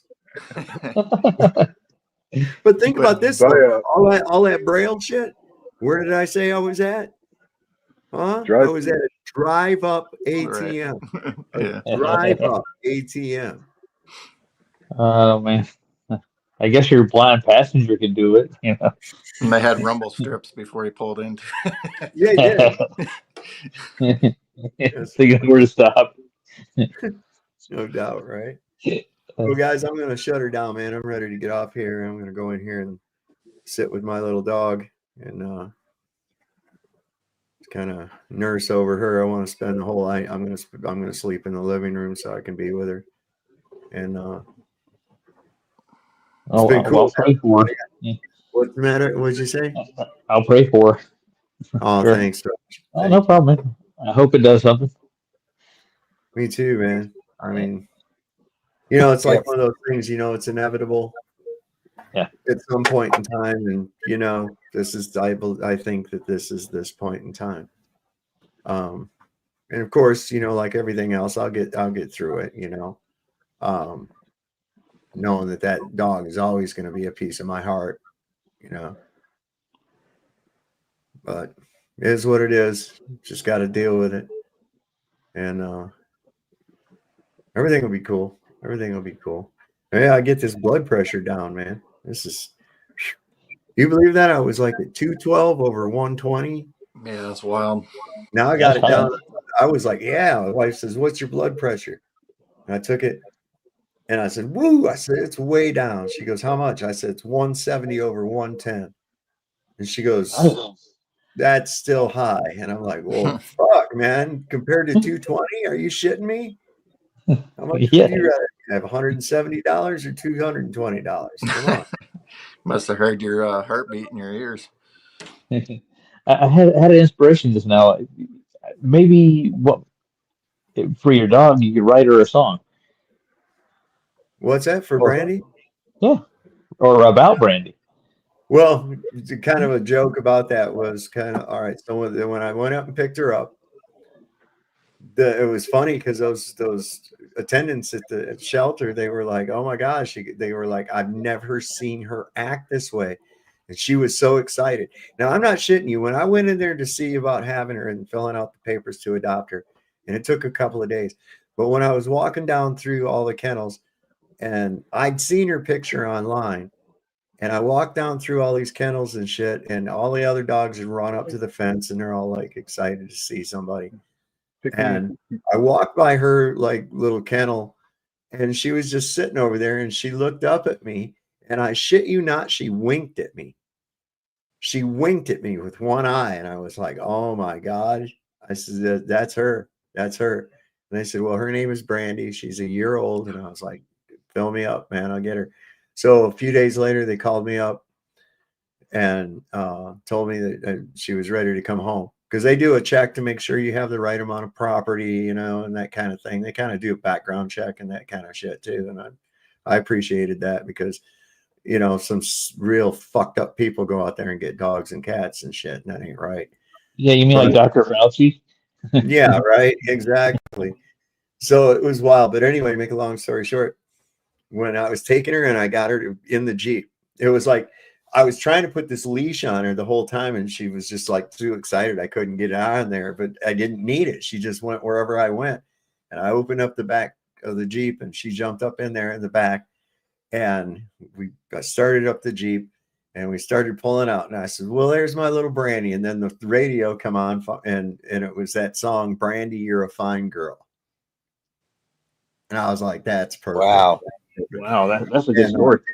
It's pretty cool, because I'd play that song, and she'd hear her name, and she'd tilt her head and shit every time, or I'd play it on the guitar, and she'd be like tilting her head because I was singing to her.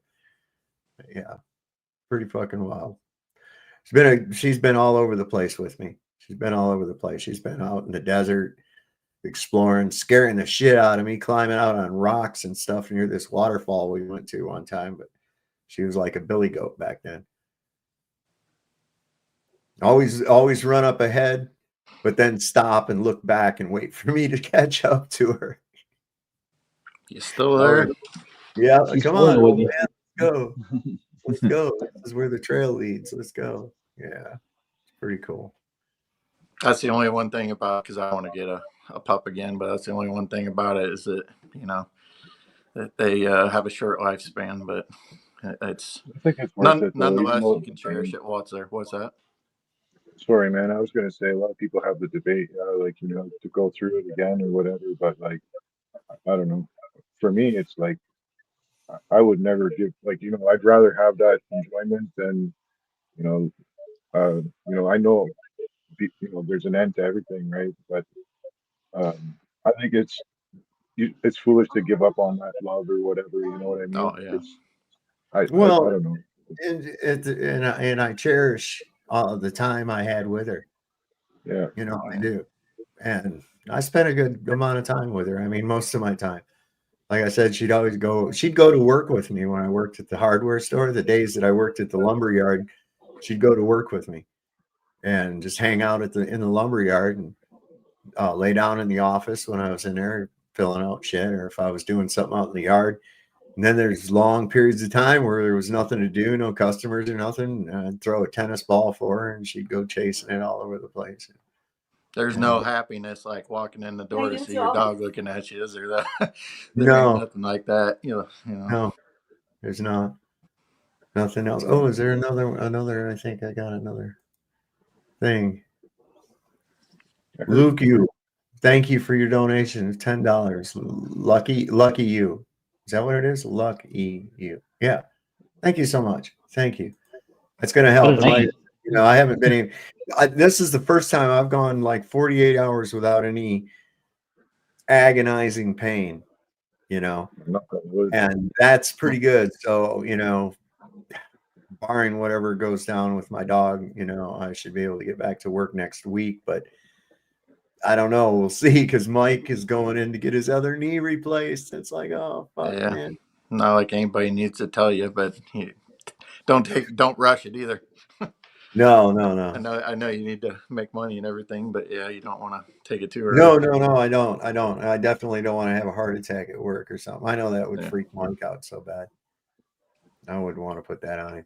Now, one time I did have that episode, but he wasn't around. It was just me and Johnny there. I woke up and this fucking guy's pouring Sprite on my face. Like, that guy needs milk. Yeah. No, water would have sufficed. There was a hose. Why is my face all sticky? Yeah, right. It was, dude. That smell, yeah. Ears and shit. It was sticky and shit. Oh yeah, it was pretty crazy. I haven't seen He's Johnny. little- I need to find out what's going on with him. That crazy woman of his, man. She had No. him. Is that the guy who used Oh. to come over to your house from time to time on stream? Yeah. I haven't seen him in a while, and he filed for divorce with that crazy woman, that one who ran off that night. And he and finally the papers, she wouldn't sign the papers, and then finally I guess they came through to where they're final whether she signs it or not. So God knows where he's at or what he's doing. I saw a Facebook post of him, and all he did was change his profile picture. I don't know, so we'll figure it out. It's more than I've done. Yeah, I've still got the same one I've had now for a while. It's me and another alternate timeline from some AI generated avatar. They airbrush out all the flaws and blemishes, so that works out better for me. All right, guys. Well, thank you, and I want to thank everybody for coming up. I want to thank everybody who donated money to the show, to the channel. I appreciate that greatly. Now that I'm feeling better, and if I'm not working out there, I'll be putting out way more streams. Sorry, Monkey, I'm signing out, buddy. You had all this time to come up. And I'm signing out of the show right now, so you'll have to come back again next time. Anyway, thank you all for coming up, and those of you that donated, everybody that was in the chat. And remember, don't feel obligated. Just if you can spare $5 or whatever, man, it helps out, because like I said, with this back thing, I think I'm back to normal now. I can actually move around, so that's handy. But we'll get through the weekend, and then to Monday with that. I'm kind of dreading that day, but it's inevitable. Just man up and do it. Soldier. And as we always like to say on here, don't forget, the Lord loves a working man. Don't trust Whitey. See your doctor and get rid of him, because they don't know what the fuck they're doing. Trust me, I just had an experience with them. And if you heard the shot, it probably wasn't meant for you. We'll see you next time on Sovereign Soul Unchained Mind. Thank you, everybody.